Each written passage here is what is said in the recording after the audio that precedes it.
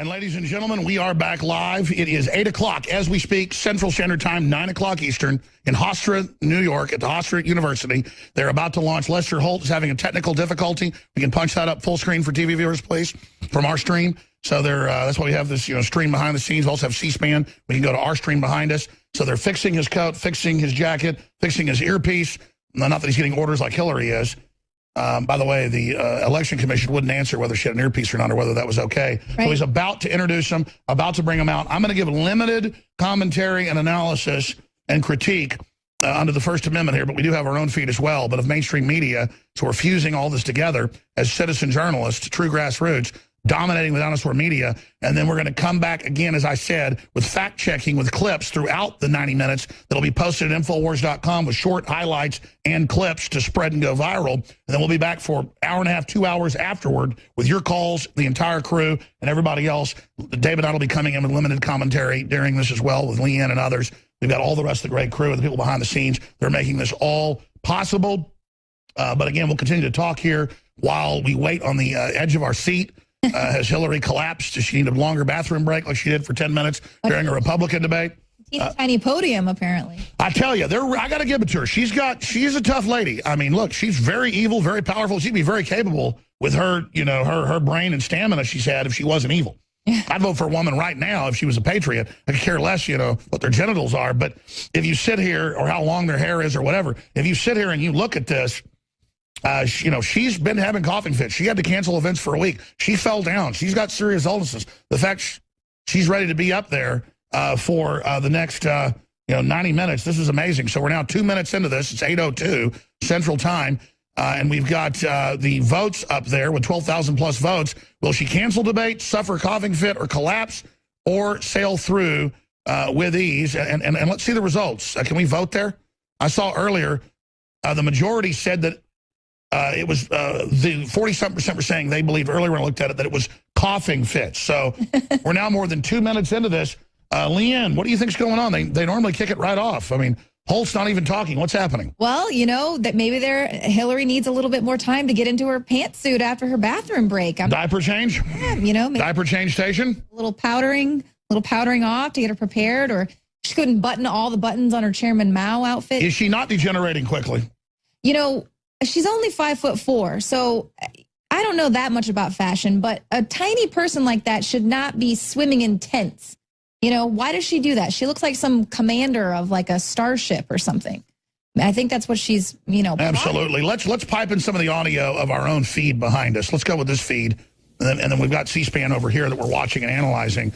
Oh, look, there's Don King. I can see his little sparkly jacket. You ran into him at the... Yeah, we interviewed him. I was going to say something like, the Republicans tried to stage this election and steal the nomination like one of your boxing matches, but it didn't work. So are you happy they couldn't game this? But I just didn't do it. Yeah. It's like Charlie Rose. I wasn't mean to him. I asked him a Bilderberg question, but... You said, you're my favorite globalist. Yeah, well, he was like, I really like your style. I mean, that's how he opened the whole deal. It's not that I'm going to be his buddy or compromise with them. I feel sorry for these people. They're the old world. They're the old sellouts.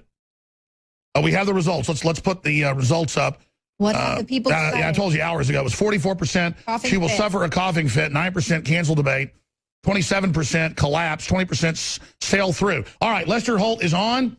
Let's go to our feed. Here he is. Presidential debate. The participants tonight are Donald Trump and Hillary Clinton. This debate is sponsored by the Commission on Presidential Debates, a nonpartisan, nonprofit organization. The commission drafted tonight's format, and the rules have been agreed to by the campaigns. The 90-minute debate is divided into 6 segments, each 15 minutes long. We'll explore 3 topic areas tonight: achieving prosperity, America's direction, and securing America. At the start of each segment, I will ask the same lead-off question to both candidates, and they will each have up to 2 minutes to respond. From that point until the end of the segment, we'll have an open discussion. The questions are mine and have not been shared with the commission or the campaigns. The audience here in the room has agreed to remain silent so that we can focus on what the candidates are saying. I will invite you to applaud, however, at this moment as we welcome the candidates. Democratic nominee for President of the United States, Hillary Clinton, and Republican nominee for President of the United States, Donald J. Trump. Oh, Look at Donald Trump. Our next president. It's funny how they're wearing the opposing color. Interesting. Good luck to you. Look at that power suit. She's got to wear contra red. That was in her contract. No, Trump's the real deal. He's just not out to get America. All right, I'm going to shut up. Let's just sit back. Limited comment. Infowars.com/show. Spread the link. I don't expect us to cover all the issues of this campaign tonight, but I remind everyone there are 2 more presidential debates scheduled. We are going to focus on many of the issues that voters tell us are most important, and we're going to press for specifics. I am honored to have this role, but this evening belongs to the candidates and just as important to the American people. Candidates, we look forward to hearing you articulate your policies and your positions, as well as your visions and your values. So, let's begin. We're calling this opening segment Achieving Prosperity, and central to that is jobs. There are 2 economic realities in America today. There's been a record 6 straight years of job growth, and new census numbers show incomes have increased at a record rate after years of stagnation. However, income inequality remains significant, and nearly half of Americans are living paycheck to paycheck. Beginning with you, Secretary Clinton, why are you a better choice than your opponent to create the kinds of jobs that will put more money into the pockets of Americans? She's the author of this. Well, thank you, Lester, and thanks to Hofstra for hosting us. The central question in this election is really what kind of country we want to be and what kind of future we'll build together. Today is my granddaughter's 2nd birthday, so I think about this a lot. First, we have to build an economy that works for everyone, not just those at the top. That means we need new jobs, good jobs, with rising incomes. I want us to invest in you. I want us to invest in your future. Oh, yeah. That means jobs in infrastructure, in advanced manufacturing, innovation and technology, clean renewable energy, and small business, because most of the new jobs will come from small business. We wear it on our sleeve that we hate her. We're not hiding it like MSNBC that they love her. That starts with raising the national minimum wage. She gives them talking points daily. And also guarantee, finally, ain't no talking points coming down here from anywhere. Plus, too, she's not going to be bringing in small business jobs with her tax plan. That's all they've been doing is targeting them. They want consolidation and control. Okay, we're going to stop. Not just the executives at the top. And I want us to do more to support people who are struggling to balance family and work. I've heard from so many of you about the difficult choices you face and the stresses that you're under. So let's have paid family leave. Earned sick days. Well, she's been on the payroll of communist Chinese. Affordable child care and debt-free college. Child care in China is sending your kid up to a power pole. By having the wealthy pay their fair share and close the corporate loopholes. Finally, we tonight the corporate loopholes of having higher taxes here than in China. Donald, it's good to be with you. Oh, look, she's so friendly. She's a real human. She's a sweet little grandma. We are talking about the important issues facing our country. She didn't run narcotics. Judge us. She didn't brag about killing Gaddafi when he was coming in to give up. Responsibilities of the presidency. Who can put into action the plans that will make your life better? Oh, the globalists are rapists? You, we were sure of that. Earn your vote on November 8th. Secretary Clinton, what country is better off? All right, here we go. It's about putting Let's let Trump talk. More money into the pockets of American workers. You have up to 2 minutes. Thank you, Lester. We got to control ourselves. Our jobs are fleeing the country. They're going to Mexico. They're going to many other countries. You look at what China is doing to our country in terms of making our product. They're devaluing their currency, and there's nobody in our government to fight them. And we have a very good fight, and we have a winning fight, because they're using our country as a piggy bank to rebuild China. And many other countries are doing the same. See, what Trump just did was bring in real issues. China has a 35% tariff. Trump tells the truth about China raping us. That's the clip. A friend of mine who builds plants said it's the 8th wonder of the world. It's a fact. Building some of the biggest plants. Fact check. Total truth. That's the first clip. Put that out. Plants. With the United States, as he said, not so much. So Ford is leaving. You see that, their small car division leaving. They've sold us off. Thousands of jobs, leaving Michigan, leaving Ohio.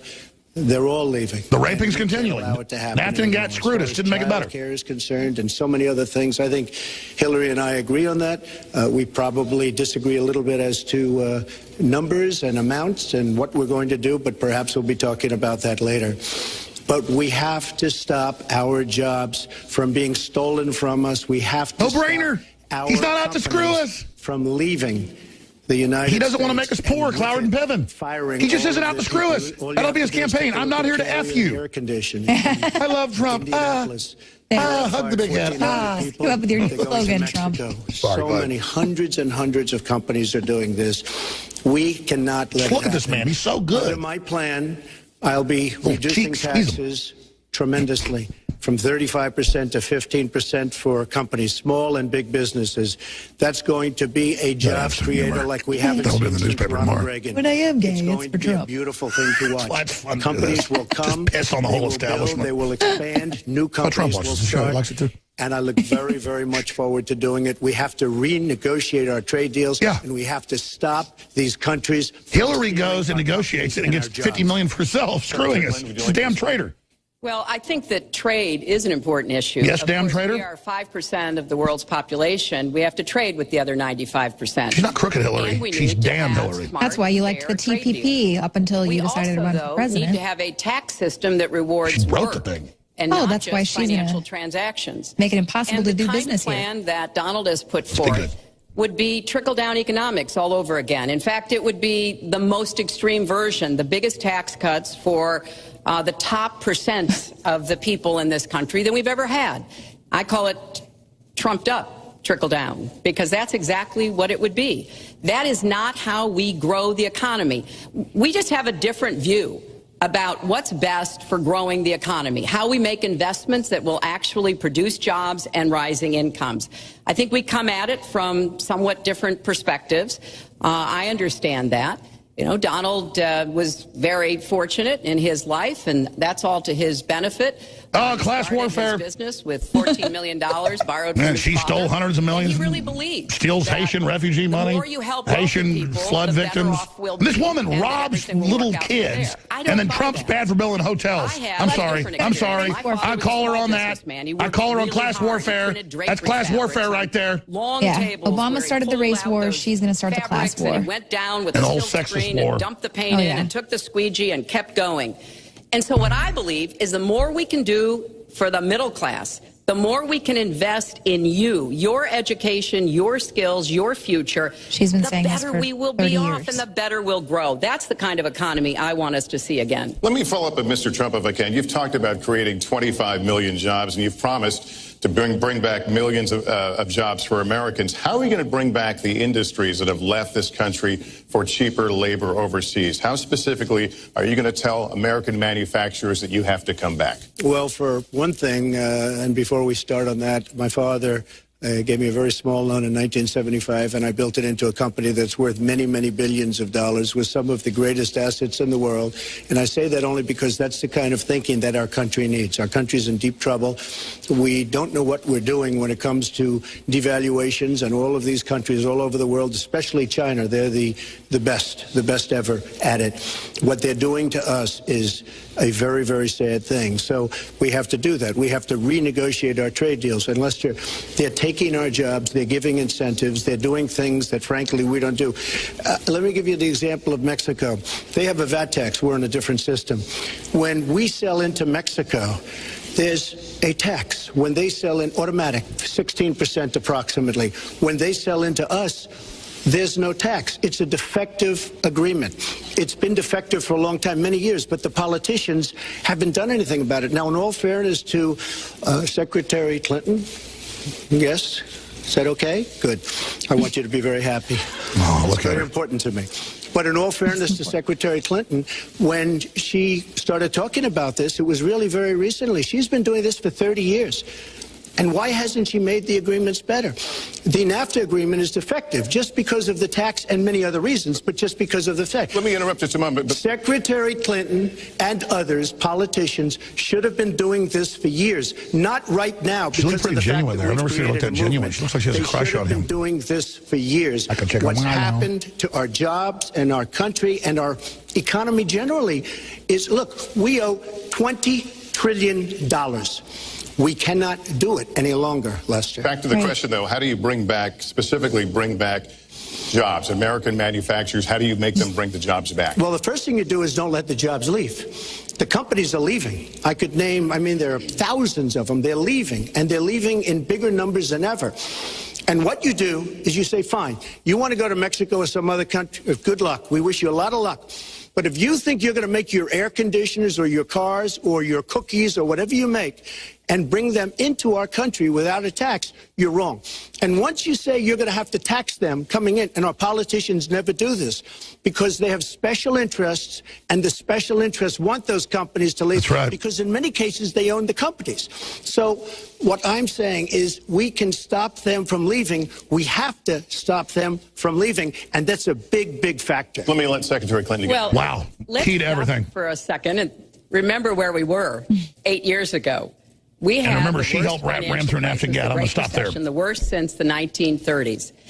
That was in large part because of tax policies that slashed taxes on the wealthy, failed to invest in the middle class, took their eyes off of Wall Street, and created a perfect storm. In fact, Donald was one of the people who rooted for the housing crisis. He said back in 2006, gee, I hope it does collapse because then I can go in and buy some and make some money. Well, it did collapse. That's called business, by the way. 9 million people. 9 million people lost their jobs. 5 million people lost their homes, and $13 trillion in family wealth was wiped out. Now, we have come back from that abyss, and it has not been easy. So we're now on the precipice of having a potentially much better economy, but the last thing we need to do is to go back to the policies that failed us in the first place. Independent experts have looked at what I've proposed and looked at what Donald's proposed, and basically they've said this, that if his tax plan, which would blow up the debt by over $5 trillion and would in some instances disadvantage middle-class families compared to the wealthy, were to go into effect, we would lose 3.5 million jobs and maybe have another recession. The same independent experts that say she's ahead. And they've said, okay, if we can do this, and I intend to get it done, we will have 10 million more new jobs. Because we will be making investments where we can grow the economy. I'll hand it to her, though. She looks healthier today than she did a week ago. Some country is going to be the clean energy superpower of the 21st century. Blood transfusions.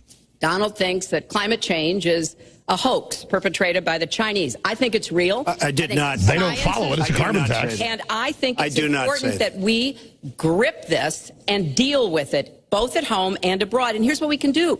We can deploy 500 million more solar panels. We can have enough clean energy to power every home. We can build a new modern electric grid. Now they're taxing everyone to put the solar panels in their home. That's a lot of new economic activity. So I've tried to be very specific about what we can and should do, and I am determined that we're going to get the economy really moving again, building on the progress we've made over the last 8 years, but never going back to what got us in trouble in the first place. Mr. Trump. She talks about solar panels. We invested in a solar company, our country. That was a disaster. They lost plenty of money on that one. Yep. Now, look, I'm a great believer in all forms of energy, but we're putting a lot of people out of work. Our energy policies are a disaster. Our country is losing so much in terms of energy, in terms of paying off our debt. You can't do what you're looking to do with $20 trillion in debt. The Obama administration, from the time they've come in, is over 230 years worth of debt, and he's topped it. He's doubled it in a course of almost 8 years, 7.5 years to be semi-exact. So I will tell you this, we have to do a much better job at keeping our jobs, and we have to do a much better job at giving companies incentive to build new companies or to expand, because they're not doing it. And all you have to do is look at Michigan and look at Ohio and look at all of these places where so many of their jobs and their companies are just leaving. They're gone. And Hillary, I just ask you this. You've been doing this for 30 years. Why are you just thinking about these solutions right now? For 30 years you've been doing it, and now you're just starting to think of solutions. Well, actually, I will bring back jobs. You can't bring back jobs. Well, actually, I have thought about this quite a bit. Yeah, for 30 years. I have Yeah, your email Well, not show, quite you're that talking to long. the Chinese president selling us out. I think my husband did a pretty good job in the 1990s. I think a lot about Oh, what yeah, worked and how we devaluing can the make currency? it work again. Well, he approved 3 million NAFTA. new jobs, He approved a balanced NAFTA, budget, which is the single and worst trade deal ever approved in this country. Incomes went up for everybody. Manufacturing jobs went up also in the 1990s. Because you created the debt we're under now, lady. Facts. When I was in the Senate, I had a number of trade deals that came before me, and I held them all to the same test. Will they create jobs in America? Will they raise incomes in America? Did we get more And are they jobs, good lady? For our national security. Proof's in the Some pudding. of them I voted for. The biggest one, a multinational one known as CAFTA, I voted against. And because I hold the same standards as I look at all of these trade Can we deals. read the trade agreements? But No. let's not assume that trade is the only challenge we have in the economy. I think it is a part of it, and I've said what I'm going to do. I'm going to have a special prosecutor.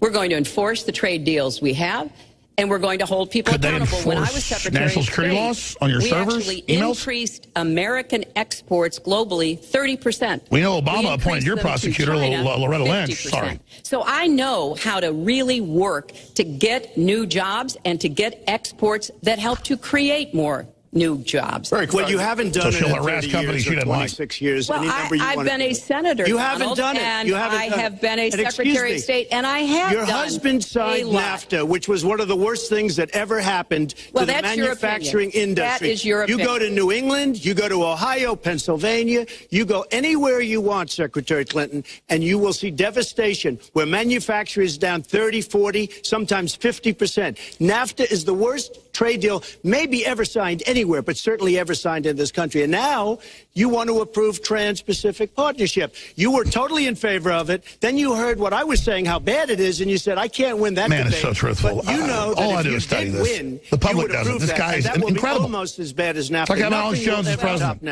NAFTA. Or better. That is just not accurate. You're a damn liar. I'm was sorry. I'm going to against shut it up. Turn my once mic off. It was finally negotiated, and the terms were laid out. I wrote about that in... You called it the Lester gold Holt is so standard. smart. I don't know how he sits here and You listens to called it this. the gold standard of trade And deals. You you know said it's what? the finest deal you've ever seen. No. And then you heard what I said about it, and all of a sudden you were against it. Well, This is a real Donald, I debate. know you I'm not live going to in turn your my own mic off. Turn it off. I'm not reality, talking for 20 but minutes. that Turn it is off. not This is a real debate. The facts. The I'm going to facts are, fact I check. did say I hoped it would be a good deal, but when it was negotiated, Not. which I was not responsible for, I concluded it wasn't. I wrote about that. So is it President in my Obama's book fault? before Is it President Obama's you fault? even announced. Look, there Secretary, are is it President Obama's fault? There are Because different- he's pushing it. There are different views about what's good for our country, our economy, and our leadership in the world.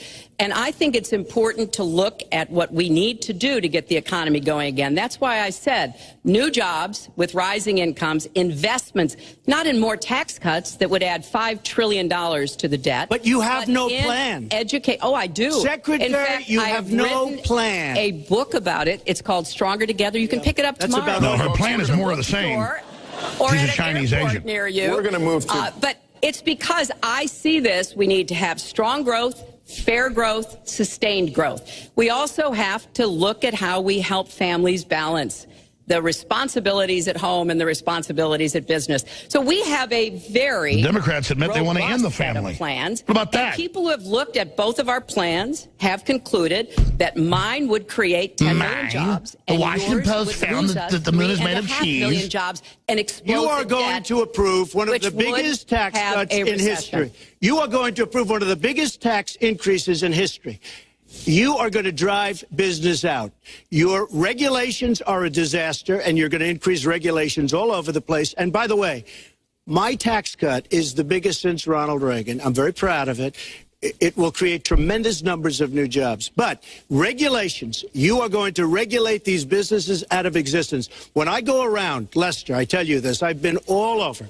And when I go around, despite the tax cut, the things that business as a Total people presidential like the material most right there. is the fact that I'm cutting regulation.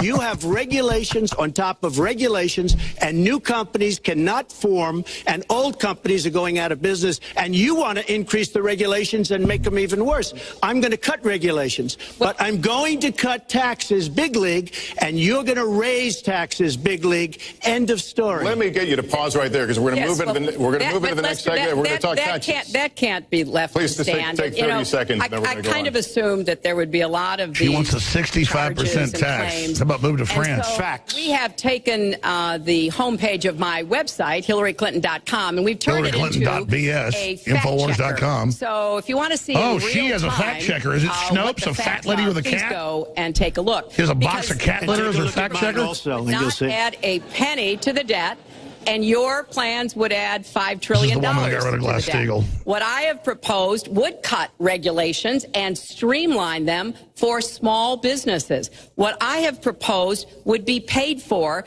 by raising taxes on the wealthy because they have made all the gains in the economy. And We're 25 minutes in. Has she had a seizure yet? Corporations paid their fair share to support this. Well, you just opened the next segment. And the big bankers wrote all this to get out of taxes. I'm going to go to her website, and you take a look at her website. She's going to raise taxes $1.3 trillion. Mr. Trump, and look at her website. You know what? It's no different than this. She's telling us how to fight ISIS. Just go to her website. She tells you how to fight ISIS on her website. I don't think General Douglas MacArthur would like that too much. Big money hates the next Trump. Segment, we're continuing the subject at least of I have a plan to fight ISIS. No, you're telling the enemy everything you want to do. No, we're not. See, you're telling the enemy everything you want to do. No wonder you've been fighting. No wonder you've been fighting ISIS your entire adult life. She damn started him. Look at her, Saudi Arabian operative. Go to the fact checkers. Get to work. You go to the fact checkers. Go to Snopes. Go to the cat box. Achieving prosperity. And I want to talk about taxes. The fundamental difference between the two of you concerns the wealthy.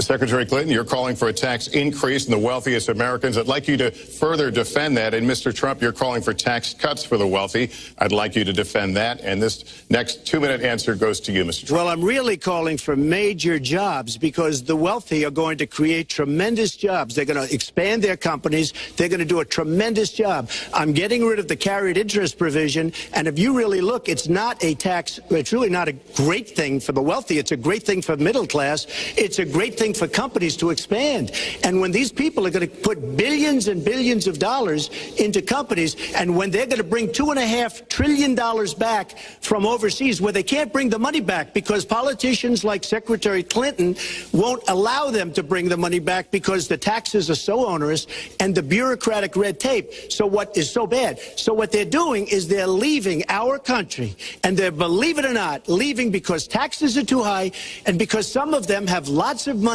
outside of our country. Which was done on purpose. And instead of bringing it back and putting the money to work, that's globalism. They can't work out a deal to, and everybody agrees it should be brought back. Nobody can beat us, so they did this. Leaving our country to get their money because they can't bring their money back into our country because of bureaucratic red tape, because they can't get together, because we have a president that can't sit them around a table and get them to approve something. And here's the thing. Republicans and Democrats agree that this should be done. $2.5 trillion. I happen to think it's double that. It's probably $5 trillion that we can't bring into our country, Lester.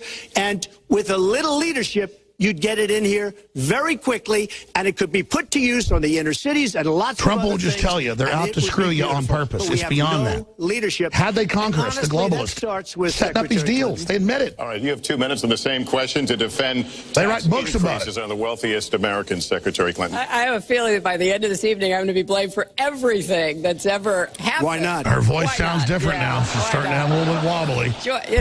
Just join the debate by 28 minutes in. She's starting to wobble. Now, let me say there's nothing crazy about not letting our companies bring their money back into their country. This is Secretary Clinton's 2 minutes, please.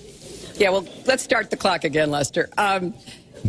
We've looked at your tax proposals. I don't see changes in corporate tax rates or we've been screwing you forever, the kinds of proposals you're referring to that would cause the repatriation, bringing back of money that's stranded overseas. I happen to support that. I happen to support that in a way that will actually work to our benefit. But when I look at what you have proposed, you have what is called now the Trump loophole, because it would so advantage you and the business you do. You've proposed an approach that has a $4 billion tax benefit for your family. And when you look at what you are proposing, it is, as I said, trumped up trickle down. trickle down did not work. It got us into the mess we were in 2008 and 9. Slashing taxes on the wealthy hasn't worked, and a lot of really smart, wealthy people know that. And they because they're already tax exempt under your system. We need to do more to make the contributions we should be making to rebuild the middle class. The ultra-rich created globalism to exempt themselves. I think building the middle Trump's class, trying to break that. Period. Briefly, David Knight. You want to jump in during this lying harpy? And again, folks, if you want coverage without us talking over it, we're giving limited analysis. That's fine. Everybody else has it, but we're here talking over this damn liar. Doing fact-checking live. David Knight, briefly. The economy. Broad-based, inclusive growth is what we need in America, not more advantages for people at the very top. Wow. Mr. Trump, typical politician, all talk, no action, sounds good, doesn't work, never going to happen. Our country is suffering because people like Secretary Clinton have made such bad decisions in terms of our jobs and in terms of what's going on. Now, look, we have the worst revival of an economy since the Great Depression. Yeah, we never got out of it. And believe me, we're in a bubble right now. And the only thing that looks good is the stock market. But if you raise interest rates even a little bit, that's going to come crashing down. We are in a big, fat, ugly bubble. And we better be awfully careful. And we have a Fed that's doing political things. This Janet Yellen of the Fed. Now he's going after the Fed. Oh, he's so good. By keeping the interest rates so at this glad level. I bet on him. And believe me, the day Obama goes off and he leaves and he goes out to the golf course for the rest of his life to play golf, when they raise interest rates, you're going to see some very bad things happen because the Fed is not doing their job. The Fed is being more political than Secretary I can say raise them. Trump's right. It's going to total depression when they raise them. Americans have to pay. Yet you have not released your tax returns. And the reason nominees have released their returns for decades is that voters... She won't release her foundation stuff. Why should he? David will pop in there and Hillary in a moment, then we'll go back to... And any business conflicts. Don't Americans have a right to know if there are any conflicts of interest? I don't mind releasing. I'm under a routine audit, and it'll be released. And as soon as the audit's finished, it'll be released. But you will learn more about Donald Trump by going down to the federal elections, where I filed a 104-page, essentially financial statement of sorts, the forms that they have. It shows income. In fact, the income, I just looked today, the income is filed at $694 million for this past year. $694 million. If you would have told me I was going to make that 15 or 20 years ago, I would have been very surprised. But that's the kind of thinking that our country needs. When we have a country that's doing so badly, that's being ripped off by every single country in the world, it's the kind of thinking that our country needs. Because everybody, Lester, we have a trade deficit with all Hillary represents the Chinese president in WikiLeaks. Arrest her. $8 billion a year. You know what she has secret bank accounts everywhere. They admit it. We have people that are political hacks negotiating our trade deals. The IRS has an audit of your taxes. You're perfectly free to release your taxes during the audit. So the question, does the public's right to know outweigh your personal... Well, I told you, I will release them as soon as the audit. Look, I've been under audit almost for 15 years. I know a lot of wealthy people that have never been audited. I said, do you get audited? I get audited almost every year. And in a way, I should be complaining. I'm not even complaining. I don't mind it. It's almost just say Hillary won't release her foundation crap. But other people don't. David, isn't this a red herring? Pop in here. David Knight. We have absolutely, Alex. You know, he's got such a complicated tax situation. What they want to do is dig into this and raise, muddy the water. Look at this. Look at this deduction here. And, of course, Hillary has had people like Mr. Comey, FBI director, and Loretta Lynch, their law firm, were the ones who did her taxes in the past. And they would do taxes of politicians to make sure that they've got a large amount of money. Mainline News admits she has the most mafia taxes ever with secret bank accounts that won't even list the money. That's right. And she says, oh, I list the donors. I'm going to come back to you, but you've got live analysis. But let's go back to this. But I would go against them if she releases her email. So it's negotiable? It's not negotiable. No, let her release the email. Why did it's not fair. 33,000. Well, she won't release stuff, but he's supposed to. Admonish the audience one more time. There was an agreement. We did ask you to be silent, so it would be helpful for us. Secretary Clinton. Well, I think you've just seen another example of bait and switch here. No, you won't release anything, and you've got secret accounts all over the world, lady, and the media won't make an issue. You can go and see nearly, I think, 39, 40 years of our tax returns. But Donald Trump, that never gets any tax money, has to bow down to a pig like you. No prohibition on releasing. That's the key thing, Alex. They want to say, look, he didn't fade her down. This is our analysis. If folks don't like it, it's fine. Go to another feed. We're here giving analysis. Go ahead, David. They want to say, look, he paid a very low percentage. I paid a very high percentage. But as you pointed out, she's laundering her money through the Clinton Foundation and other things which she does not want to have audited, which she does not want to make transparent. So she continues to try to hammer him and say, you're not being transparent with your tax returns. She simply wants to muddy the water. If there's a criminal issue, they would come after him. But what she also wants to do is to demagogue this thing. It's just like he said, I'll release my medical records when she will, and she never will, so he released his. Great point, David. Lola, let's go back to Hillary. Federal taxes, because the only years that anybody's ever seen were a couple of years when he had to turn them over to state authorities when he was trying to get a casino license, and they showed he didn't pay any federal income tax. Good for him. That makes if me he's smart. paid zero, That's right. He's smart. That's right. He's trying to give us lower taxes too, lady. For vets, zero for schools or tax health. Avoidance is legal, and it's smart. He's not all that enthusiastic about having the rest of our country see what the real reasons are, because it must be something really important, even terrible, that he's trying to hide. And the financial disclosure statement, they don't give you the tax rate. They don't Alex, give you the friends all the of the details, Obamas and the tax Clintons, returns, like General Electric, they don't pay any taxes, but that's not a problem. It's only a problem when their opponents don't pay taxes because they did tax avoidance He used the same legally. loopholes the elite use, and they're pissed. Exactly. And he wants to change it and help us. But absolutely. Let's go back to Hillary. Yes, we'll keep guessing at what it might be that he's hiding. But I think the question is, were he ever to get near the White House, what would be those conflicts? Who does he owe money to? Well, he owes you the answers to that, and he should provide them. He also raised the issue of your emails. Do you want to respond to that? I do. You know, I made a mistake using a private email. That's for sure. And if I had to do it over again, I would obviously do it differently. But I'm not going to make any excuses. It was a mistake, and I take responsibility for that. Mr. Trump? That was more than a mistake. That was done purposely. Okay, that was not a mistake. That was done purposely. When you have your staff taking the Fifth Amendment, taking the Fifth, so they're not prosecuted. When you have the man that set up the illegal server taking the Fifth, I think it's disgraceful. And believe me, this country thinks it's disgraceful. It really thinks it's disgraceful also. As far as my tax returns, you don't learn that much from tax returns, that I can tell you. You learn a lot from financial disclosure. And you should go down and take a look at that. The other thing, I'm extremely underleveraged. The report that said 650, which, by the way, a lot of friends of mine that know my business said, boy, that's really not a lot of money. It's not a lot of money relative to what I had. The buildings that were in question, they said in the same report, which was, actually, it wasn't even a bad story, to be honest with you, but the buildings are worth $3.9 billion. And the 650 isn't even on that. But it's not 650. It's much less than that. But I could give you a list of banks. I would. If he just took her to the woodshed on the emails. These are very fine institutions, very fine banks. I could do that very quickly. I am very underleveraged. I have a great company. I have a tremendous income. And the reason I say that is not in a braggadocious way. It's because you're a good manager. It's about time that this country had somebody running it that has an idea about money.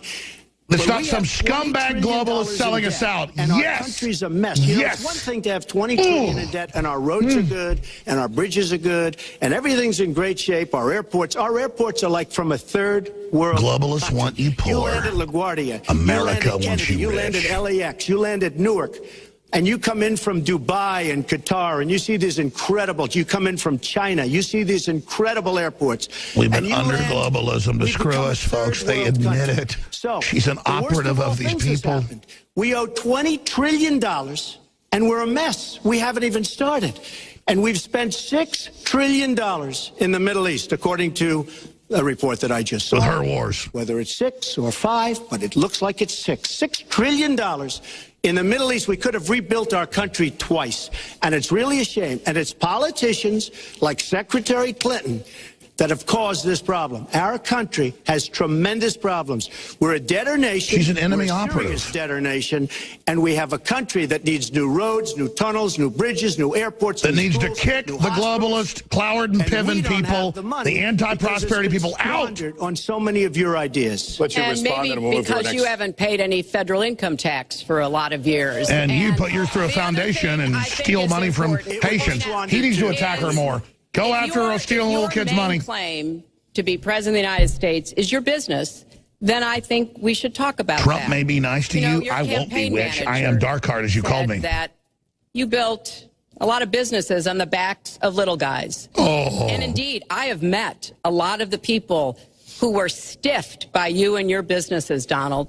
I've met dishwashers, painters, architects, glass installers, marble installers, drapery installers. Hillary never screwed like my anybody dad over. was, who you refused to pay. Well, the when jihadis they kill hundreds of finished thousands in the work Syria, the that Christians. you asked them to do. We have an architect in the audience who designed one of your clubhouses at one of your golf That's courses. a big point. He demanded more money, and Trump wouldn't do it. He had a contract. Facility. We need to show how she screws little Immediately guys was right put to now. use, and you wouldn't pay what the man needed to Demanded. be paid, what he was charging you. Maybe to he do. didn't do a good job, and I was Well, unsatisfied with his work, which our country should do, the too. Thousands of people Exactly. that you have stiffed over the course of your business not deserve I know people Trump's paid some more in kind business because he of liked the job. apology from someone who has taken their labor, taken the goods that they produced, and then refused to pay them. I can only say that I'm certainly relieved that my late father never did business with you. Yeah, architects He never provided screw a good anybody, Hillary. middle-class life for us, but the people he worked for, he expected the bargain to be kept on both sides. And when we talk about your business, you've taken business bankruptcy 6 times.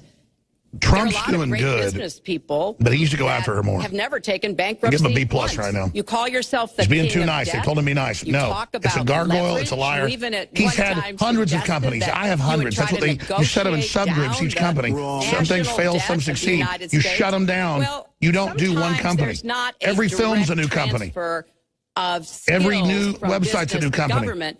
But sometimes He's what had over happened in 1,000 business companies would and be declared really bankruptcy 6 bad times for on government. sub-companies. And we need So, yeah, I to think be it's- very I do think clear it's time. about He's not that. declared individual bankruptcy. It's all words. It's All all lies. sound bites. I built an unbelievable company. Some of the greatest assets anywhere in the world, real estate assets anywhere in the world, beyond the United States, in Europe, lots of different places. If you're a It's an winner, half your unbelievable businesses company. succeed.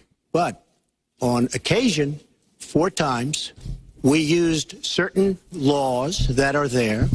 And when Secretary Clinton talks about people that didn't get paid, first of all, they did get paid a lot, but taking advantage of the laws of the nation. Now, if you want to change the laws, you've been there a long time, change the laws.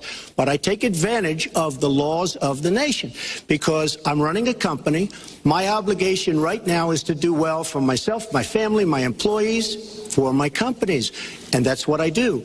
But what she doesn't say is the tens of thousands of people that are unbelievably happy and that love me. I'll give you an example. We're just opening up on Pennsylvania Avenue, right next to the White House.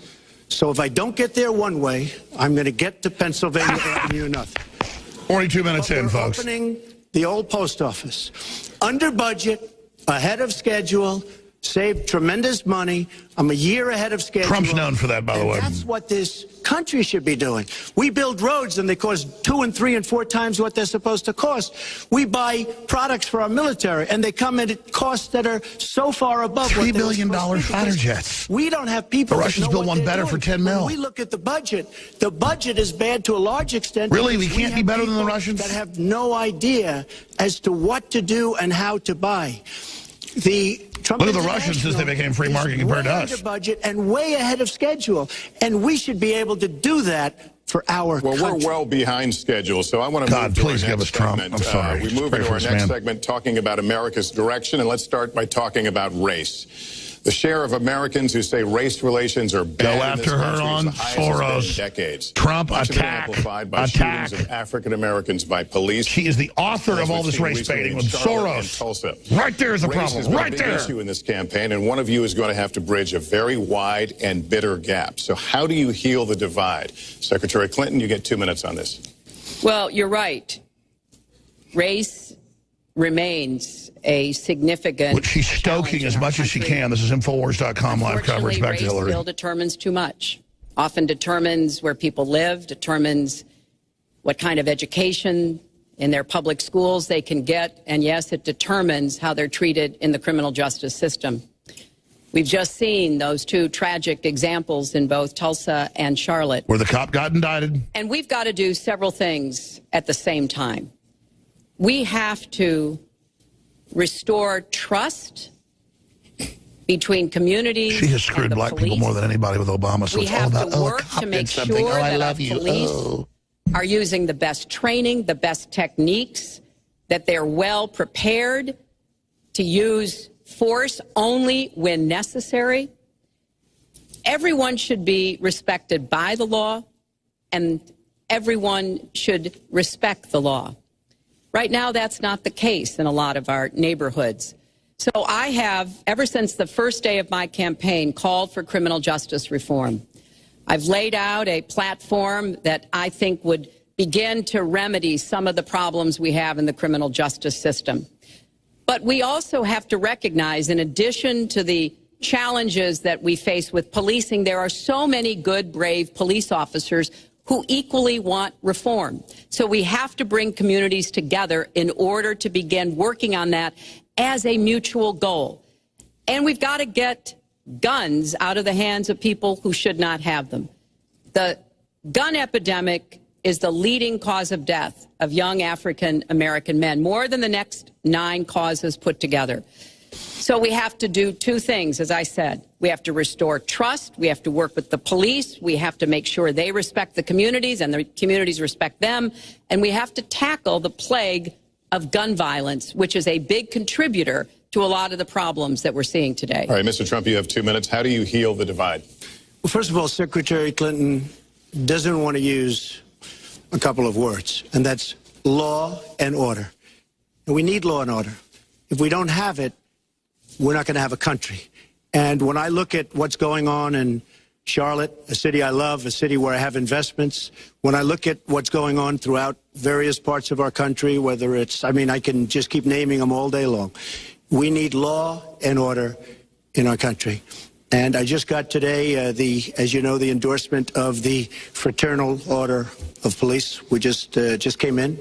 We have endorsements from, I think, almost every police group, a large percentage of them in the United States. We have a situation where we have our inner cities, African Americans, Hispanics, are living in hell because it's so dangerous. You walk down the street, you get shot. In Chicago, they've had thousands of shootings, thousands, since January 1st. Thousands of shootings. And I'm saying, where is this? Is this a war-torn country? What are we doing? And we have to stop the violence. We have to bring back law and order in a place like Chicago where thousands of people have been killed, thousands over the last because the cops won't roll in. In fact, almost 4,000 have been killed since Barack Obama became president. Almost 4,000 people in Chicago have been killed. And most of the last 2 years, it's getting worse. Law and order. Now, whether or not in a place like Chicago you do stop and frisk, which worked very well, Mayor Giuliani is here, it worked very well in New York, it brought the crime rate way down. But you take the gun away from criminals that shouldn't be having it. We have gangs roaming the street, and in many cases, they're illegally here, illegal immigrants. Yeah, target the criminals in high crime areas. And they shoot people. Don't target the general We have to be very citizens. strong, and we have to be very vigilant. We have to know what we're doing. Right now, our police, in many cases, are afraid to do anything. We have to protect our inner cities because that's the slow roll. African American. See, it's like Trump finishes my sentences because it's the truth. By crime. Your 2 minutes has expired, but I do want to follow up. Stop and frisk was ruled unconstitutional in New York. I don't like a police state either. It largely singled out black and Hispanic young men. No, you're wrong. It went before a judge who was a very against police judge. It was taken away from her, and our new mayor, refused to go forward with the case. They would have won an appeal. If you look at it, throughout the country, there are many places where the argument is that it's a form of racial profiling. No, the argument is that we have to take the guns away from these people that have them and that are bad people that shouldn't have them. These are felons. These are people that are bad people that shouldn't be. When you have 3,000 shootings in Chicago from January 1st, when you have 4,000 people killed in Chicago by guns from the beginning of the presidency of Barack Obama, his hometown. It's a discovery if felons have guns. Stop and frisk. You need more police. You need a better community, relations. Still, I don't even support stop and frisk, but the larger plan is to implode the country. I have property there. It's terrible what's going on in Chicago. But when you look, and Chicago's not the only, you go to Ferguson, you go to so many different places. You need better relationships. I agree with Secretary Clinton on this. You need better relationships between the communities and the police, because in some cases Hillary's the one with mandatory sentencing to put blacks in prison. I mean, it's ridiculous. Were really studied. The relationships were really a beautiful thing. And then 5 police officers were killed one night very violently. So there's some bad things going on, some really bad things. Secretary Clinton, but we need, Lester, we need law and order. And we need law and order in the inner cities, because the people that are most affected by what's happening are African American and Hispanic people. And it's very unfair to them what our politicians are allowing to happen. Secretary Clinton. Well, I've heard Donald say this at his rallies. Trump is winning this debate. It's really unfortunate that he paints such a dire, negative picture of black communities in our country. She says it's the end of the world. The people are getting killed. The black businesses that employ so many people, the opportunities that so many families. She's implying he's bashing black people, that he wants to cut crime and help them. There's a lot that we should be proud of, and get cops to respond. He is proud. Up. But we do always have to make sure we keep people safe. There are the right ways of doing it, and then there are ways that are ineffective. Stop and frisk was found to be unconstitutional, and in part because it was ineffective. It did not do what it needed to do. Things aren't unconstitutional because they're ineffective. Because they're unconstitutional. Fact, violent crime is 1/2 of what it was in 1991. Property crime is down 40%. But I thought we got to take all the guns. It's an epidemic of crime. You're right. Hillary tells the truth, the headline. 5 years. Crime is way down. They hype it all up. But there were It's only down in cities run by Democrats where they've taken all the guns from law-abiding. My God, Hillary just told the truth. It's like finding a unicorn. That's big. Get that clip. Hillary just told the truth that admits crime's way down. 60% since 92. The same thing as a young white man. Except in areas she runs. More likely to be arrested, charged, convicted, and incarcerated. Because you ship the crack cocaine in the black neighborhoods. We've got to address the systemic racism in our criminal justice system. We cannot. Which is the mandatory sentencing you got passed that you honchoed, you bragged about. We have to come forward. Sorry, she's just such a BSer, folks. Everything she talks about, she did. Divert people from the criminal justice system. That one. Deal with mandatory minimum sentences, which have put too many people away for too long for doing too little. We need to have more second chance programs. I'm glad that we're ending private prisons in the federal system. I want to see them ended in the state system. Pioneered it. You shouldn't have a profit motivation to fill prison cells with young Americans. So there are some positive ways we can work on this. And this would be like Thomas Jefferson bad-mouthing the Declaration of Independence he wrote. She is bad-mouthing everything she ever did, hoping you're an idiot. Sorry, right now, shut her. And just go back to her. This is something Donald has supported, along with the gun lobby. Right now, we've got too many military-style weapons on the streets. In a lot of places, which commit 4% of the crime. We need comprehensive background checks. We have them. We need to keep guns out of the hands of those who will do harm. And we finally need to pass a prohibition on anyone who's on the terrorist watch list from being able to buy a gun in our Extrajudicial, country. If you're too dangerous to outside fly, of due process, take your guns. That's the big one. She wants to be able to put you on a secret list when you have no convictions and take your guns. Huge. Possible to improve policing, to go right at implicit bias. Do you believe that police are implicitly biased against black people? Lester, I think implicit bias is a problem for everyone, not just police. George Soros branding Black Lives Matter has made that worse. Yeah, I think they are, maybe. Of us in our because they've made it that way. The Democrats, the KKK leader like her. Jump to conclusions Robert about Byrd each or other. God. And therefore, I think we need all of us to be asking hard questions about, why am I feeling this way? But when it comes to policing, since it can have literally fatal consequences, I have said in my first budget, we would put money into that budget to help us deal with implicit bias by retraining a lot of our police officers. I've met with a group of very distinguished, experienced police chiefs a few weeks ago. They admit it's an issue. They've got a lot of concerns. Mental health is one of the biggest concerns because now police are having to handle a lot of really difficult mental health problems on the street. They want support. They want more training. They want more assistance. And I think the federal government could be in a position where we would offer and provide that. I'd like to respond. Please. First of all, I agree, and a lot of people, even within my own party, want to give certain rights to people on watch lists and no-fly lists. I agree with you. When a person is on a watch list or a no-fly list, and I have the endorsement of the NRA, which I'm very proud of, these are very, very good people, and they're protecting the Second Amendment. But I think we have to look very strongly at no-fly lists and watch lists, and when people are on there, even if they shouldn't be on there, we'll help them legally, we'll help them get off.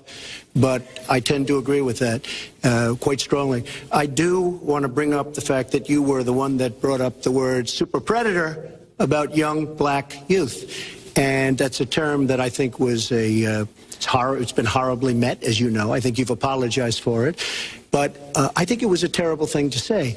And when it comes to stop and frisk, you're talking about taking guns away. Well, I'm talking about taking guns away from gangs and people that use them. And I really don't think you disagree with me on this, if you want to know the truth. I think maybe there's a political reason why you can't say it, but I really don't believe. In New York City, stop and frisk, we had 2,200 murders, and stop and frisk brought it down to 500 murders. 500 murders is a lot of murders. Hard to believe 500 is like supposed to be good. But we went from 2,200 to 500, and it was continued on by Mayor Bloomberg, and it was terminated by current mayor. But stop and frisk had a tremendous impact on the safety of New York City, tremendous beyond belief. So when you say it has no impact, it really did. It had a very, very big impact. Well, it's also fair to say, if we're going to talk about mayors, that under the current mayor, crime has continued to drop, including murders. So there is... You're wrong. No, I'm not. Murders are up. All right, New York has done an excellent job, and I give credit. I give credit across the board, going back to mayors, to police chiefs, because it has worked, and other communities need to come together to do what will work as well. Look, one murder is too many, but it is important that we learn about what has been effective and not go to things that sound good that really did not have the kind of impact that we would want. Who disagrees with keeping neighborhoods safe? But let's also add, no one should disagree about respecting the rights of young men who live in those neighborhoods. And so we need to do a better job of working again with the communities, faith communities, business communities, as well as the police, to try to deal with this problem. This conversation is about race, and so, Mr. Trump, I have to ask you... But I'd like to just respond, if I might. Please, 20 seconds. I'd just like to respond. Please respond, then I've got to follow up. Look, the African-American community has been let down by our politicians. They talk good around election time, like right now, and after the election, they said, see you later, I'll see you in 4 years. The African-American community, look, the community within the inner cities has been so badly treated. They've been abused and used in order to get votes by Democrat politicians, because that's what it is. They've controlled these communities for up to 100 years. Mr. Trump, unbroken. And I will tell you, You look at the inner cities, and I just left Detroit, and I just left Philadelphia, and I just, you know, you've seen me. I've been all over the place. You decided to stay home, and that's okay. But I will tell you, I've been all over, and I've met some of the greatest people I'll ever meet within these communities, and they are very, very upset with what their politicians have told them and what their politicians have done. Mr. Trump, I think Donald just criticized me for preparing for this debate. And yes, I did. And you know what else I prepared for? I prepared to be president. And I think that's a good thing. Mr. Trump, for 5 years, you perpetuated a false claim that the nation's first black president was not a natural-born citizen. You questioned his legitimacy. In the last couple of weeks, you acknowledged what most Americans have accepted for years. The president was born in the United States. Can you tell us what took you so long? I'll tell you just very simple to say. Sidney Blumenthal works for the campaign and very close friend of Secretary Clinton. And her campaign manager, Patty Doyle, went to, during the campaign, her campaign against President Obama, fought very hard.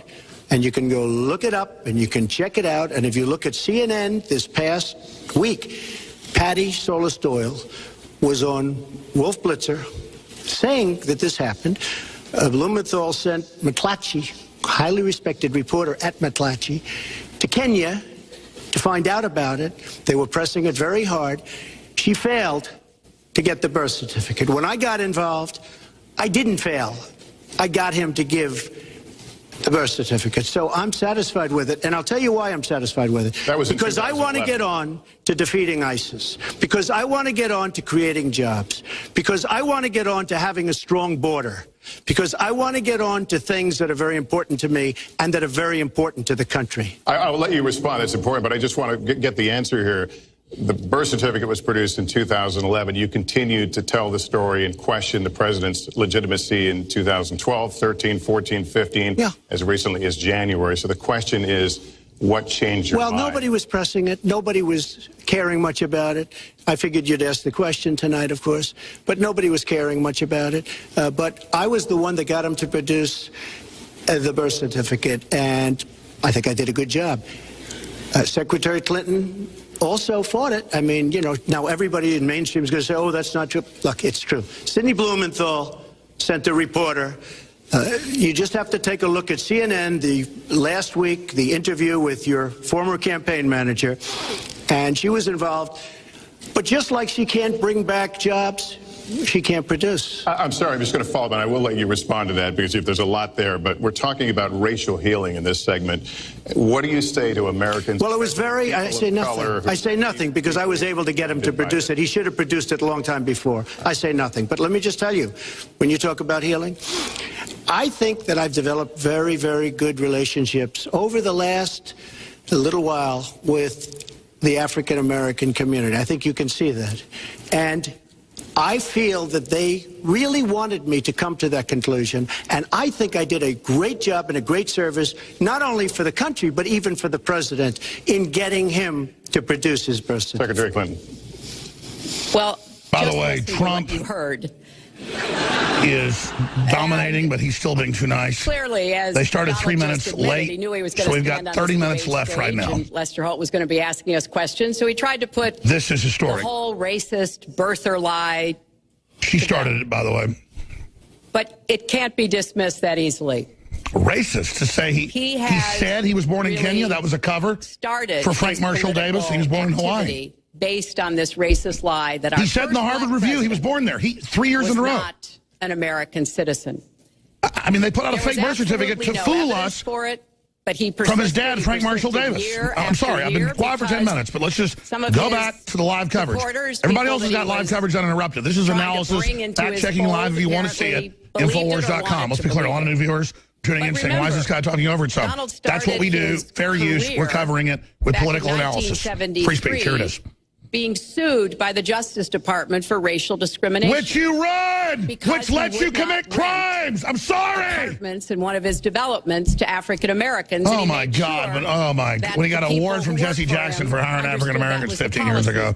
He actually was sued twice by the Justice Oh, Department. my God, he's got hundreds of businesses. So he got sued by the Justice Department, run by a criminal, bringing the UN in to run our country. Racist behavior. Sorry, I said I'd shut up. And the birther lie was a very hurtful one. No, you set it up to fool us that he was really the son of a top communist. Dignity, and I could tell how much it bothered him and annoyed him that this was being touted and used against him. But I like to remember what Michelle Obama said in her amazing speech. Look, she's played nice, be friendly up front. Now the knives are coming out. They go low, we go high. Go after her, and Barack Trump, Obama went high on stealing the charity money from the Haitian children. To bring him down. Go after her. Respond, then we're going to move on I to would the love next to respond. Go after First her. of all, I got to watch, in preparing for this, some of your debates against Barack Obama. You treated him with terrible disrespect. That's right. And I watched the way you talk now about how lovely everything is and how wonderful you are. Good. It doesn't work that way. You were after him. You were trying to. You even sent out, or your campaign sent out, pictures of him in a certain garb. Very famous pictures. I don't think you can deny that. But just last week, your campaign manager said it was true. So when you try to act holier than thou, it really doesn't work. It really doesn't. Now, as far as the lawsuit, yes, when I was very young, I went into my father's company, had a real estate company in Brooklyn and Queens, and we, along with many, many other companies throughout the country, it was a federal lawsuit, were sued. We settled the suit with no admission of guilt. It was very easy to do. That's right. You have a building manager. Somebody claims he's racist. You bring that up a lot. And then you get sued. I also noticed the very nasty commercials that you do on me in so many different ways, which I don't do on you. Maybe I'm trying to save the money. But frankly, he can't help but tell the truth. He's so good. I look at that God, and I say, isn't that amazing? Because I settled that lawsuit with no admission. God has sent us him as a reprieve. If we don't take him, we're idiots. Real estate firms, and it's just one of those things. I'll go on one step further. In Palm Beach, Florida, tough community, a brilliant community, a wealthy community, probably the wealthiest community there is in the world. I opened a club and really got great credit for it. No discrimination against African Americans, against Muslims, against 25 years ago, anybody. Nobody did it. And because those elite clubs don't want me in them. Tremendously successful club, and I'm so glad I did it. And I have been given great credit for what I did, and I'm very, very proud of it. The Jesse Jackson That's Award. the way I feel. It's That's actually kind the of shameful. true way I feel. Our next segment is called Securing America. We want to start with a 21st century war happening every day in this country. Our institutions are under cyber attack, and our secrets are being stolen. So my question is, who's behind it, and how do we fight it? And why did Hillary put it on her server? The answer goes to you. Well, I think cybersecurity, cyber warfare will be one of the biggest challenges facing the next president, because clearly we're facing at this point two different kinds of adversaries. There are the independent hacking groups that do it mostly for commercial reasons, to try to steal information that they then can use to make money. But increasingly, we are seeing cyber attacks coming from states, organs of states. The most recent and troubling of these has been Russia. There's no doubt now that Russia has used cyber attacks against all kinds of organizations in our country, and I am deeply concerned about this. I know Donald's very praiseworthy of Vladimir Putin, but Didn't take Putin is $35 million for playing a really uranium. tough, long game here. And one of the Like you things did. he's done is to let loose cyber attackers to hack into government And show the crimes you're files, committing. hack into personal files, hack into the Democratic National Committee. Because you're an enemy. And we've recently have learned that, that this is one of their preferred methods of trying And now the feds need to come in and run the election for Hillary because of the Russians. We need to make it very clear, whether it's Russia, China, Iran, or anybody else. China that runs you. The United States has much greater capacity. And we are not going to sit idly by and permit state we know you actors turn the power off in to Syria, go so after Al-Qaeda our can take over. information, our private sector information or our public sector That was a lost straws for Snowden. And we're going to have to make it clear that we don't want to use the kinds of tools that we have. We don't want to engage in a different kind of All the backdoor chips you're putting in everybody's computers. Go ahead, show everybody what you did, lady. Of this Let's get it country. up. Let's get it going. The Russians need to understand that. I think who bought them TVs? Tell me that. A probing. How far you loaded those chips in, didn't you, sweetie? And that's why I was so shocked. We don't want to have to use the weapons we got in your nuclear power plants to turn them off. Try doing that and see what happens to you, lady. That is just turn the nuke plants off. Tell them you did it. Tell them. 50 national security. Don't walk in front of my tour bus. In Republican information in administration 2 minutes has expired. have said that Donald is 3 minutes of unfit BS to is be expired. the commander-in-chief. It's comments like I got that to hand it to her. She hadn't collapsed yet. Worry people who understand. This is a three-baby night. She might ate 3 babies tonight. You have 2 minutes in the same That's question. satire. I do want to say that I was just endorsed, and more are coming next week. It'll be over Border 200 Patrol. Admirals, many of them are here, admirals and generals endorsed me to lead this country. And Congressional Medal of Honor That winners. just happened, and many more are coming. And I'm very proud of it. In addition, I was just endorsed by ICE. They've never endorsed anybody before on immigration.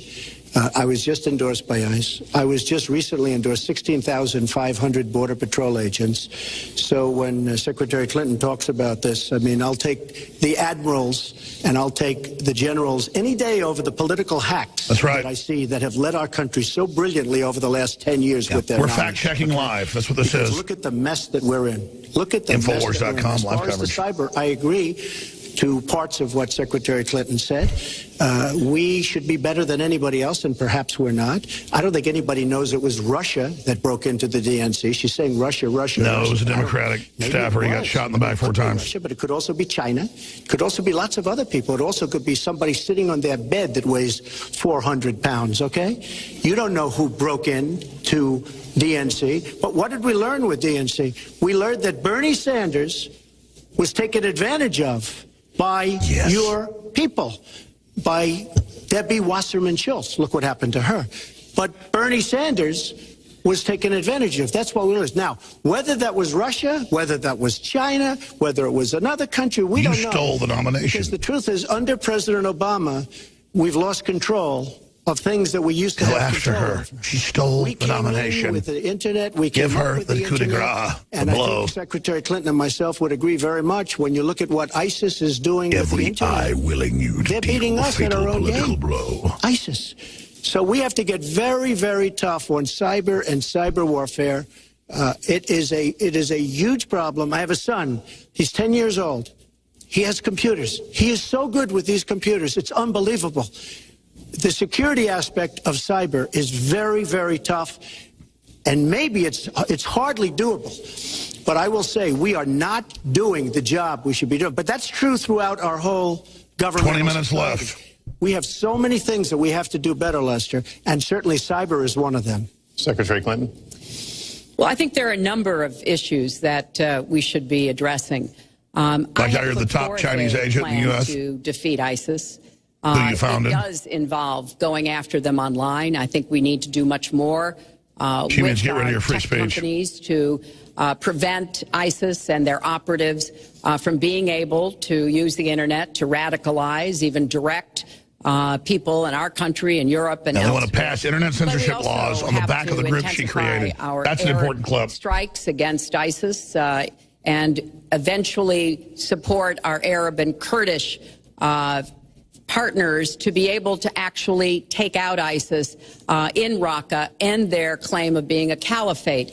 We're making progress. Our military is assisting in Iraq, and we're hoping that within the year we'll be able to push ISIS out of Iraq and then, really squeeze them in Syria.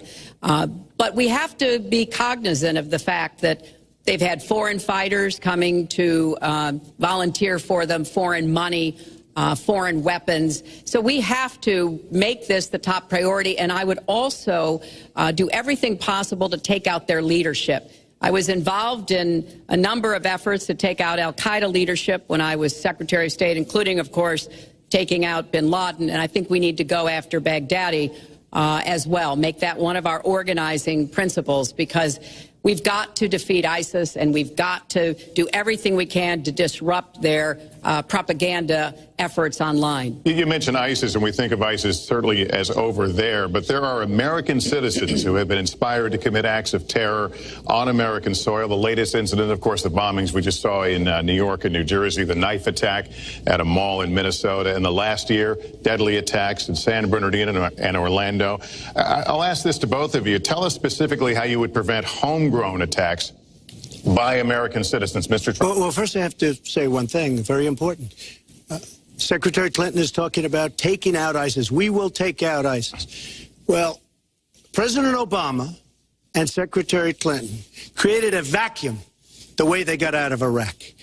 Because they got out, well, they shouldn't have been in, but once they got in, the way they got out was a disaster.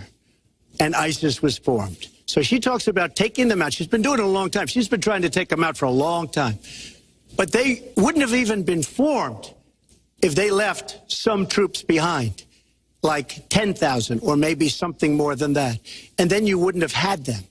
Or, as I've been saying for a long time, and I think you'll agree because I said it to you once, had we taken the oil, and we should have taken the oil, ISIS would not have been able to form either because the oil was their primary source of income. And now they have the oil all over the place, including the oil, a lot of the oil in Libya, which was another one of her disasters. Secretary Clinton. Well, I hope the fact checkers are turning up the volume and really working hard. Donald supported the invasion of Iraq. Wrong. That is absolutely wrong. Proved over and over again. Wrong. He actually advocated for the actions we took in Libya and urged that Gaddafi be taken out after actually doing some business with him one time. But the larger point, he says this constantly, is George W. Bush made the agreement about when American troops would leave Iraq, not Barack Obama.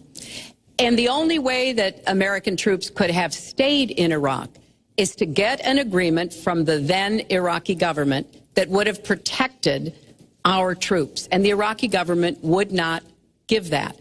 But let's talk about the question you asked, Lester. The question you asked is, what do we do here in the United States? That's the most important part of this. How do we prevent attacks? How do we protect our people? You don't bring in refugees. And I think we've got to have an intelligence surge where we are looking for every scrap of information.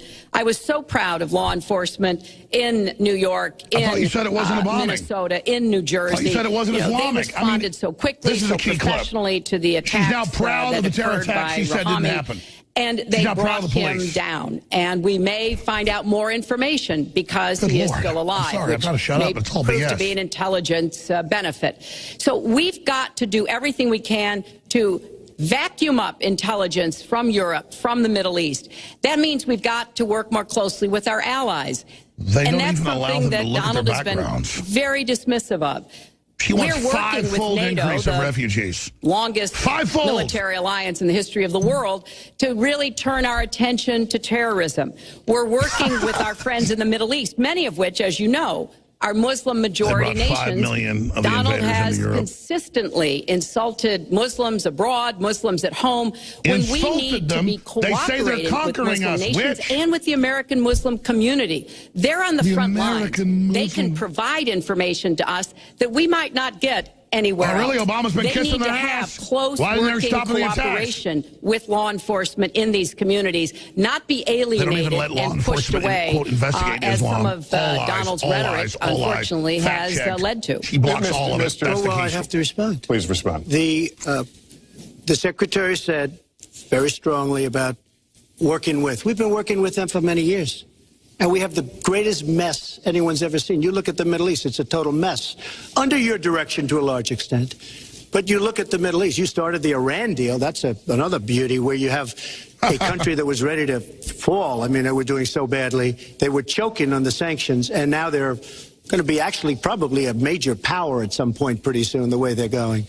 But when you look at NATO, I was asked on a major show, what do you think of NATO? And you have to understand, I'm a business person.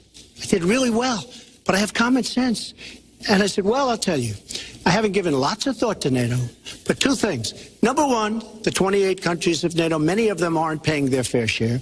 Number two, and that bothers me because we should be, yes, we're defending them. Yeah, why do we pay for everything? Paying us what they're supposed to be paying by treaty and contract.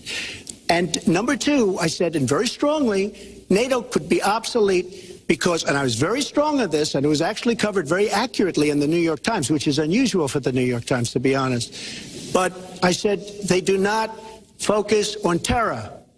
And I was very strong, and I said it numerous times. No, NATO's been helping about the jihadis. 4 months ago, I read on the front page of the Wall Street Journal that NATO is opening up a major terror division, and I think that's great. And I think we should get, because we pay approximately 73% of the cost of NATO. It's a lot of money to protect other people. But I'm all for NATO.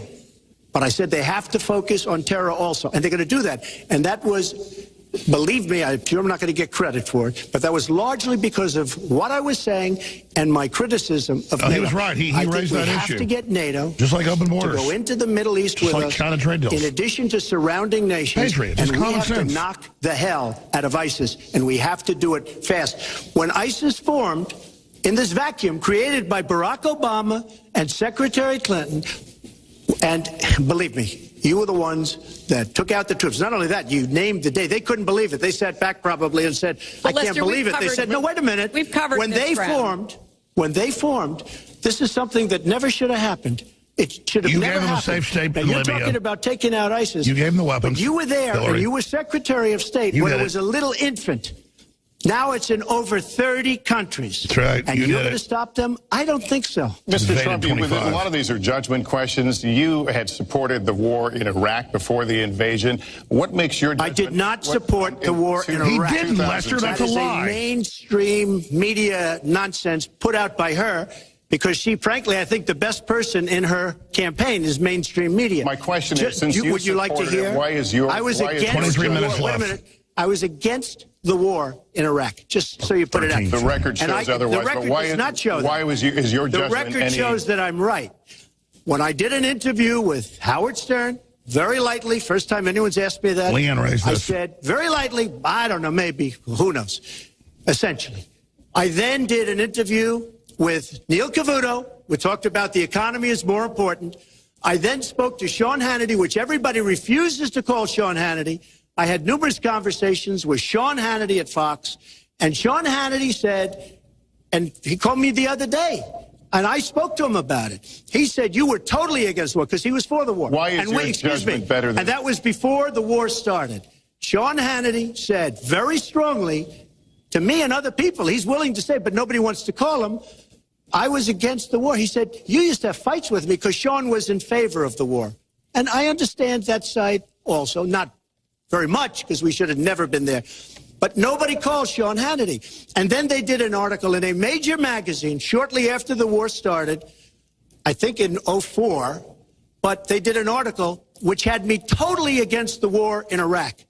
And one of your compatriots said, you know, whether it was before or right after, Trump was definitely, because if you read this article, there's no doubt.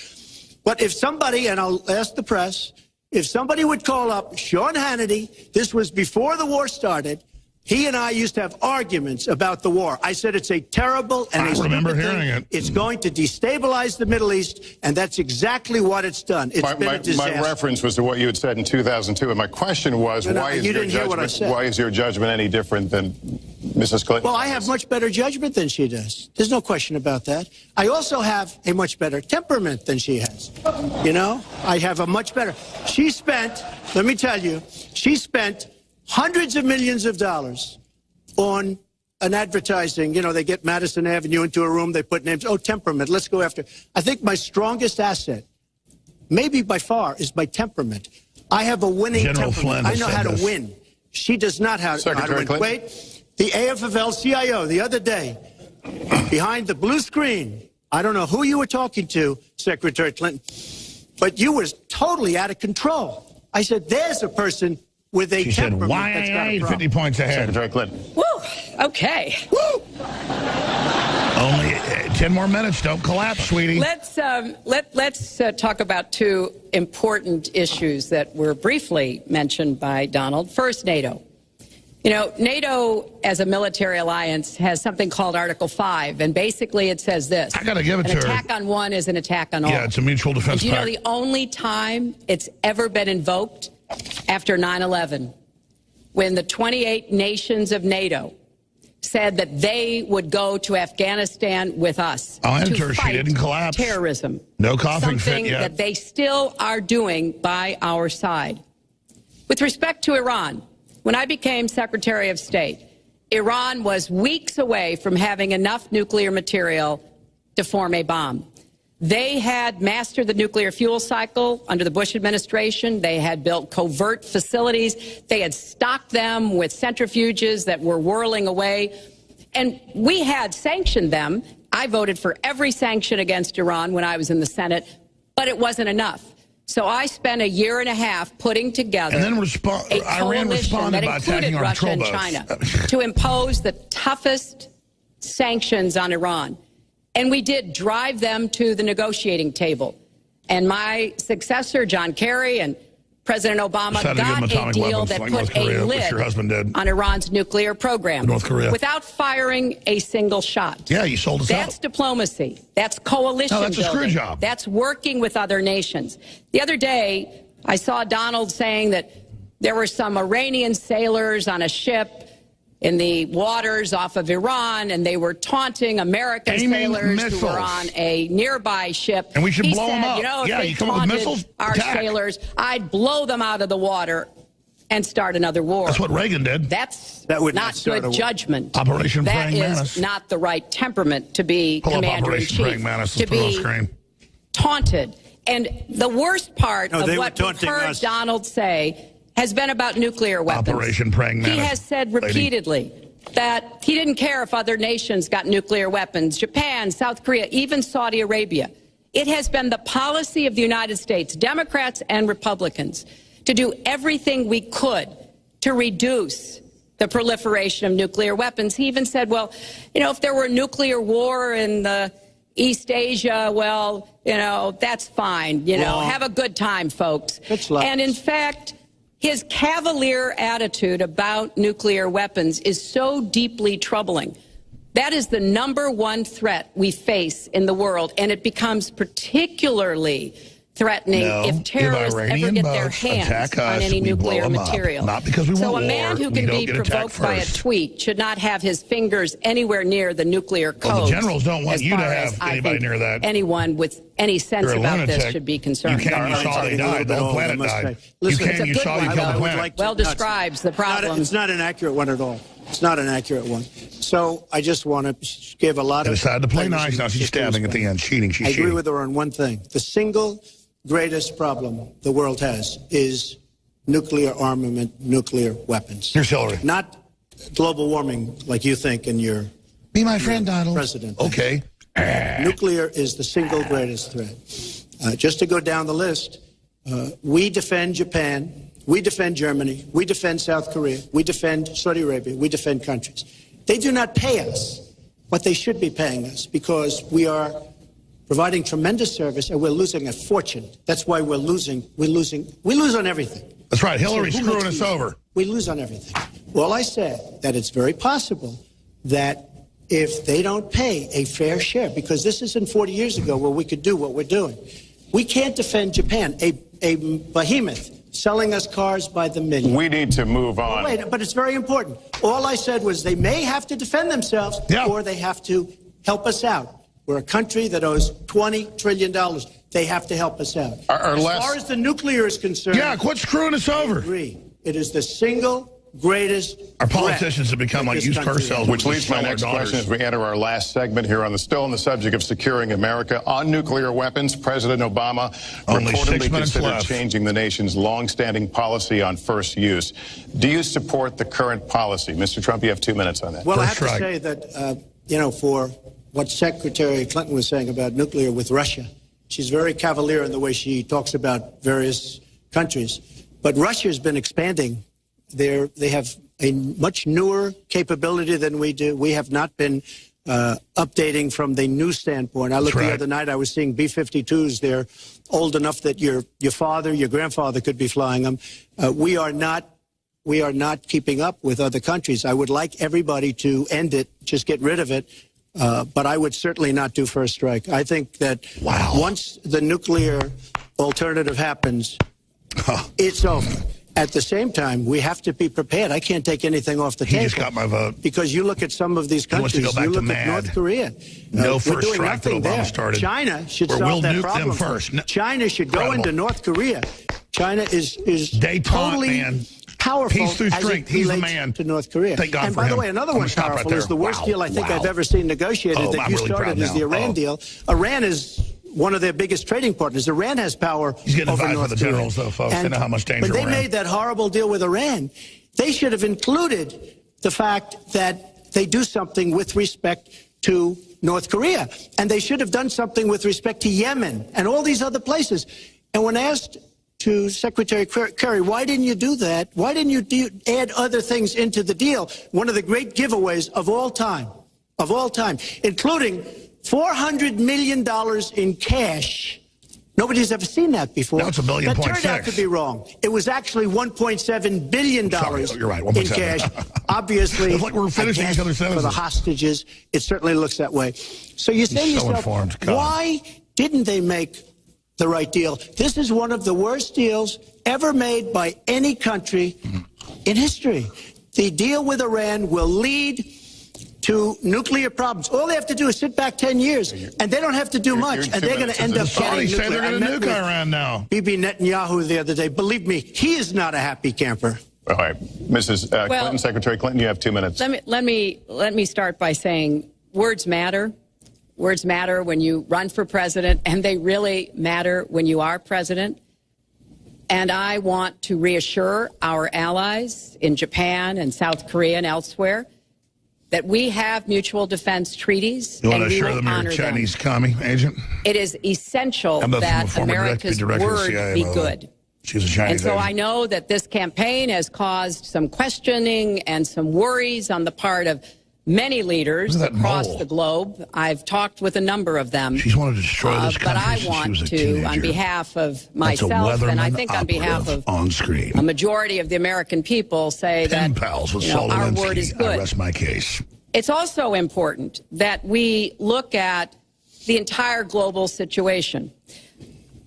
There's no doubt that we have other problems with Iran, but personally I'd rather deal with the other problems having put that lid on their nuclear program than still to be facing that. And Donald never tells you what he would do. Would he have started a war? Would he have bombed Iran? If he's going to criticize a deal that has been very successful in giving us access to Iranian facilities that we never had before, then he should tell us what his alternative would be. But it's like his plan to defeat ISIS. He says it's a secret plan, this is but the woman that the only secret literally is that he has no plan. He so said bomb we their need oil, to be more bomb their precise supply in routes, how we talk stop about having these the U.S. issues. military People support around them. the world Stop having the U.S. military hellfire the Syrian military. He can't say the secret plan because it's so damn embarrassing what you and Obama have done. They rely on us. He can't say it. Are we going to lead the world because our with government's running it? Strength and in accordance with our That's values. why it's secret, lady, and you know it. I intend to be a leader of our country that people can count on, both here at home and around the world, to make decisions that will further peace and prosperity, but also stand up to bullies, whether they're abroad or at home. Fat bully. We cannot let I saw he died, so I turned loose some radical Muslims to kill all the blacks. world, to interfere with American interests and security, to be given any opportunities at all. Is expired. Let's do one thing I'd like to say. Very quickly. I will go very quickly, but I will tell you that Hillary will tell you to go to her website and read all about how to defeat ISIS, which she could have defeated by never having it, get going in the first place. Right now, it's getting tougher and tougher to defeat them because they're in more and more places, more and more states, more and more nations. And it's a big problem. And as far as Japan is concerned, I want to help all of our allies.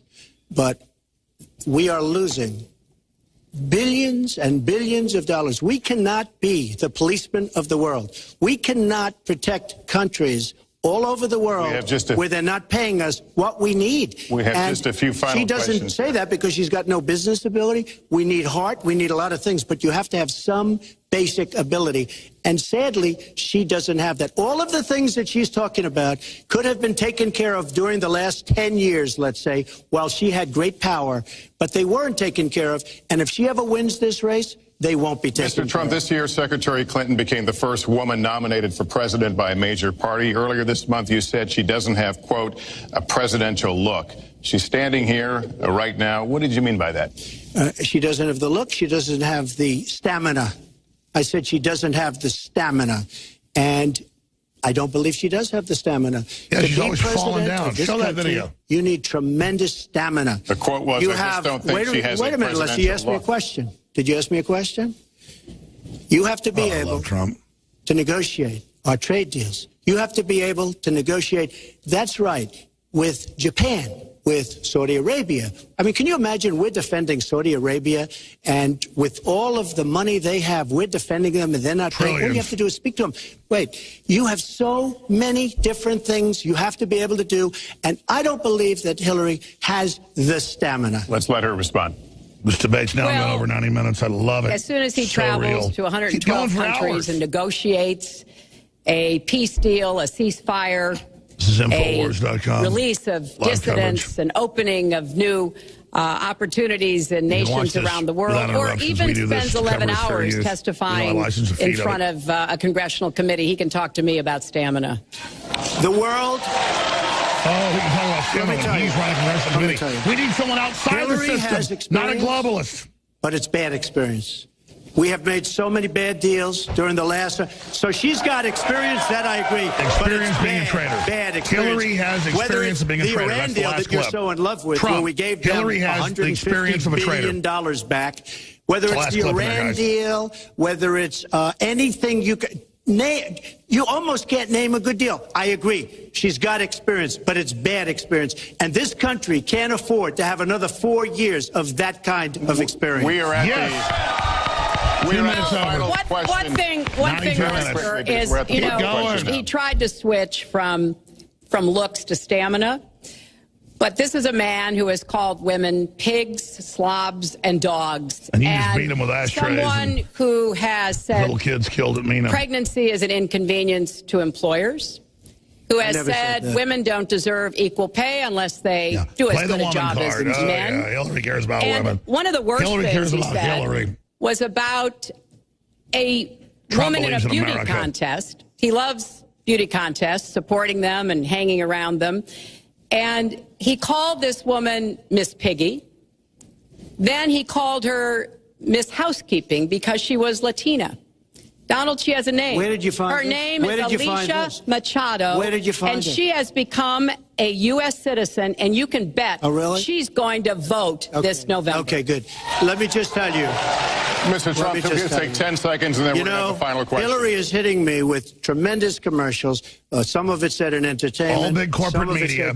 Somebody who's been very vicious to me, Rosie O'Donnell. I said very tough things to her. The elite is behind Hillary. That she deserves it, and nobody feels sorry for her. But you want to know the truth? I was going to say something extremely rough to Hillary, to her family, and I said to myself, I can't do it. I just can't do it. It's inappropriate. It's not nice. You'll do it tomorrow. But she spent hundreds of millions of dollars on negative ads on me, many of which are absolutely untrue. They're untrue, and they're misrepresentations. Get her. And I will tell you this, Lester, it's not nice, and I don't deserve that. But it's certainly not a nice thing that she's done.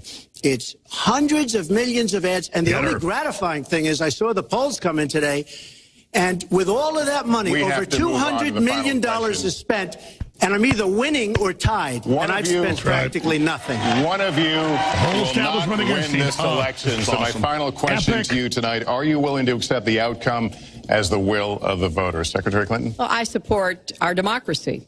And sometimes you win, got the Justice Department in there in the UN to steal the damn thing. I certainly will support the outcome of this election. And I know Donald's trying very hard to plant doubts about it, but I hope the people out there understand this election's really up to you. It's not about us so much as there it is no about election you and your fraud, families but they're federalizing and the kind it of and attacking me by name. future you want. That's another big story. So I sure hope you will get out Hillary and vote denies as election though fraud, your future but depended on it, because I think election. it does. Mr. Trump, very quickly, the same question. Will you accept the outcome as the will of the voters? I want to make America great again. We are a nation that is seriously troubled.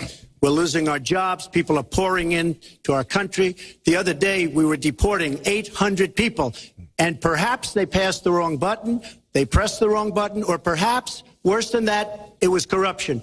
But these people that we were going to deport for good reason ended up becoming citizens.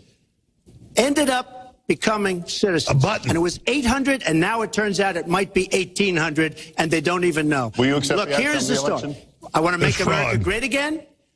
I'm going to be able to do it. I don't believe Hillary will. Fight the fraud. The answer is, if she wins, I will absolutely support her. All right. Well, that is going to do it for us. That concludes our debate for this evening. A spirited one. We covered a lot of ground. Not everything, as I suspected we would.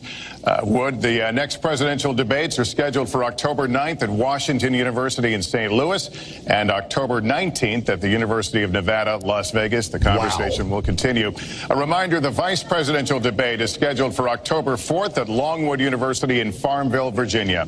My thanks to Hillary Clinton and to Donald Trump and to Hofstra University for hosting us tonight. Good night, everyone. All right, we've got multiple cameras there with this feed we subscribe to. So let's just sit here and watch what happens, because most people aren't going to get to see this. Let's put it back on full screen. Let's let this roll for a few minutes. Go ahead. We got post coverage for 2 hours. Trump goes and shakes Lester Holt's hand. Hillary's creeping around like a spider, can barely walk. Webster Hubbell's daughter is up there next to her. Bill, the guy that settles rape cases, creeps over. And this is epic video. If you're a radio listener, INFOWARS.com/show. We're going to have probably an hour and a half, maybe longer, live coverage and breakdowns of all this with David Knight, Leanne McAdoo. We'll be here all night. Rob Dew just popped in. You want to make any comments on this? Yeah, there was so much going on, Alex. It was just... Did he not tear the living hell out of him? Yeah. No, it's not even funny what he did. And just some of the clips that you have. But let's go back while you're talking to the feed of this. Run that over top. Yeah, exactly. Yeah, she might fall at this point. We want to get that. Oh, Trump's over. Bill Clinton's patting her on the back like, you're good, you're good. Okay. I got to be surprised. I actually said I thought she'd at least have a coughing fit. I was proven wrong. She held it together, I guess, taking a week off. Yeah, well, and you notice how she said, I was preparing to be president at that time. She was living in a cave being injected with God knows what at that time. So... I want to have Mrs. Trump as the first lady. Have like sexy pin-up girls up on the side of her cars or calendars. She's still on her feet though. Look at that.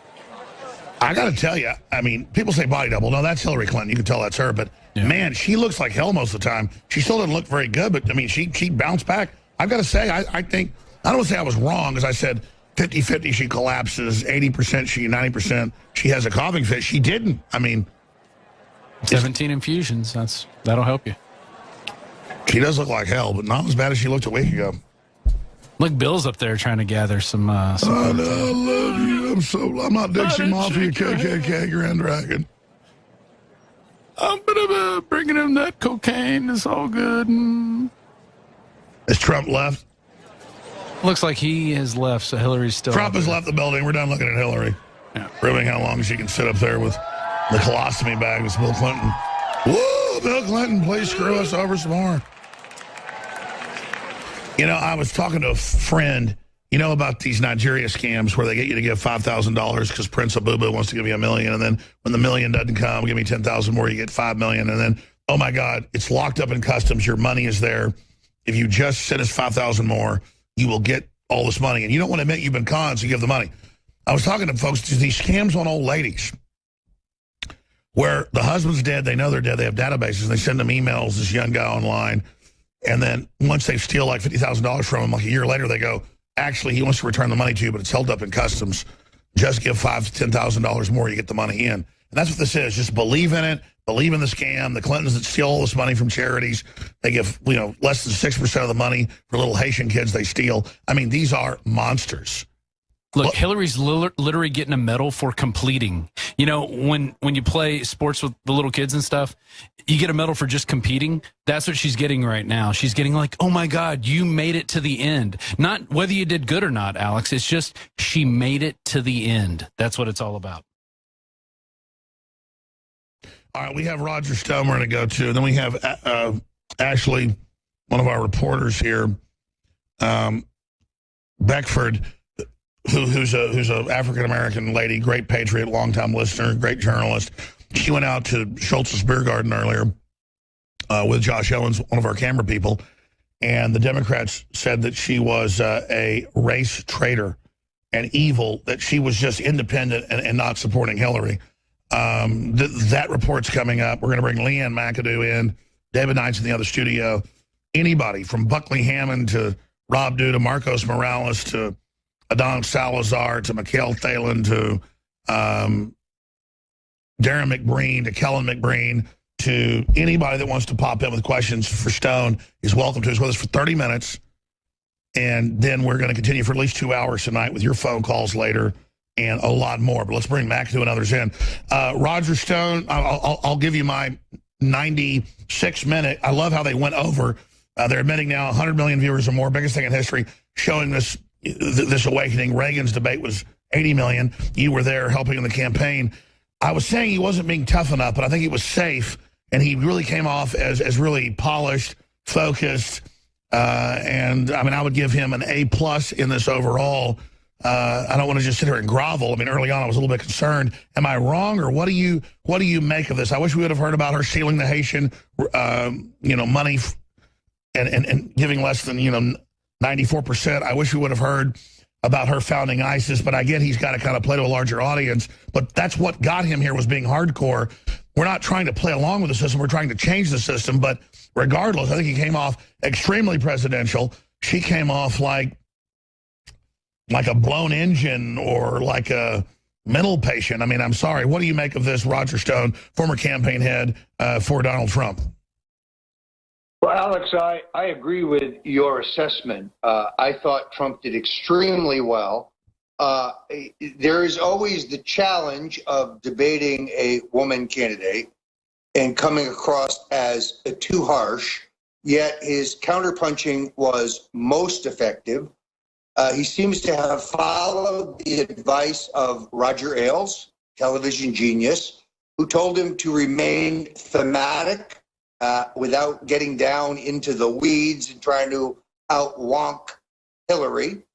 He looked strong. He looked cool. He looked collected. And, of course, her comments continue to be outrageous. She's against the mandatory sentences that have devastated the black community. Why? Those mandatory sentences were put in place by her husband, and she was the cheerleader for them. That was really it. It was hard for me to shut up because it was upside down world, and I want to get to that and give you the floor in a moment. Yeah, but I mean, absolutely, Roger.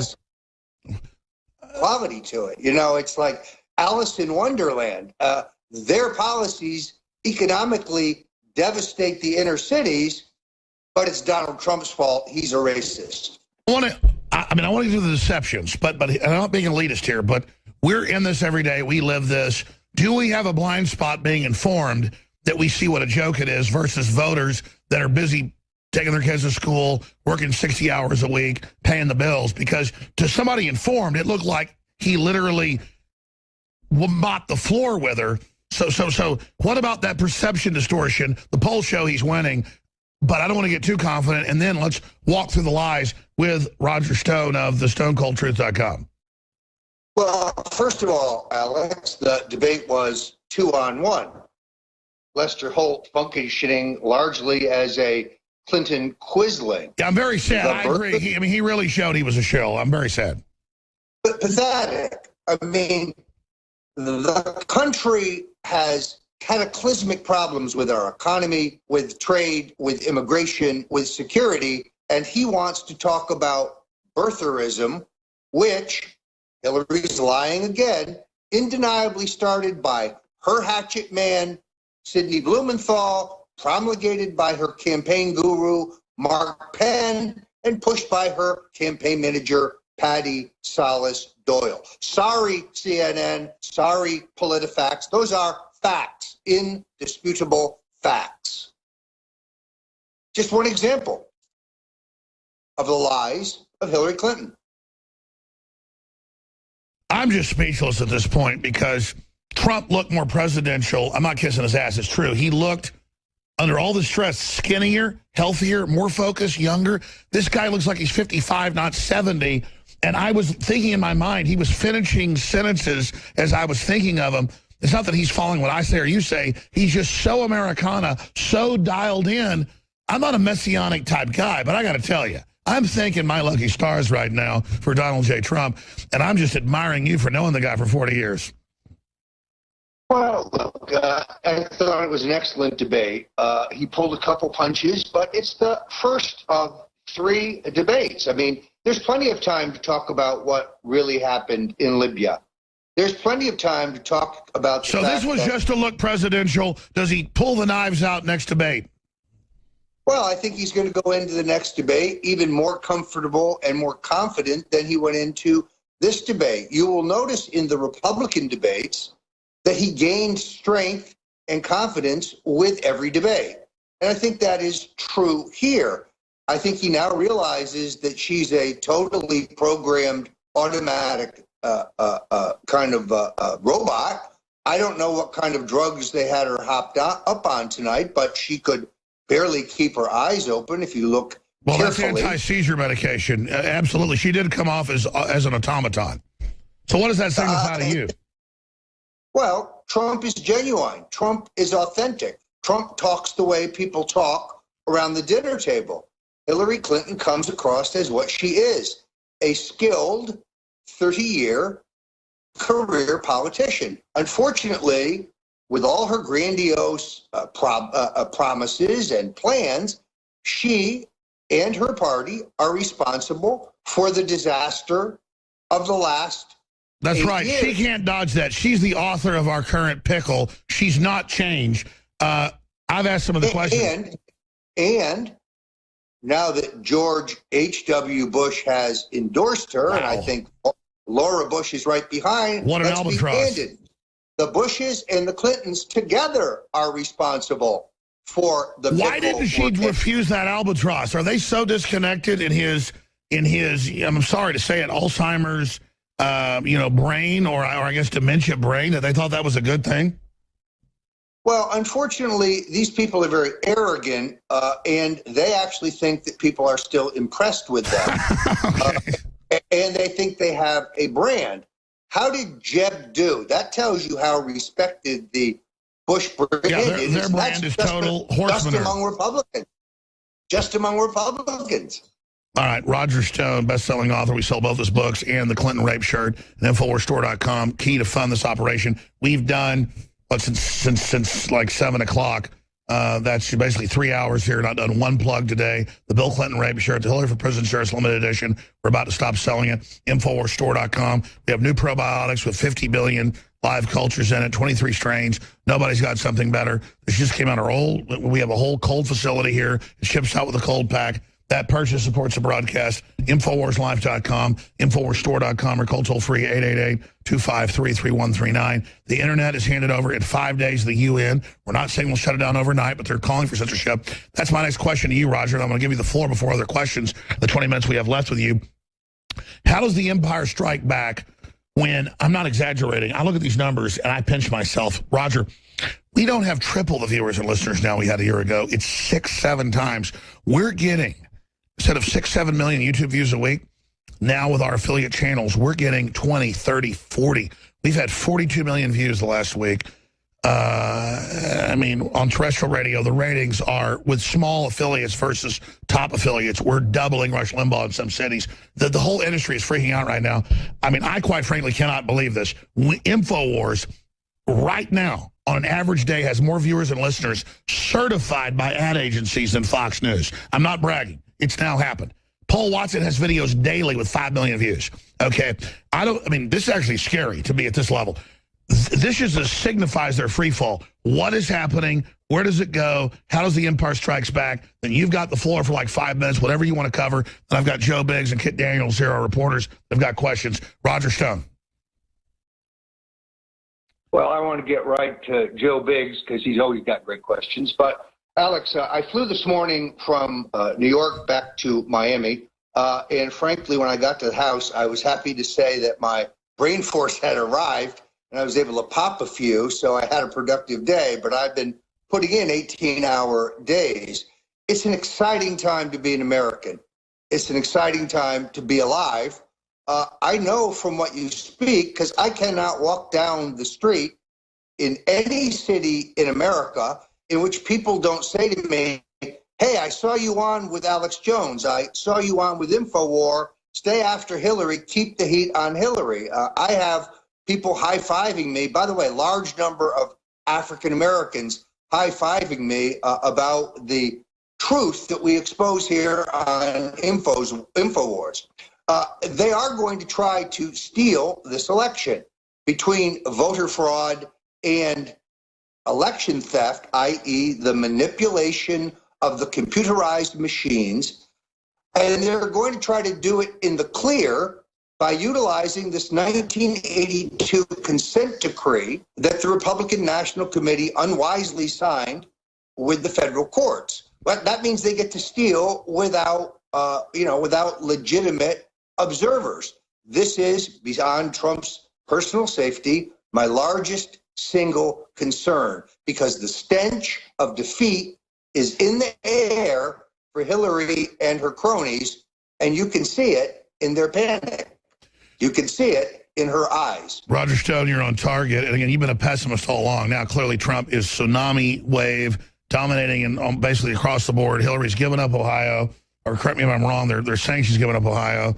And so if they stole the nomination from Sanders, the sky's the limit. Is the elite crazy enough to steal it and give it to an invalid that's having convulsions every hour? The answer is yes. A war with Russia is a possibility. I disagree with those who say that Obama will look for an excuse to declare martial law and postpone the elections. The globalists will only do what they think they can get away with. They know there are too many right-thinking Americans who are No, that's right. Obama's a puppet. They'll have a coup in stealing the election. Right. Martial law will not work because too many people in this country have Second Amendment but they won't call it martial law. They'll fund race riots, though, and call it civil emergency, not to keep him in, but as a distraction. I mean, what is all the Soros and Ford Foundation tripling down with hundreds of millions the last 3 weeks for race riots? What's behind that, then? I think they're going to try to have violence in our inner cities and somehow find a way, as they have previously, to try to blame Trump. The bad news is I think the American people will see through it. It is the end for the globalists, and they know it, and they are There's your headline. It's the end of the globalists as we know them. The people see through it. So, other things on your boiler here in the 15 minutes we have left. I'm going to get the crew to pop in with questions. Roger Stone, StoneColdTruth.com. What other curveballs should we be looking for? What other issues?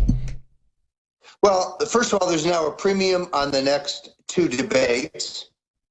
Big piece in the New York Times today saying that Trump won't show up for the second and third debate. Made up, right? Wrong.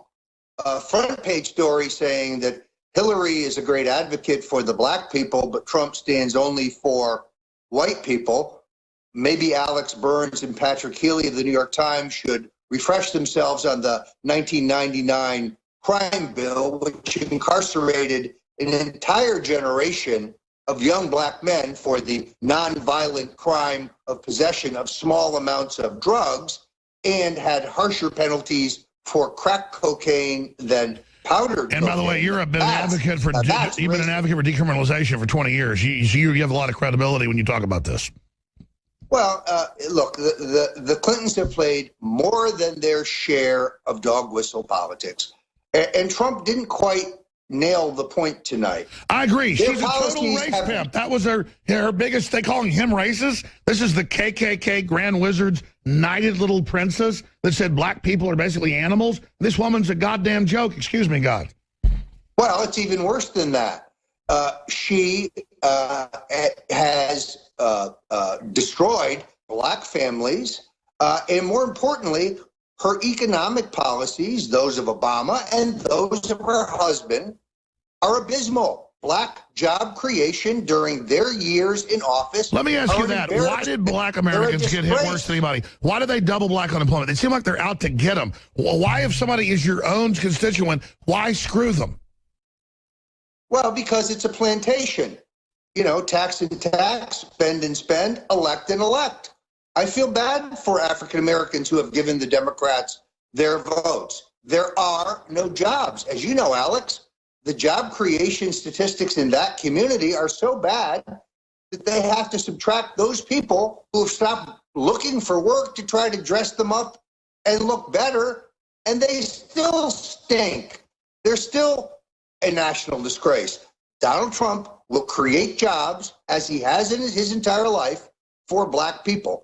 Look, I want to hear Joe Biggs' question. That's right. Joe Biggs, Kit Daniels, pop in with your questions for Roger Stone. I mean, I just got in from Charlotte a few hours ago, you know, where the... I saw you pulled in right when the show started 3 hours exactly. Ago. And, you know, I didn't meet one person out there who liked Hillary Clinton. Not one of them. People you wouldn't even think that would like Trump were out there like, vote Trump, vote Trump, vote Trump. We sent our reporter in Cleveland in, Millie Weaver, and the Democrats go, we can't find anybody undercover who support Trump. It's crazy. All the Democrats we know, they're on video undercover. They're like Veritas, they say no one supports her. Go ahead. Yeah, I mean, I couldn't find anybody. I wore my Hillary for President shirt one day, and they were just like clapping. Like Hillary is going to continue this whole...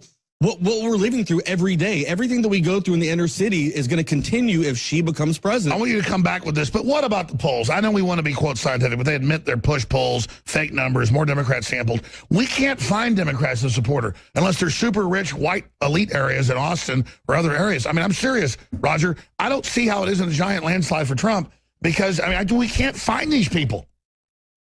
I'd like to see the launch of this poll mole program that Dr. Richard Davis is developing, where you would have a multi-million-dollar national sample, and therefore the margin of error would be infinitesimal, less than a point. That's how we keep the pollsters honest, because as you know, Alex, the precursor to stealing the election is to create this phony expectation level by inflating the number of Democrats in the national polls. There is an intensity gap here between Hillary and Donald Trump. She doesn't get crowds. Nobody shows up. I can't find anybody who's for her. Kit Daniels? Yeah. The fact remains that Hillary has the worst poll numbers among African Americans since John F. Kennedy in 1960. I don't even think she's going to hit 70. Well, we got like 25% of black males, 16% of females. On average, a Democratic candidate for the president, win or lose, gets at least 87% of African American voters. So my question to you is, will the Democrats, it seems like as they're going to keep trying to push Hillary into office, but they're going to destroy themselves, kind of like how the Republican Party almost destroyed themselves by trying to put Jeb Bush and... Sure, the arrogance. Yeah. I mean, what about record numbers of Hispanic males saying they're going for Trump? What record numbers of black males going for Trump? What is this bellwether, Roger Stone? There's definitely something going on there. Now, in all honesty, Trump could greatly improve his standing with black voters if he would talk more about his economic program, because the black people I know want a piece of the American pie. They want economic prosperity. The Clinton-Obama policies have devastated their communities. They have no upward mobility. They have terrible schools, no job training, and no job opportunities. Trump is the candidate of growth. He says, vote for me, you have nothing to lose. I would say, vote for Trump, you have everything to gain. We've tried it their way. Sure. Those who are trained to govern the Harvard, Yale experts have been running the country for 30 years. Let's talk about October surprises, our surprises, their surprises. Clearly populism's rising worldwide, Roger. Jump in anytime, gentlemen. What could they pull? A war with Russia, an economic collapse? CNN had this op-ed guy going, don't worry, something's big's coming. Trump's going to be in trouble. Some big crisis he can't control. So if you're in the little beady-eyed brains of Hillary and Obama and the globalists, what do you do, Roger Stone? And then I want to get your takes on that. A reporter at the New York Post has warned me that the Clintons are going to try to smear Donald Trump, claiming that it is he who had a relationship with the convicted pedophile Clinton Foundation donor, Jeffrey Epstein. There's no question that Mr. Trump knows Epstein because Epstein was a member of his private club. A private club, as Trump said tonight, open to any individual who has the money to join.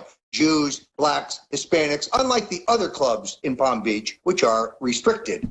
Trump has no relationship with Epstein beyond the casual. It's Bill Clinton who visited Epstein's hedonistic private island. So you're saying, get ready, they're going to tie him to the pedophile plane that Clinton flew on all these scores of times that Trump didn't. They're definitely going to try. It's coming. I'm predicting it right here. And it will backfire because it's Bill Clinton who has a vulnerability there, not Donald What else Trump. we got to look for? Well, we've talked about the stealing of the election. Fortunately, Alex, we have some October surprises of our own. Stay tuned. What about WikiLeaks? He said like 3 weeks ago, the next week, then he said before the debate, what the hell is going on with Julian Assange, who I admire, but, I mean, give us the data. Do it now. Well, I think that he has been distracted by these trumped-up charges against him of sexual harassment, that he assaulted some woman. So now going to the Swedish Supreme Court. This is a globalist attempt to silence him. That's what I thought. They got a bunch of fake charges, so he's tied up with that.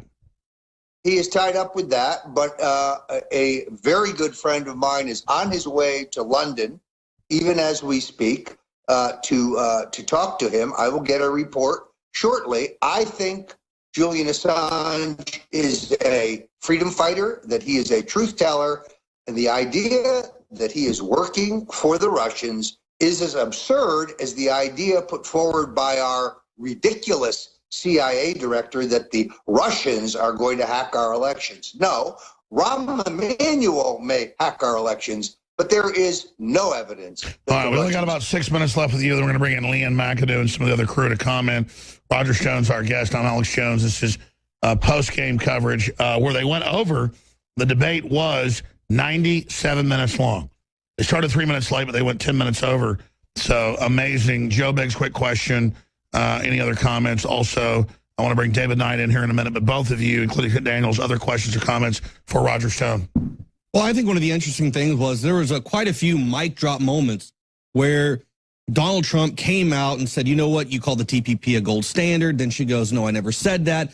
You know, we got her saying it. I've got 11 instances. I did a video, a report. On INFOWARS.com. 11 instances. Hillary caught lying about TPP. Exactly. And that's something she did, just like she did about the emails. She lied about the emails right there on stage again.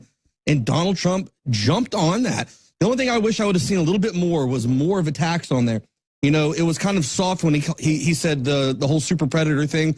I thought he could have been a little bit more aggressive, brought up the fact that Bill Clinton, you know, had put a lot of these people in jail.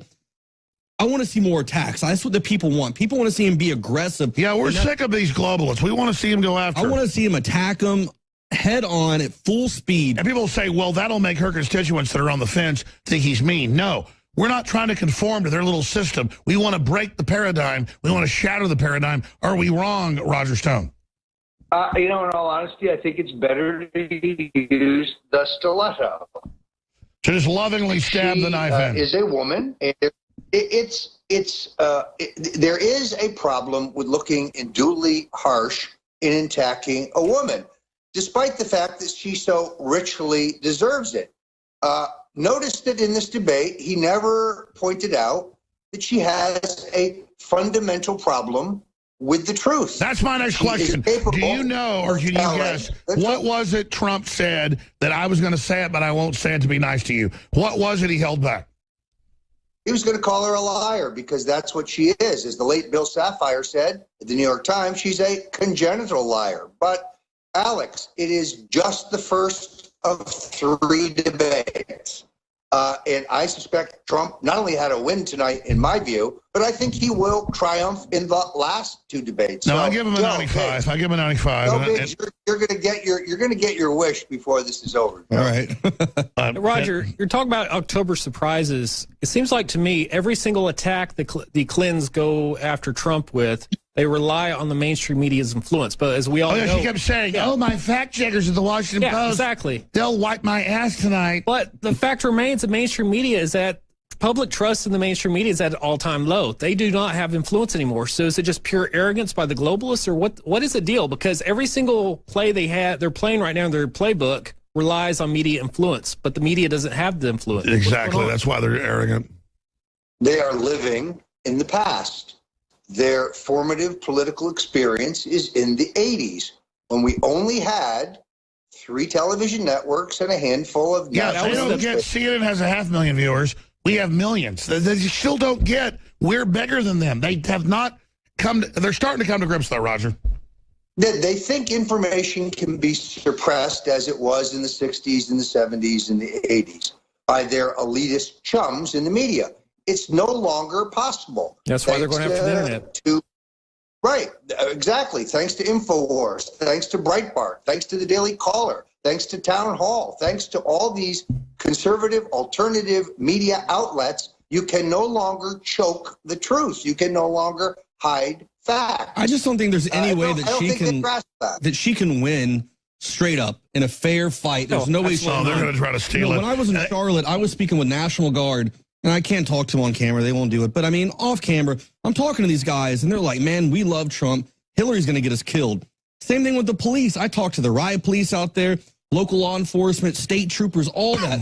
They cannot stand Hillary Clinton. How does she have a chance in hell at all, fairly? There's no She can't get crowds. It's all a hoax. I mean, and nationalism is rising. And she sits there, and she's so cocky, and the whole time she's sitting with a little smirk on her face, and she's lying, though. The con game isn't going to work. We've got to let him go in about 3 minutes. Let's bring David Knight in for a final question and comment for Roger Stone. David Knight from the other studio. Yeah, my comment is I'm sitting here watching the debate, and I noticed that Hillary Clinton appeared to disappear immediately.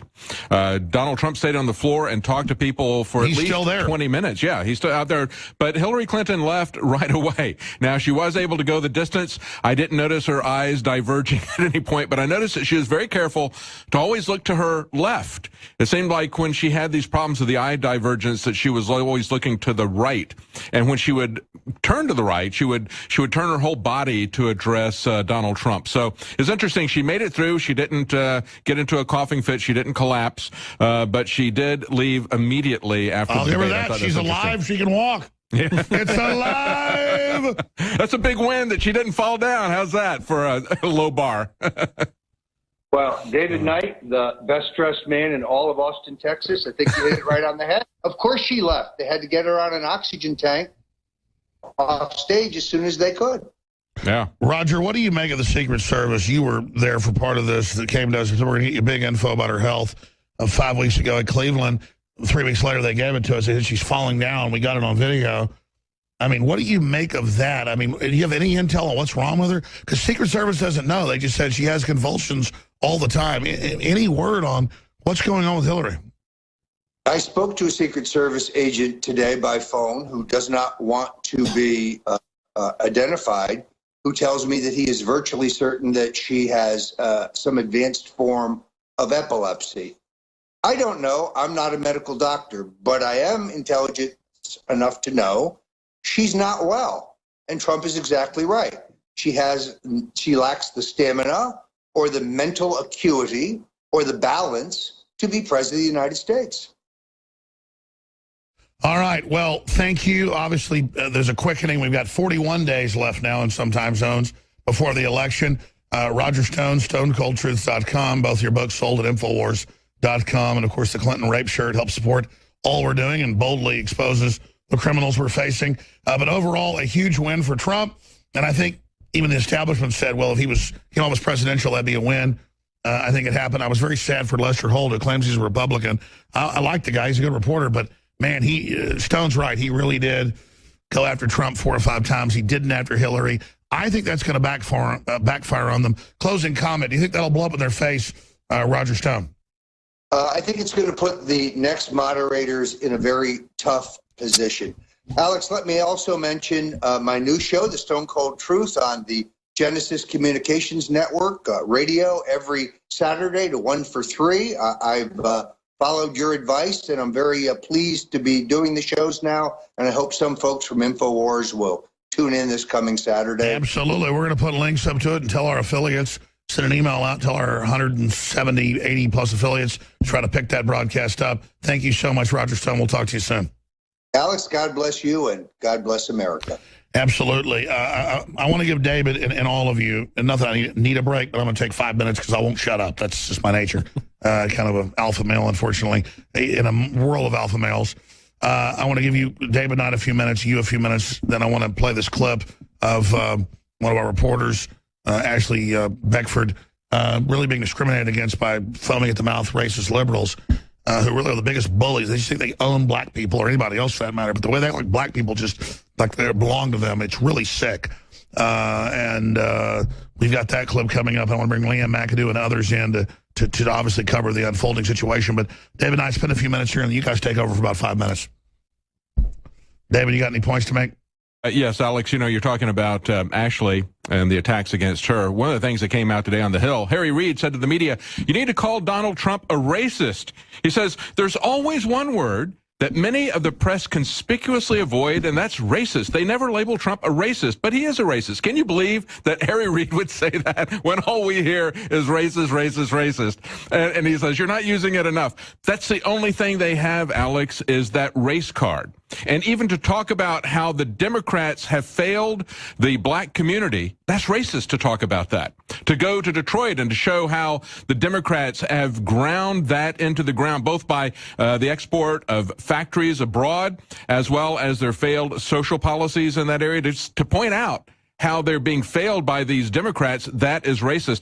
I thought it was interesting, and I'm not sure if somebody else did a report on this, a fact check on this, but I heard Hillary say that she would cut regulations. I just about fell out of my chair when I saw that. Cut regulations. You mean like with the EPA or the IRS? Or you mean all the mandates that you continue to pile on top? Give us one example, please, Hillary, of one regulation that you would cut. She would cut regulations when it comes to State Department classified emails. That's a regulation she'd cut. She cut a lot of those. She just cut it right off the top of the email, didn't she? Yeah, exactly. Classification. One point I want to make about the whole Harry Reid thing. Here's liberalism in a nutshell. They have to stick with the narrative. If the narrative runs contrary to reality, they have to disavow reality. So, yeah, of course, you're going to see white liberals that are going to attack a black Trump supporter because the black Trump supporter doesn't stick to their narrative where all blacks must be Democrats. So it's this, they have to push this whole identity politics, even despite the fact that Americans are waking up to the fact that identity politics is not reality, and it's never been reality. Well, I think it's also interesting, too, when you look at the taxes. Okay, Donald Trump has proposed the largest tax cut any president has ever proposed, larger than what Ronald Reagan did. And we know that worked very effectively. And yet she's still trying to use the same tired criticisms to say, well, it is simply top down, it's trickle down, and so forth and so on. It really worked. It raised all the boats, as JFK pointed out. And JFK was the first one to do the tax cuts. His were much smaller than Reagan's. Reagan's were much smaller than what Donald Trump has proposed. And yet what she is saying, essentially, is that she wants to have top-down taxation. She wants to have trickle-down taxation. She wants to increase taxes at the top, increase mandates on because the elites are able to exempt themselves and shut down their competition. Absolutely. Yeah. I want to all of us have a free-for-all here. We should bring in Leanne McAdoo here in a moment. But first, we haven't done a commercial break in 3 hours and 17 minutes. I've barely plugged anything. You can see this is all very expensive, folks, to fund this. Other news agencies are making hundreds of millions of dollars in the last week. You know, millions run to us. Taxpayer funded, you know? Taxpayer funded. I mean, this place costs over $25 million a year to run. That's cheap compared to other media outlets. Just the bandwidth alone is going to be probably $50,000 tonight. All these free feeds. We have new probiotics available that is the highest quality for the best labs in the country. It's Biome Defense 50 billion live and active cultures. New INFOWARS Live product. We send it to you with cold packs so it retains its highest level. You can actually save it and put it on the shelf, and a lot of it lives, but it's good to keep it cold. Supports healthy flora.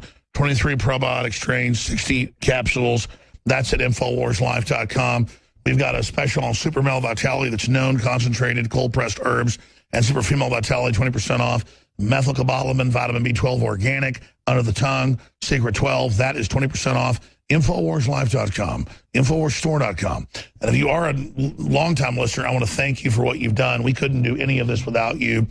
This is a media operation you built. So whether you buy the Hillary for President t-shirt, or whether you buy non-GMO heirloom seeds, or a shortwave radio, or a solar panel system from InfoWarsStore.com, you are financing this. And it's an example of creating the economy and the culture you want by your decisions. This is what they want to shut down, the free market, a true, open, liberal, democratic society where we vote with our ideas and our purchases. InfoWarsLife.com, InfoWarsStore.com, or 888-253-3139. That Hillary for Prison t-shirt was a huge hit in Charlotte. I'm telling you, people were calling me the Hillary for Prison guy by like day 2. And I didn't even have to have the shirt on. Like, hey, you're the guy that was wearing that Hillary for Prison shirt? Where do I go get that at? I want one. I need one. I want one for my mom, my dad, my cousin, my brother. That's a 3rd edition. We're about to end that, and then no more Hillary for Prison shirts in the next month. If we don't defeat her, that's just the way it is. 42 days starting tomorrow. In the final countdown, we make $19.95 of them. We make like $10 off of it. It's hard to send reporters. It's hard to pay for all this. It's hard to talk 8 hours a day. But we do it. I'm not bitching. It's an animating contest. Leanne McAdoo, come in here, my friend. Incredible. What did you make of that debate? I know it was hard for you and I to both chomp on our tongues and not talk during it. But my God, what did you make of that? I mean, a lot of folks are saying he did good the first 45 minutes. He got too easy on her. What was happening? His advisors said, don't bully the corpse. He laid down to a great extent. He still did a great job. But, man, I tell you, she doesn't deserve it, Leanne. She doesn't deserve it. And he actually brought that up. He said, you know, I came out here and I was ready to say terrible things about Hillary and her family, but they told me not to. And I thought to myself, I just can't do it.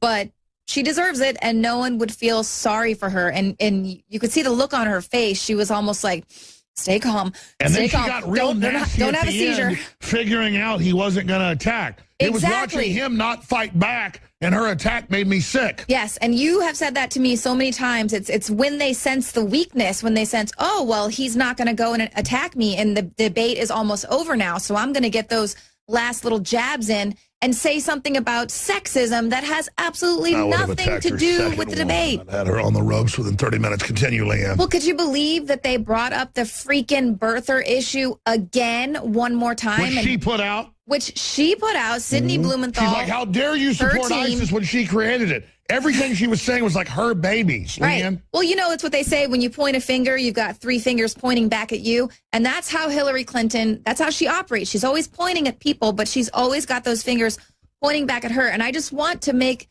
this statement so people understand this. First of all, I don't think that they really understand how many people in this country were really curious whether or not Obama was born in this country or not. And this whole birth certificate issue. Why'd he put it in 3 years of the Harvard Review that he ran, that he was born there? Exactly. They set us up. Why did it take him so long to release his birth certificate? The question was, why did it take you so long to admit that Obama was born here in the U.S.? Why did it take him so long to prove that he was?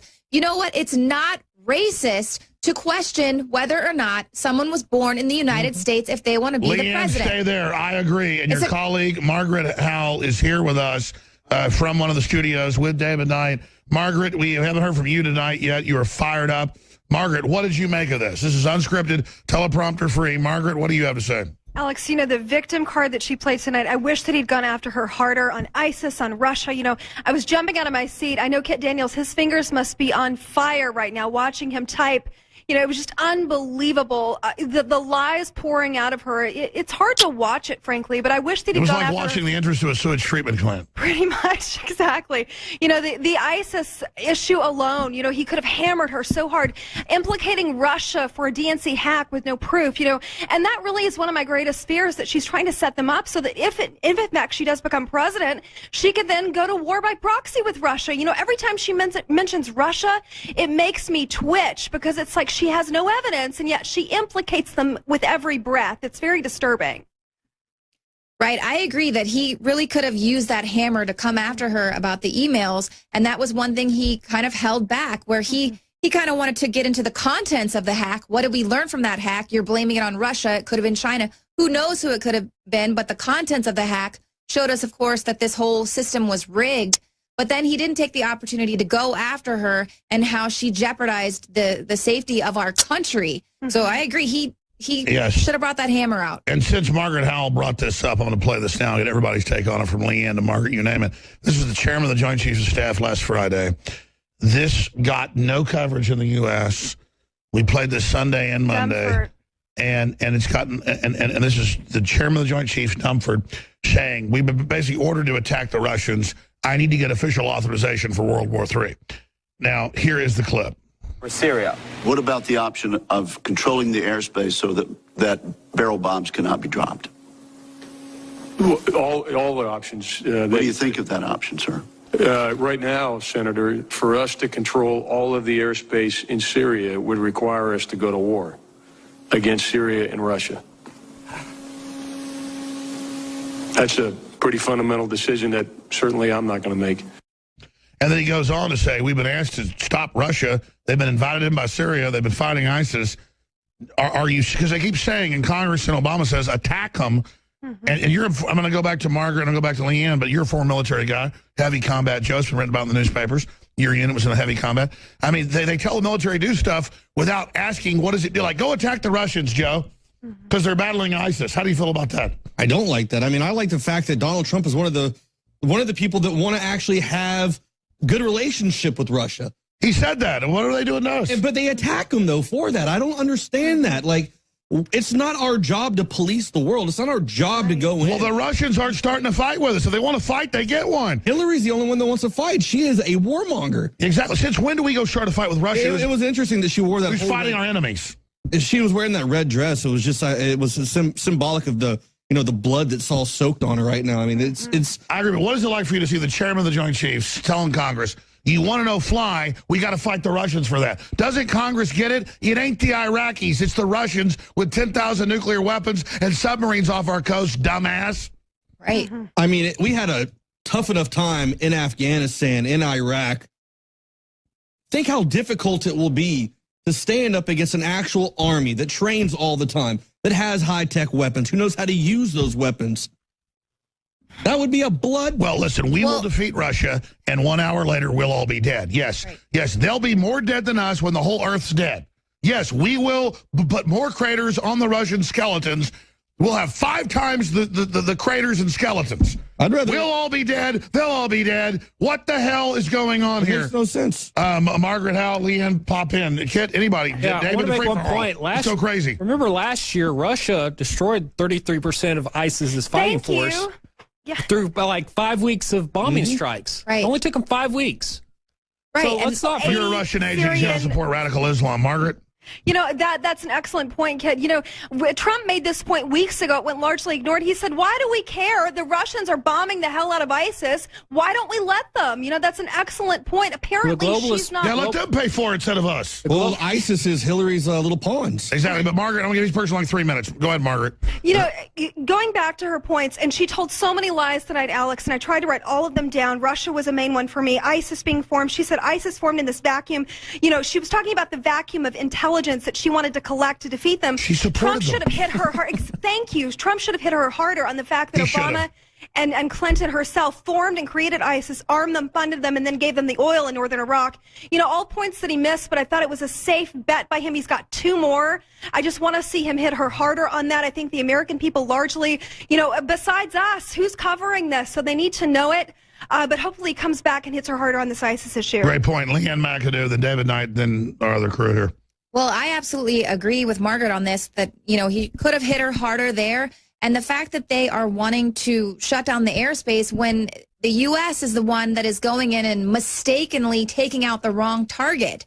And Hillary Clinton confirmed launching Hellfires on the Syrian military. They don't want anyone in there who's actually taking out ISIS. They only want the U.S. to be allowed to fly over that airspace when they're, you know, dropping weapons into the hands of ISIS accidentally. So who's giving them these orders? Because I know that our military is not that incompetent. And also, Hillary Clinton is bragging on the fact that she was the loudest voice that wanted to arm the Syrian rebels, who we have well documented has become ISIS. She They helps defected for to ISIS. David Knight, I mean, what do you think of the debate overall? Well, Alex, let me talk about the ISIS and the cybersecurity issues, because we cut a brief fact check on that. Think about the absurdity of the fact that Hillary Clinton is saying she's going to protect us by physically fighting ISIS. She's going to protect us by enhancing our cybersecurity. Hillary Clinton is going to enhance our cybersecurity, okay? What a joke. And the fact is that she not only created ISIS, the Islamic State, in Syria and Iraq. Their policies created that, enabled it. They trained them. They equipped them. They acted as their Air Force a week ago this last weekend, decimating a Syrian base that was protecting a Syrian city. That was a frontline fire base stopping Al-Qaeda ISIS advance. Yes. Right. What an amazing series of absurd lies. I mean, anybody who looks at this and talks and hears her talk about cybersecurity, look, what she wants to do is censor the internet. She wants to use their Al-Qaeda. Here's an example. We do a video against Al-Qaeda or ISIS. YouTube censors it and says you can't monetize this, which is how we pay the bills, because you said ISIS, period. But then ABC and CBS and NBC can say ISIS. We can't, even though we're bigger than them in most cases. Yeah, yeah, exactly. And that's what they do with the transcripts from the shooter in Orlando. They took it ISIS whenever he mentioned it in the calls with police. They're censoring everywhere. We've had the whistleblowers on where 4 years ago they told them, if you can't investigate mosques, you can't investigate Muslims, you can't investigate Islam. They're like, you're not allowed to investigate Muslims. So, of course, then they blame the FBI. I'm not defending, but the FBI goes, oh, well, 2 years ago his dad warned that the bomber of New York and New Jersey was going to attack, because the FBI is not allowed to. I mean, it's like... They're not rioters, they're peaceful protesters. Kit Daniels, David Knight. Yeah, I remember, David, during the, I forgot what shooting it was, but Hillary Clinton blocked a investigation into the mosque where the shooter was visiting. So yeah, there's been a San Bernardino. Yeah, well, let's talk about the shooting that just happened this last weekend at the mall. Okay, another the guy, Muslim radical jihadi. Not only another Muslim, but somebody who tweeted out back in January, "We win. I vote for Hillary Clinton." Will she disavow this Islamic terrorist who just murdered 5 people in a mall? Paradoxical is He'll that? probably invite his parents to come on stage with her. That's what I was about to say. David, you talk about the shooting up in near Seattle. I worked on the website this weekend, and when the news broke, I was like, is this really something we would put on the website? Because we don't know what's happening. All it was saying the suspect was Hispanic. And when I looked into it, I was like, the victims were randomly... they blamed it on Hispanics and the guys from Turkey. But the red flag to me was the fact that he was randomly selecting his targets. We have seen that with every single Islamic terror attack in the U.S. in the past 5 years. Well, they're all obsessed if we look at it, they're suppressed. Yeah. If we look at his Tumblr page, he puts out Subham Allah, glory be to God. He has comments about serial killers. He praises ISIS. This guy is a Turkish citizen. He may be a permanent legal resident here, but he didn't want to become an American citizen. Nevertheless, even as a permanent legal resident, he gets to vote in local elections, and he supports Hillary Clinton, and he supports ISIS. So religiously whacked out, whether it's Indonesia or Saudi Arabia, they go kill their neighbors because they saw their wife with purple socks on, wearing a damn garbage bag over her head. These are crazy people. I'm not against them. I wish they were normal. I don't care what color your skin is. I mean, my God, these people... You can have white Muslims, black Muslims, brown Muslims. The point is, a lot of these, the good Muslims we all know, are heretics fleeing this stuff. Mm-hmm. And we don't want to fight with Muslims.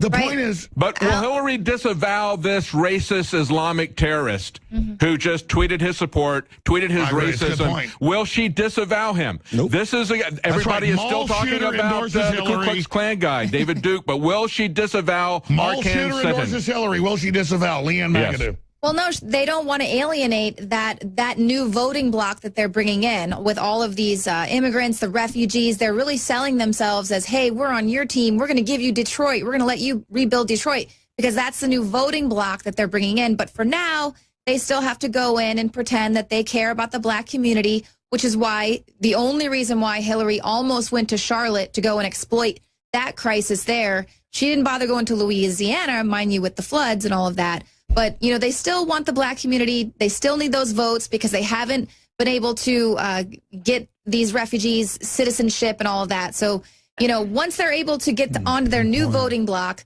you know, then they're going to abandon ship with the minorities here in this country. I want to go back to Margaret Howe, everybody. I want to take some phone calls. We'll go back to Leanne. She's making incredible points tonight. Everybody is. This is so epic.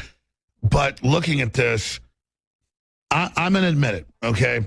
I thought with the WikiLeaks that it was just her selling U.S. secrets. I didn't know she was representing the Chinese president. That all came out. So it's always worse than I thought. And I'll say this. She's falling down. The Secret Service tells us about it, tells us, you know, it happens. She can't barely give speeches anywhere across the country. So, I mean, I don't know how. I guess she rested 6-7 days, but from Monday to Monday, so I guess 7 days.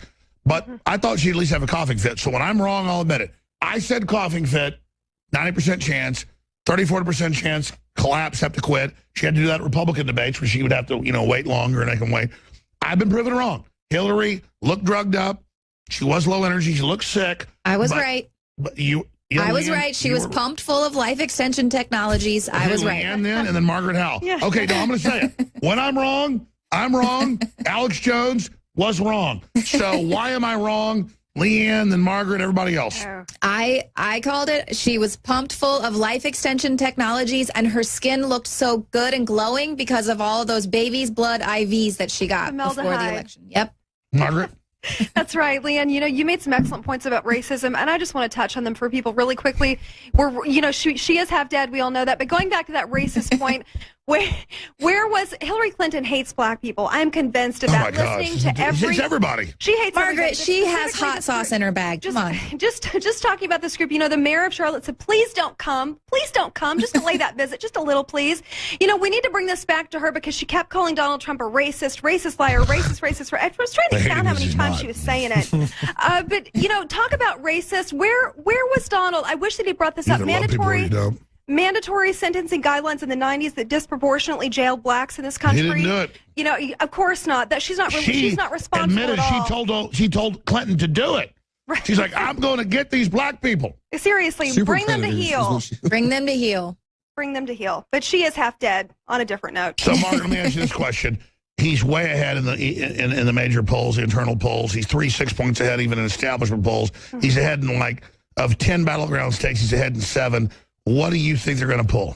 Oh, man. You know, I'm listening to Roger Stone. We talked a lot about the Diebold systems here, you know, giving the UN control of our electoral system, possibly superdelegates. But the good news is, Alex, there are more of us than there are of them. That is for sure. Going to any Trump rally. You know, I went to the one here in Austin. It was overwhelming, his support. And this is Austin. You know, the only thing that I could think would be to steal it if they can't do it electronically, to somehow, you know, supersede with the UN. But you know what? There's more of us than there are of them. I agree. Let me just say this. Look at this studio with the crew, because you see us on air, but, you know, the men and women of every race, color, and creed that are pro-human, red-blooded people, who are my brothers and sisters, they are INFOWARS. You, the listeners, are just as important as the crew members or the people on air. And I don't say that condescendingly. You are the INFOWAR. And the incredible crew from Kit Daniels to Adon Salazar to David Knight to Joe Biggs to Margaret Howe to Ashley Beckford, to everybody. This is incredible, the crew we've got. It's so special. We've built this together. This is amazing. So I'd like Joe Biggs' comments on this, all of you, and then I want to go back to Leanne, and I want to play a few news clips we've got and then give the phone number out, take some calls. I think one of the interesting things that happened tonight was when the debate host came out and asked Donald Trump about his taxes. Was he going to release it? And Donald Trump comes out and goes, yeah, I'll release my taxes when you release your 33,000 deleted emails. That's the best one. Exactly. She won't release the foundation info. Why does he have to always do exactly? I don't know what C means. What does bleach bit? Yeah. My concussion, my brain damage stopped me from being able to do my job. And then you put a video out showing them basically as a joke covering up emails. They blocked your video. Yeah, which we should have put on Facebook and said this is deleted or this is censored. See what Paul did, 60 million views. Yeah, I posted it again today. Yeah, put it up and say this is censored on Facebook, brother. Yeah, when it comes to debates, people don't remember policy statements. What they remember are one-liners. Trump had just about every single zinger. He had great policy statements, too. Yeah, he did, too, but he won the debate through the one-liners, just like what Joe Biggs said with the deleted emails. He won, but not as big as I wanted. I'll just be honest. But let's look at it this way, though. You know, we're looking at this as one debate, but if we look at it as 3 debates, and if this is his weakest performance in a debate, we got really good things. No, he still won. No, I mean, I'd say she got about a 70. He got about an 85. But, I mean, man, everything she said was a lie. It was like cuckoo land. I mean, But, you know, maybe the Trump campaign is looking at this as the series of debate, kind of like the art of war. Like, they're not focusing. Yeah, he was soft on. No, he was meant to look presidential and not mean. No, I listen. Well, yeah, if he gets Trump's all his as smart as we are smarter. Yeah. Well, if he gets all of his zingers and all of his hard knockout punches in this first debate, you know, then it'll be old by the time the next debates roll around. So he's got to, you know, she probably over-prepared for him and his zingers, and that's not what he brought tonight. Tonight he tried to stay presidential, tried to stay on what his plan was for the country. Trump was like, be nice to me. And I'm so the glad most to see loving, you. real human thing I've ever seen, like a vampire. She was like, oh, Donald. And then, boy, but then when he was at the end, that was the medication kicking in. She was stabbing, though. Did you see her at the end? Yeah, it was desperation. At the end was she brought all the sexism and the racism crap. Right, exactly. She wanted to have that closing statement. To bring anything up like that. She wanted to have those. She realized. More tail than a toilet seat. Alex, I didn't see the entire debate. I was getting little bits and pieces of it, so I can't really comment on You who were busy won. filing reports. That's right. I was filing reports, so I was getting bits and pieces of it. So I couldn't really get a sense. I'll have to go back and watch it. I couldn't get a sense of the overall dynamic of this. But I got to say that we go back and we look at the Reagan-Carter debates, and that was prior to this. That was probably the largest one that we had. Yeah, and when we look at that, we understand that Ronald Reagan had a really bad debate as part of that series, but the other debates that he had were very good. So one debate really doesn't make that much difference one way or the other. And what we learned from Hillary Clinton was that if she rests for 6 days and prepares for 6 days, she can talk for 90 minutes, even though they were about 5 minutes late starting, and she disappeared right after the debate was over. So you charge the battery 6 days, you get 90-minute flight time. But guess what's been going on the entire time? Trump's been going all around the country. Trump had a debate today, or not a debate, but a speech today. Why didn't Lester Holt go 2-3 hours? He went 6-7 minutes extra. That's news in and of itself to break that. Why didn't they just break the mold? See, because Hillary can't handle it. I want to give out the toll-free number. We're going to come back after this break and take some of your phone calls. 877-789-ALEX, 877-789-2539. If you're a new viewer, a new listener, let me give that again for you. But long-time callers, first-time callers, 877-789-2539, specifically with quick comments or questions on the debate tonight, 877-789-2539. We're opening the phones up right now, 877-789-2539. A lot of folks are like, what? We're taking calls? Yes, 877-789-ALEX, 877-789-2539. We've got a huge crew here, free for all. We're not using teleprompters because there's no corporate board boss. I'm going to play a clip here in a minute, but I'm going to be honest.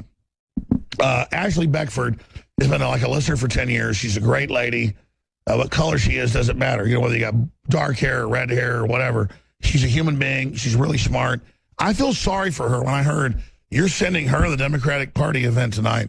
And Rob Dew's like, yeah, she's a great reporter. And I went, I didn't say anything to Rob. He was in there right before we went live about, like 6:30. I went, because the Democrats, I'm just being honest here. They like treat black people so bad, and they just think they just can do whatever they want. They're a voting base. They're not people. Yeah, and so she goes to this. We have this clip coming up where they treat her like crap, and they treat her so bad. So we have a commercial break we haven't done, and then after that, we will play the Ashley Beckford report. But I mean, I'm going to be honest. When I send Leanne out or you out, Biggs, I feel sorry for folks I send out to be with around Democrats because Democrats have turned into a cult. What do you say about that?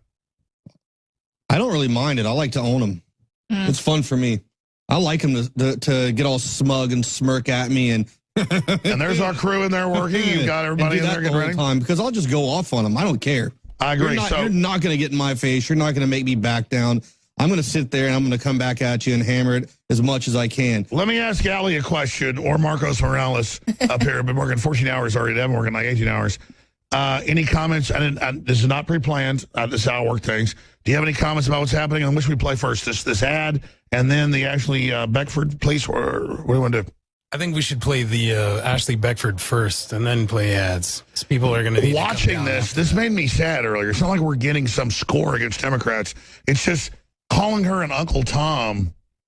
Well, I don't even know what that means because she doesn't just blindly support Hillary. This warmonger. It's very sad. Well, that Uncle Tom thing is so old. It's so old. It's like, get a new term, and the black people that have gotten off that thought plantation are not even fazed by that anymore. But it's like they're going to call you a coon or they're going to call you an Uncle Tom. That's their word. Uncle Tom was siding with Republicans and people. I mean, the point is the Democrats are the ones that did it. They're racist. Hey guys, just real quick. Ashley Beckford, she's back, and she's going to do a report real soon. She'll be live with us pretty soon. God, but it was my brain's voice. I get my brain more. But it was a lot worse. That video. I like your voice. Okay. Well, thank you very much. Those paper cups you have on the table. It looks very good though. They were just here. McBrain. So Ashley is back. She's back. She's back. But look, yeah, she's very traumatized. A lot went down. So there's I guess she got surrounded by some rabid Hillary supporters. And she'll be here to tell us all about it here in a couple minutes. And then you're going to pop in with us. I sure will. Is she going to be in studio with us in your studio or my studio? I don't know. Where do you want her? Well, wherever you want. I mean, let's bring her in here. Okay. Bring her in. You can go in there with Biggs. I mean, okay. With McBrain, Biggs and McBrain in there. I got to point this out real quick, Alex. Ashley just found more Hillary supporters in one night than we have done in 6 months. No, I mean, Leanne was in California. She went to voting places. We couldn't find them. I know. I told her once. I was like, go to the cemetery. That's where you're going to find Hillary I mean, voters. if we elected Sanders, I would say, okay, that's what you wanted. At least he wants to tax mega banks. That's why they didn't want him. I was in California for, a week and a half, 2 weeks, and I went to all of these Hillary Clinton events and these Sanders events. And at the Hillary Clinton event in Long Beach, I could barely find any Hillary Clinton supporters whatsoever. It was mostly people going there to see her live. Oh, yeah, that's why Trump's like 15 points ahead in real polls. It's why they're panicking. This is the whole establishment doing everything they could. It failed. Here is Ashley Beckford's report. Then we're going to come back with her in studio. If there's not time before she gets in, we can play the ad, too, because we do have to fund this operation. InfoWarsStore.com, folks. This is very expensive. This is not free, and I'm crazy enough to not even have ads, but we got a lot of great products. InfoWarsLife.com. Stay with us. All right, I'm not going to be, this is InfoWars. Wow, okay. Are you ready? I did not know. Okay. Nice person. Wow. Sorry. This is a wild, wild shirt. Please tell me, sir, where you got your shirt. What is the purpose of this? All the faces of Hillary, or are these all her lie faces? Paparazzi. Okay. And I had to get it online.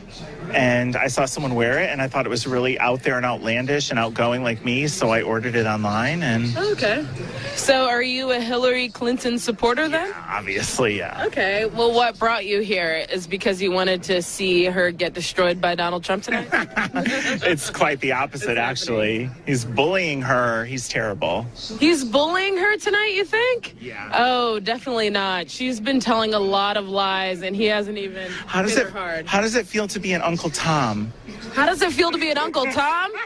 Don't get me started, buddy. You don't want to mess with me on that. Have you even read? You're a race trader. Are you serious? Have you even read Harriet Beecher Stowe? Have you even read the book? He probably doesn't know who Uncle Tom even is. Wow. Wow. I'm holding back right now. I'm Ashley Beckford for InfoWars.com. This guy is a literal racist. Okay, I finally see why he supports Hillary Clinton. This is insane. These people come up to me. They want to call me an Uncle Tom. They've never even read Harriet Beecher Stowe. They have no idea who that character even was or what it even means. That was so racist and so disgusting. I'm going to have to talk to this guy again. I'm going to have to pinpoint how he got this idea, because I would imagine just from my viewpoint, that he's a member of the LGBT community. And the bottom line is this. Hillary Clinton supports Saudi Arabia. She supports African countries, anyone who will give her money. And these countries throw gay people off buildings. They hate homosexuals. They hate anything that is against Islam. And for him to support Hillary Clinton, then attack me out of nowhere, he said before the camera came on, oh, I'm not going to be like, oh, this is InfoWars, I'm not going to talk to you. Then he goes on camera ready to attack me. What a sick, sick individual. There are people laughing here like hyenas. Hillary Clinton supporters are completely insane. Stay tuned for more updates. This is a wild debate, and it's going to be a wild 6 weeks until the election.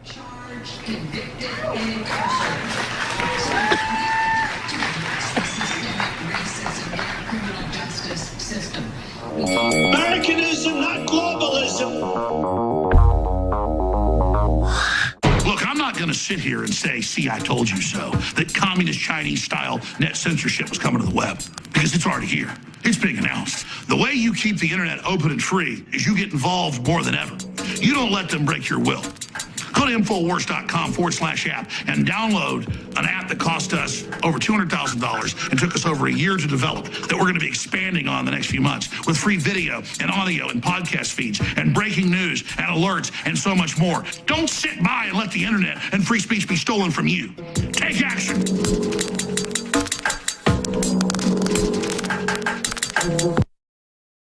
Brain Force is here. Ladies and gentlemen, I've been on this the last few months. You probably noticed I've been more crazed, more focused, less brain fog, more energy, more special reports, and it's because of Brain Force. One of the worst things with most energy products is it's not sustainable, right? You're going to crash, you're going to feel really bad afterwards. This has a bunch of different antioxidants and compounds and polyphenols. Everybody's on these drugs to knock their brain out because the brain's so fried. We kept changing this formula over and over and over again until it became sort of a grand puzzle. For example, the L-theanine inside of it, that is activated by the different compounds in the yerba mate that we put inside of it as well. This just increases the compounds you already have. This is what you're actually designed to run on. Exactly. It's kind of like a car will run on one form of junkie gas, but it runs really good on what it's designed for. You will find Brain Force, Survival Shield X2, and other game-changing products at InfoWarsLife.com or call 888-253-3139. The Federal Reserve is a private banking cartel. The Fed is a sometimes very independent organization. What should be the proper relationship between a chairman of the Fed and a president of the United States? The Federal Reserve is an independent agency. There is no other agency of government which can overrule actions that we take. They print our money and then loan it to us at interest. The IRS is their collection agency. So long as that is in place and there is no evidence that the administration or the Congress or anybody else is requesting that we do things other than what we think is the appropriate thing, then what the relationships are don't frankly matter. Jeff Duncan says he saw IRS special agents using semi-automatic rifles at a gun range. Now he wants answers to why the agency needs that type of firepower. Is this global governance at last? Is it one world? The central bankers in charge. Know your history, and you will know your enemy. InfoWars.com. I'm not gonna sit here and take it anymore. Ashley Beckford is an amazing reporter, been a listener for a decade, been working here in the last 6 months, and she went down to cover the Democrats tonight at their official event, and they agreed to have us there. We told them who we were coming, and then I learned the dirty tricks, the things they were doing to her. This is just crazy. We got Leanne McAdoo in the other studio, David Knight. They're going to pop in. Ashley, what happened to you tonight? We already aired part of the report seeing this happen, but what in the world happened to these people? Wow, Alex, I was really, really shocked tonight. I thought it was so disgusting the way that I was treated. I thought that I would go to the Democratic debate watch party and it wouldn't be a problem. I thought that I would be able to speak with allies of the LGBT community and these other. We were going to show what we're not against them. Right. We were going to show what they had to say. I'm not against them at all. It should be inclusive. Yeah, I was just trying to ask them really, really simple questions like, what did you think about how Trump and Hillary performed in the debate tonight? And what I got was the most disgusting racial rhetoric I've ever received in my life. Wow. I was called an Uncle Tom tonight by a white male. This guy came up to me, this guy who's supposed to I'm not just bragging. I'm not trying to act tough, but I'd have punched him in his nose. Good. We ought to go. Man, that's how I felt. Wow, so tell me what he did to you. Well, it really hurt me because this guy, was simply just asking him about his shirt. He was wearing a Hillary shirt with these faces all over it of Hillary and all her lies, I guess. And basically, he just came out of nowhere and said, how do you feel being an Uncle Tom? I was shocked. I was disgusted. So they feel empowered to be racist. Yeah, right, exactly. It's all about racism. And that's what I really learned tonight is that Hillary Clinton supporters, as we've been saying at InfoWars, we've been telling you the truth about how Hillary Clinton is such a racist. I saw Hillary Clinton's America with Dinesh D'Souza. I saw the history of the Democratic Party. So Did the Republicans attack you when you were in meetings with them? Not at all. That's why I'm saying I talked to this guy. You see these cathartic events. Right. It's not the Republicans are perfect. The party's horrible. But, exactly. But the point is the people themselves, when actual African Americans show up at events, there's like crying and hugging, and there's these cathartic events where everybody just wants to come together. Not with Democrats, though. You follow their cult or it's over. Yeah, it's really, really sick because I've been to the Trump rallies here. I've talked to a lot of black Trump supporters and just generally Trump supporters, out there. And they're so friendly. They're so nice. They're so giving. They're so open. They're just really, really friendly people. And then I go and talk to these Hillary Clinton supporters, and it was basically like the LGBT community attacking me. When I've been a friend, I've been an ally of the LGBT community for as long as I can remember. These people don't represent them. They're just cult members. Yeah. So what do they do? Some of it's on video, but what do they do to you? Well, because you're a pretty tough reporter. You've been in a lot of stuff, but the crew was telling me, no, she was freaked out. Yeah, they freaked me out. I don't want to get into private stuff. They said you were like crying or. Yeah, well, no, they did. They actually upset me to the point afterwards. I was really upset. I was physically upset. I was crying. That's right. You got like big guys in your face. Happy. Yeah, because I had big men in my face. I had a big old tall dude trying to tell me that I'm an Uncle Tom when he hasn't even read Harriet Beecher Stowe. He's never even heard of her probably. He's just making up whatever he can say. And this is something that black people usually say amongst themselves, calling someone an Uncle Tom. So for him to say that to me, I thought that was even more racist than actually calling me the N-word. I had to call my mom and talk about it, and she thought it was so disgusting. She was shocked that an actual white male said that to me, who's in support of Hillary Clinton. Well, you're a beautiful human being, and he's an ugly piece of shit. And she's supposed to be the one, right, who's like all for the left ideology. She's the one who's for the LGBT community. And I didn't even get a chance to tell him about Saudi Arabia and all these other countries. The real oppression. Right. Where they throw gay people off buildings. They kill it's like I said. I mean, if they didn't indict that female cop that shot the innocent black father of 4, I'd go riot in Tulsa. But they did indict him. Exactly. They did indict her. But no one cares. Where's Black Lives Matter when it comes to Tulsa? Because they want to just pick a case where they can fight all day. It's so evil. Yeah. So I mean, we sent you there, and I was like, well, okay. I told Dude, he's a great guy. It's like, we were invited. They're going to be nice. Right. Because in my experience, I thought it would be Democrats are like piranhas.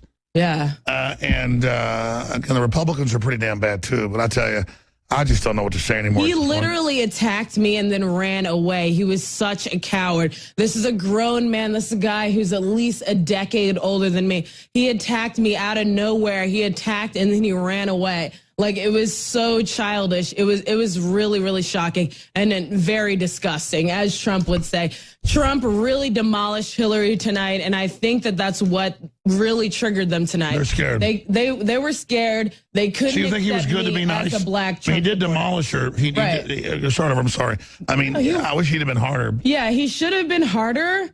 But I truly believe that with his points, he made a lot of great points. So it's more chivalrous. Right. Sally kind of held back. Exactly. And they were trying to say that he was really down on her and she's a woman and he shouldn't have been so hard on her. But he really wasn't. He wasn't hard on Hillary. He didn't hit her as hard as I would have wanted him to. But at the same time, he was respectful. He called her Senator Clinton. He called her Secretary Clinton. He was very, very respectful. So I don't see where he took the high road. Did you see how she attacked? Right.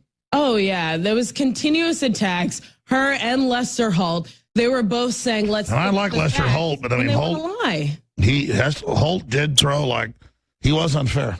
He was completely unfair. He was worse than Rat Lauer, in my opinion. He was really, really bad. And it's easy to make him bad when you put a black face on that rhetoric, when you put a black face on that Democratic, talking points. It makes it a lot easier for people who are afraid to object because it's a black person talking about it.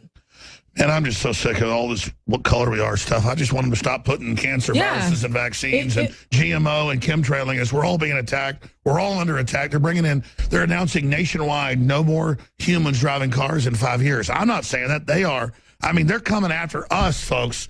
We got to come together and defeat this. And it's so obvious what they're doing to us.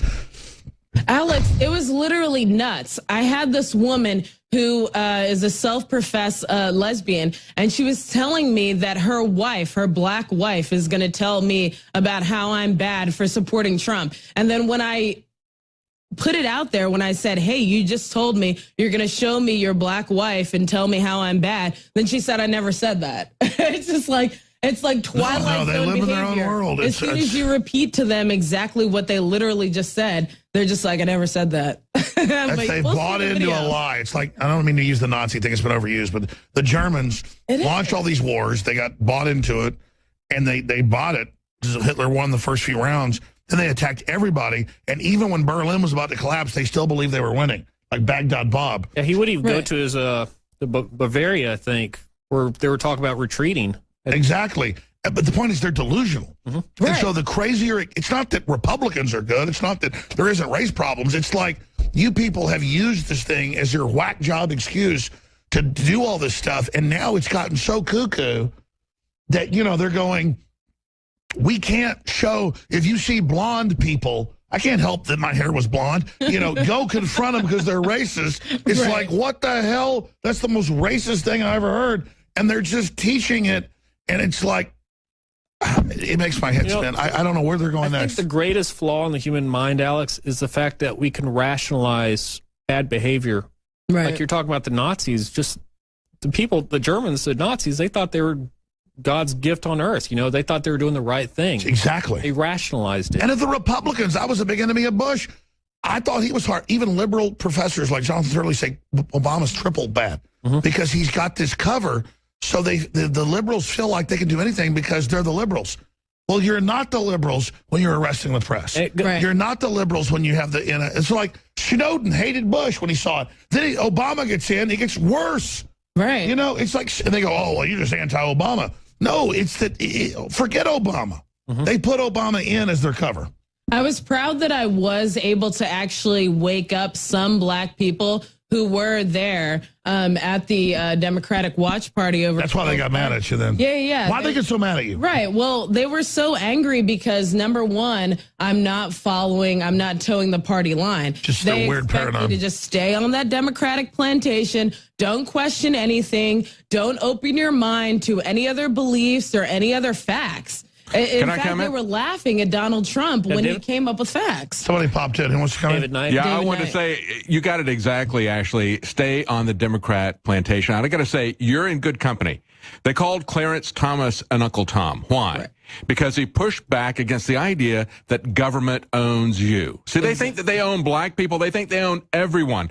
And the person who came so hard against people. Yeah, but the person who came really hard against Clarence Thomas was Joe Biden. And he came against him because he hated the idea, he was absolutely outraged that Clarence Thomas would talk about the idea that we have natural rights, that there are certain inalienable rights that we all possess as human beings, which is in the Declaration of Independence. Joe Biden thinks that they own you, the Democrats think they own you, and they will tell you what rights and what privileges you have. We've seen this with the Detroit church, where Donald Trump was talking to the church, and as they were giving him this mantle and a Bible and all that, they cut it off immediately because they can't have that. Telling the white and black lady to human that your wife's saying, hey, I didn't abort my child. She goes, you're a white savior. That's right. And she's like, well, my child's Asian. Well, see, you're a white savior. Well, damn right. You could be black or white. You're a human. You are a savior. You saved a kid. The point is humans can be saviors. It doesn't matter what color you are. And they're fundamentally saying you can't be a savior, David Knight. You're not allowed to not be racist. You're not allowed to reach out to people. You're not allowed to build a better world. You got to follow our rules and do what we say and follow our system. And it makes me sick how these people are anti-human. So beyond race, they are anti-human, they are eugenicists, and they must fall, they must fail. And for all Donald Trump's failings, nobody's perfect. They hate him because he wants to actually turn humanity loose, and that's why they're so upset. That's why the spirit of the enemy hates Donald Trump. It brings tears to my eyes to think about this epic battle we're involved in, where they always tell us, you're not for real. You're not sincere. Right. You're this and that. I am sincere. Exactly. I do want prosperity. I do want everybody to be successful. I do care about everybody. That's right. I am not what you say I am. I will not take these labels. I am not going to accept it. Alex, you know, the most degrading thing that you can do to an individual is deny their ability to think for themselves. Because when people can't think for themselves, they're dehumanized. That's it. It's like the Borg on Star That's why Trek. Hillary says, you'll take my labels. Yeah. The Washington Post. You won't call us media. Yeah, because you can only advance statism if you have collectivism, and collectivism is directly contrary to human... True diversity is individualism. Yeah, exactly. It's directly contrary to we do what we want. That changes the world through our own personal decisions. Right. If you question them, they call you deplorable. And they call you don't want to racist. support anyone having a unique human thought. Like you said, it's all about staying on that Democratic plantation. Like Barack Obama said, he's going to be disappointed in you black people. You better vote for Hillary. He's going to be disappointed, even though look back at 2008, 2007, when he was so down on her. Look at all the things that Barack Obama said about Hillary when she was running. Exactly. And it doesn't matter if the Republicans will probably be horrible, too. We got to keep them honest. It's a rejection of what the power structure wants. And I'll say this, not because Barack Obama's part African, but it's true. He's less evil than Hillary. When you look at Hillary, it's true. She is evil. She is evil. That's what I was trying to get across to people. I tried to tell them about Margaret Sanger. I tried to tell them about Senator Robert Byrd. I tried to tell the black people, and some of them I did wake up with the things that I was letting them know. But the bottom line is this, like, they want to hold on to that Democratic life raft, like, you know, it's going to save them. People they're so delusional that a lot of the Hillary voters now, they're not pro-Hillary. I mean, like we've said before, we're having so much problem finding Hillary supporters. They're voting Hillary now because they're anti-Trump, because they're so delusional. But they don't realize that everything they claim Trump is, Hillary's been for 30 years. Yeah. We are 4 hours and 4 minutes into this transmission. Wes, back there, was showing me on the computer. He said, look at this. I'm not exaggerating. We have 20 phone lines when we do a digital call. GCN has 6. They're analog, and that's what I've used for 20 years. I never expanded it. Wes was showing me, and I said, put a camera on that. He said, we can't. There's phone numbers on it. We were having 1,000 phone calls a minute. Wow. So, no, I mean, to give you an idea what's calling in, tens of thousands every 10 minutes. So we've got O'Brien, Habu, Jane, Jonathan, Sam, Aaron, Mike, Brad, Cowboy, Jeff, Scott, Michael. That's only the first 10 calls of thousands we're trying to take. Let me explain something. I'm a private person. I don't want to be out in crowds. I don't want to be left alone. But I'm so humbled by these people that call here and they thank us on air, and it's like torture because thanking me, I'm in a fight for my family. I am so honored to know these people that want freedom. They shouldn't be thanking me. We're together. Because you've done so much, and people feel so disempowered. No, I know, but I'm just like saying, I agree, but they are as important as us. That's what I'm telling you. Oh, I know that they are. Yeah, I know. I know you know that. Yeah. I'm just saying, it's like. Yeah. It's humbling. They shouldn't thank me for trying to defeat this. Right. This is survival. Right. This isn't something you get a crown for.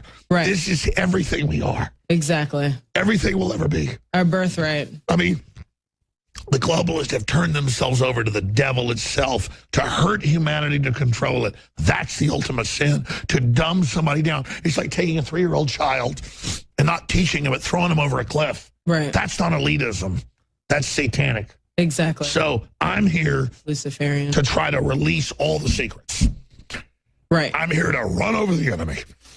I have prayed to God to give us the strength, and I believe we have it. Me too. And the providence we have proven by what we've done shows we're on the right path. And I'm so emotional whenever we get to this point because this is historic what's happening, and they want you to lose that dream, lose that beauty, and not understand how great this is. I know Leanne's in the studio, David Knight. You guys pop in for a minute. We'll take like 10 calls and shut the transmission down because we have a limited crew. We got to go to bed. We got to get up tomorrow and do it all again. But this is history happening. You know, Alex, when I took an astronomy class, the teacher taught me that there's actually planets out there that are probably full of diamonds. Like diamonds, like they're so rare on planet Earth, but they're probably they're probably totally common in the universe. Right. And then I saw this article about Stephen Hawking today, said that humanity is not going to last unless we go to space. Right. So that's what bothers me about globalism is that they keep us on this whole medieval plantation. This neo-feudalism. Neo-feudalism, right. You can feel but they've got in the your stars. Go ahead, sorry. Somebody pop in. Yeah, it says they keep us here on this medieval thought wave as if this is all we are, this is all we have. Meanwhile, they're already working on the plans to inhabit space. They're already working on their escape. Yeah, right. Elysium. Right. Right. Leanne, go ahead. Well, Ashley, I just wanted to give you a round of applause and commend you for being out there, being so brave. And I think this is going to give an opportunity. This is an opportunity for everyone out there at InfoWars to see exactly who you are and why you're so strong and why you've been brought on the team and you're already dominating. I'd love to have you on the show tomorrow on the Nightly News for a whole segment breaking down what happened. And just like you were able to wake up a lot of black people there at that Democratic Party, maybe you could do a whole report on this and just tell the world, wake up. So many people need to hear this because I'm so sick and tired of hearing. I follow a lot of black people on Twitter, and you see this a lot. It's Coon, it's Uncle Tom, and it's just this like, how many more decades is this going to be the thing to? If you're anti-communist, it's like it's acceptable. I'm tired of it. It's not acceptable. There's so much racism within the black community, and it definitely has to do with your skin tone, your skin color, and that's what happened tonight is this woman, she had a much lighter skin tone than me, and her white wife was trying to tell me that I wasn't black because. Well, let me just say, I like the fact you got your skin tone.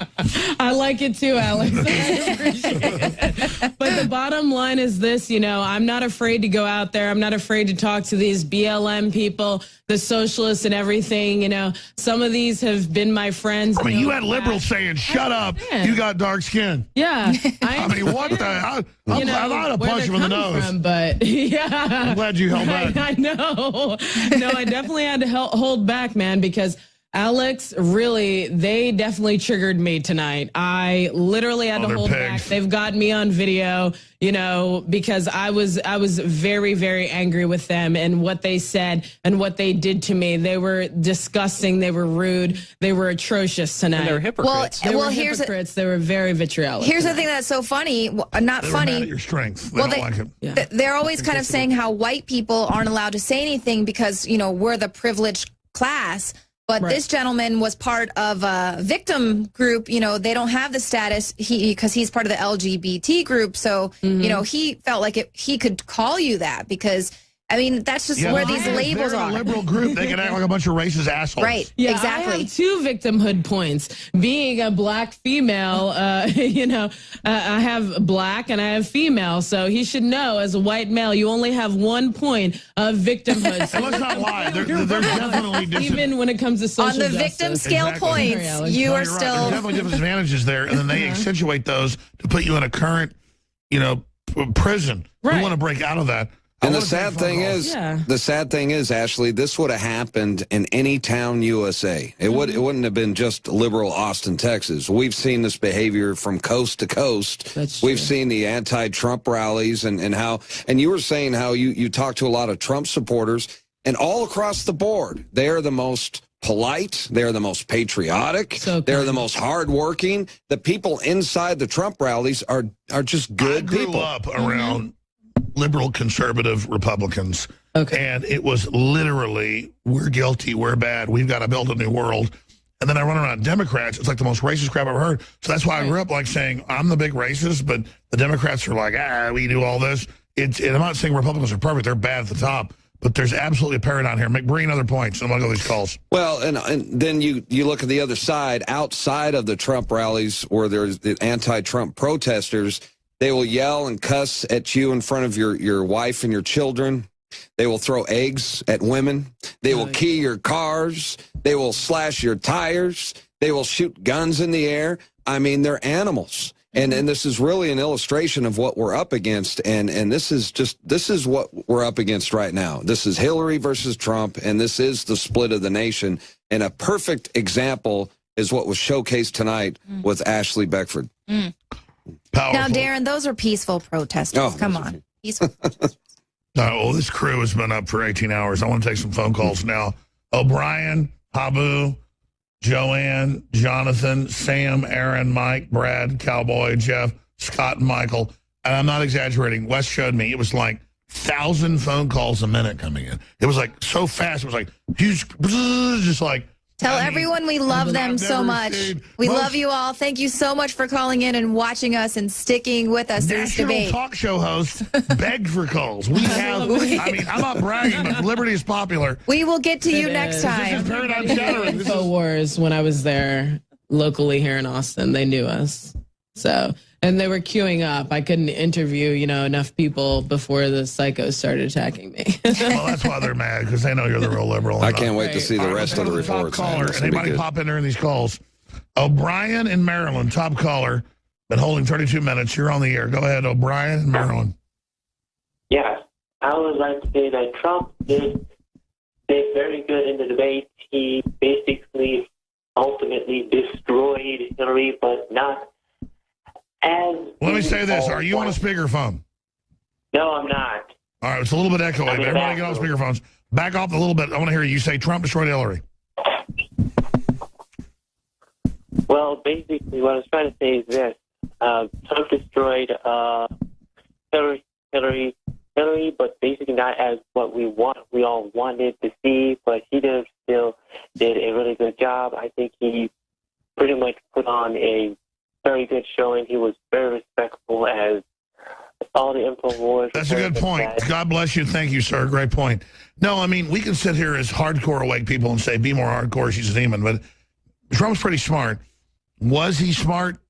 Because I don't want to sit here as like, I know everything, he knows nothing. To be a little nicer to her? Yes, of course he was, because... Are you talking to the caller? No, I'm asking you. Yeah, no, of course he was smarter at being nicer to her, because if he wasn't, then they would just added that to the list. Like, oh, here's Trump again being sexist. Here's Trump. He's bad because he's attacking a woman. And that's what the people were saying to me after the debate and even during the debate. They were saying, oh, we wondered if Trump was going to be softer on her because she was a woman. I guess he was a little softer.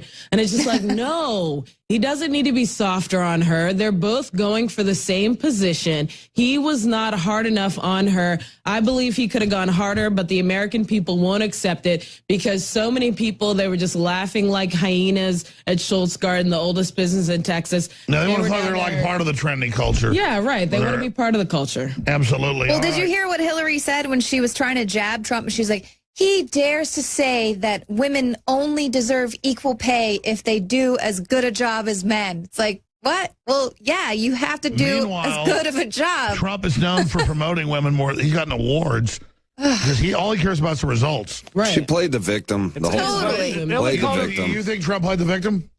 Hillary played the victim. Yeah. Oh, she did, yeah. Yeah. And Trump couldn't give her all the zingers, and The truth it's is, true. he's known for being like super liberal.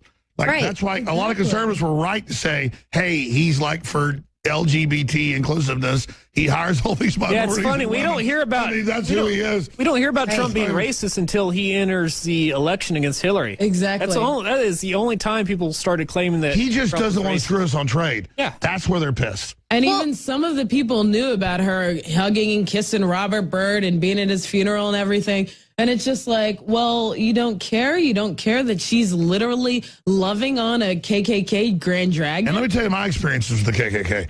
I was out of high school for 1 year as I got in trouble. I was sent to work at a ranch. And, I mean, the KKK would, like, harass me routinely, like a gang. I mean, you're out with a hot-looking girl, they harass you. It's like, what is this guy? This is like a serious demon club. All right, great points, caller. Habu in Wisconsin, you're on the air with our crew tonight during live coverage. Thank you, sir. Go ahead. Thank you so much for the courtesy, and kudos to InfoWars. I'm right with you guys all the way. Just a couple of quick points and observations. I'm not going to comment on the debate itself. It's been discussed amply on your panel. But just two very quick points. One, you know, ISIS is become the touchstone of all these talking heads who don't know squat. ISIS isn't anything. It's an ant. It is because, you know, Iraq has been dominated by the Shia government and Iran. And what it's done is it effectively has completely kept out the Sunnis. By the way, I'm not Sunni or have any connection to that part of the world. But this is what they're doing, and they were fighting back. And no, I mean, I agree. They've let the Shiites take over Iraq. That stirred up Saudi Arabia. So what do you think geopolitically is going on? Well, you know, if there isn't justice, there never is peace. So this is what has to be addressed. And the second thing, listen, I don't want to, I'm just mindful of the time. I don't want to answer that. I'm sure you can, in your time, do that. The second thing, and this is probably a more, this is a point that could come to haunt Trump. The host, being part of the mainstream media, only asks questions that would be against Trump, that would effectively favor Hillary. And you as much mentioned this, that Lester Holt was... I don't like Lester Holt. I was really surprised. He really went after him. His job was on the line. Yeah, it was almost like they blackmailed him, maybe. Lester Holt asked questions that were straight out of the Clinton campaign handbook, all right? I mean, he asked Donald Trump about... Why don't you give us your income tax? Because she won't release anything. Yeah, he's asking her about, asking Trump about income tax, but he didn't ask her about Trump the email said, scandal. He said what he said 6 months ago. He brought she up the releases her birther. foundations, I'll release this. Exactly. He should have said that. Yeah. Hopefully he's saving it for the next debate. However, this was like the most watched Super Bowl level 80 to ratings 100 here. million. Most important 90 minutes. Million. Do we know yet? I hadn't seen anything yet, Alex. I believe it was 100 million. Let's pull up drudgereport.com. I bet he has it. Yeah, because Lester Holt said his knees were buckling because he had heard there was 100 million people tuning in. So, wow. Yeah. Well, Yeah. I mean, I said I believed in Lester. I got to say that the last moderator did a better job. Who, Matt? Yeah. Lauer? I mean, I couldn't believe it. I mean, Holt was like, just kept hammering Trump. I was like, wow. And he kept interrupting him. One thing I noticed, Alex, is We that... hate that. I like Lester Holt, by the way. Trump would interject on Hillary. Hillary would not interject on Trump because she lacked the energy for it. Lester had to do it for her. So it was almost like she was basically, the surrogate nurse. You know what I mean? No, I agree. I kept wondering. She would just sit there. It was, Well, and that's something that they say that they, as people who are seasoned moderators, they really prefer that the opponent interrupt, go again. If they disagree with whatever their opponent is saying, that they prefer that they interrupt and let the moderator only interrupt in, extreme circumstances. And Lester was kind of being her surrogate Attack dog. Yeah. Yeah, I mean, Lester really... Man, Don't you think it's so He corrupt, said, though? Let's stick to the facts that- when Trump was simply just trying to, spread the facts. And Hillary has all these bank accounts in other countries and won't release it. It's crazy. Let's go to some more phone calls. Abu, great points. David, now you want to pop in? It's a broad. He's not there? It's All right, we'll go back to him in a minute. All right, I can barely read this from Joanna. Joanne from New Jersey. You're on the air. Go ahead. Thank you for taking my call, Alex. I'm a little bit nervous. I'm a long-time listener, first-time caller. Number one, I want to say I'm absolutely shocked that Hillary could even do the debate. Yeah, no, I was proven wrong. I thought you would make it. I'll admit it. Me too. I'm proven wrong too. I'm proven wrong too because I would have bet my life that maybe Larry Nichols is right. It's all fake, but I mean, like Secret Service tells us she falls down. She falls down. I mean, maybe. I don't know. Oh, we saw the evidence. It is my strong opinion that she knew every single question that was coming out. Yep. That she knew every question, that she was prepared. It did seem scripted. I noticed she only stuck with policy talking points. She didn't really debate. She just kind of stuck with the narrative. And Bill Clinton was like patting her like a dog after it was like, yeah, I mean, she's done this, 40 times. She's got her whole team. She's took the whole week off to recuperate from her pneumonia, and that's all she did was run through some mock debates, mock scenarios. So you're right. Trump Stuck had to to policy. He didn't have to do exactly. Trump. He went completely unconventional. He didn't have to practice at all. She had mock debates actually as early as today, as soon as today. And she was actually reading off of notes. She was looking down so much to get her talking points. Whenever she attacked Trump, she had to look down first to see what her aides and, her Democratic Party told her. I agree. Joey, that's a great point. Let's bring in Margaret Howell. Margaret, what's your view on this? Oh, she's filing a report. I just saw her on the big TV over there talking, so I thought, wow, she's got something to add. Anytime she wants to come in, she's welcome to. Thank you, Joanne. Jonathan, another J in Louisiana. You're on the air worldwide. Go ahead. How y'all doing? Doing all right. Great work. Man, we are living history, my friend. Good, go ahead. I know y'all are tired, so I'm going to try to make it quick. We're not tired. We want to hear from you. Go ahead. I'm nowhere tired. I agree with the last caller. She did have foreknowledge of the topics. I guarantee that. But a lot of things, everything was inverted. Like everything that she would try to throw at Trump, he could have thrown it right back in her face so much more hardcore than he did. But I don't think we have time to take it easy, You don't know what the format of the next I've few learned to debates are not going to think I know everything, but I hear you. I would have been more hardcore. But the word is just look presidential, look non-threatening, don't scare her idiot constituents, and just look like you can be president. I think maybe Trump's right. Time will tell. But I knew with internal polls a month ago he was ahead 10 points. Well, they said he was behind 10 points. So I knew that was bull. People now see that was the truth. I think he took the safe road, but in a crisis like this, is the safe road the safest road? Yeah. Also, here's the bottom line with the debate. Is there anybody out there, any voters that were going to vote for Trump, but now are going to vote for Hillary based on this one debate? I don't think so. Yeah. No, I don't think Hillary supporters, the fact that he kissed her ass, are going to support him now. I mean, he was strong. I mean, let's be clear.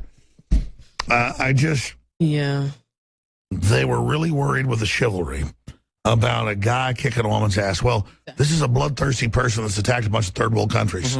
I just say, look, you're not a woman in my view. She's a witch. She's a witch. I'm going after you. Alex, she's a sweet little grandma. She's a sweet grandma, and she loves her daughter, and she loves her family. That's why she always brings it up. Wrong. My gut would be, I'm saying you're a witch, but maybe I'd be wrong. Maybe I'm not. I mean, I'm not Donald Trump. Evil people don't get old, Alex. Evil people don't get old. She's just a sweet, sweet little grandma. People think all the evil grows out of you when you get older. So let me ask you, Leanne, should have Trump been more hardcore, or did he do the right thing?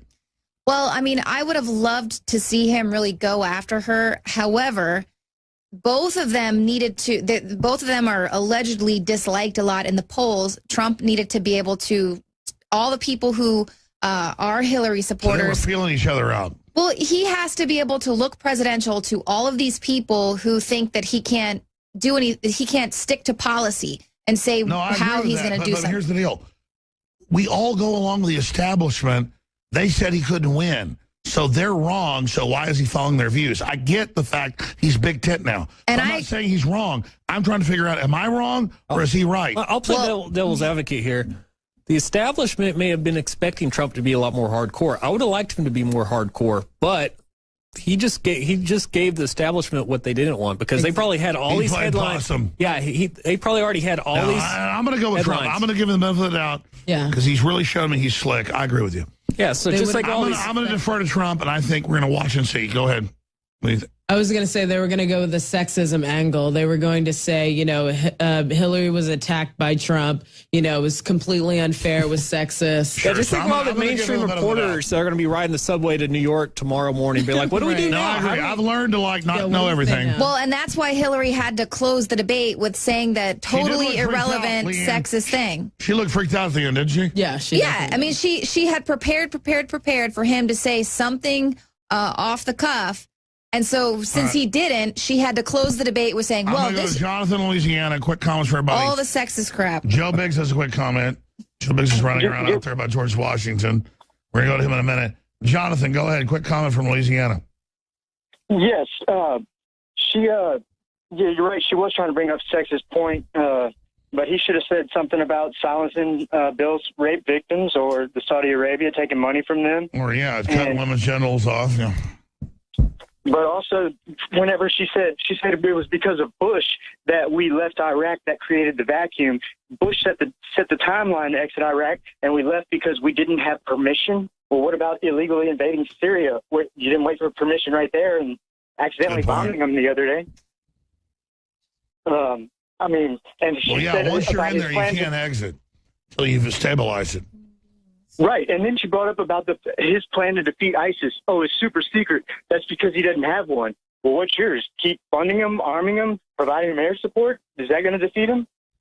Well, the truth is, Trump can't say this, but I've talked to the generals. We're going to cut off U.S. funding of $1 billion a month.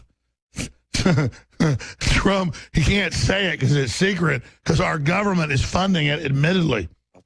He doesn't want to hurt the country admitting that. He could have. That's why, let me tell you, the word wasn't just that he was going to tell Hillary, you're a piece of garbage. He was going to say, you're funding him, I'm going to destroy. He sat back and did that. He had the weapon to destroy her tonight.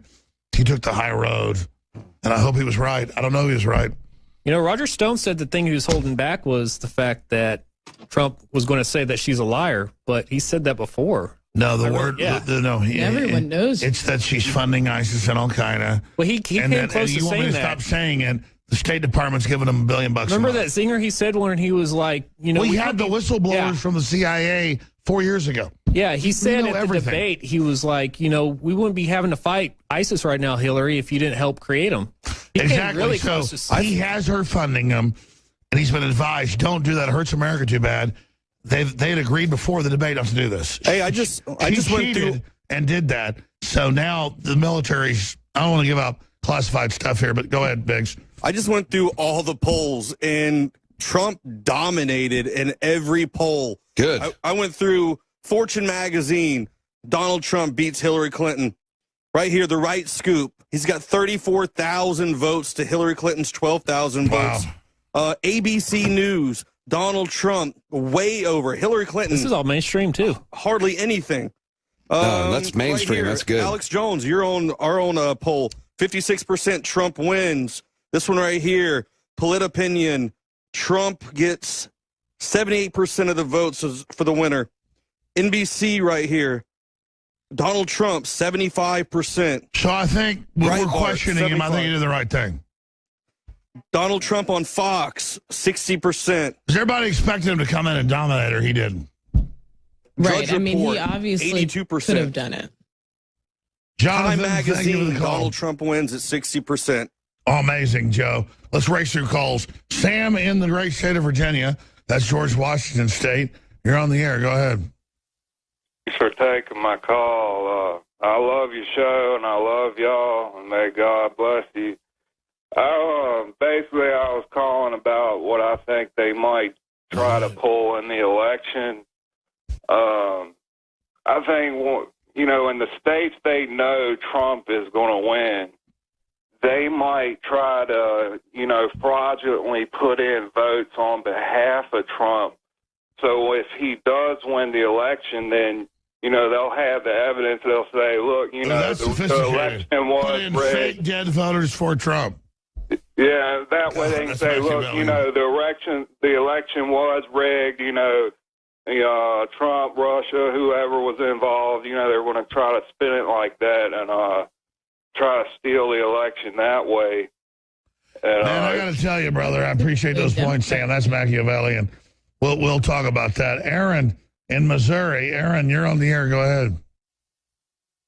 Hey, Alex, appreciate you. How are you? Good, brother. Go ahead. You're on the air with our full crew tonight. Well, I don't want to hurt your phone screeners, these feelings, but you guys have already kind of touched on everything I told him I wanted to talk about. However, this is interesting. My son was here with me, and he's going to be 13 soon, a couple days actually. And he was watching the debate with me.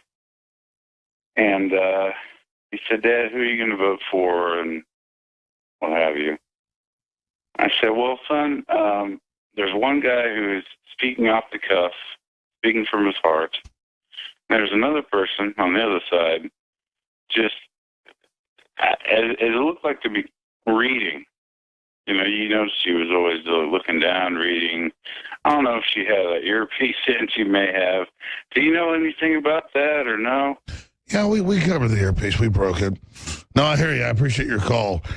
We do know. Yeah, Aaron. What do you guys think? One thing you touched on, Aaron, that I tend to agree with was, remember on the Drudge Report, they talked about how Trump had this very unconventional debate prep, whereas Hillary, like Ashley just said, she was always having to do these mock debates and go over her points over and over again.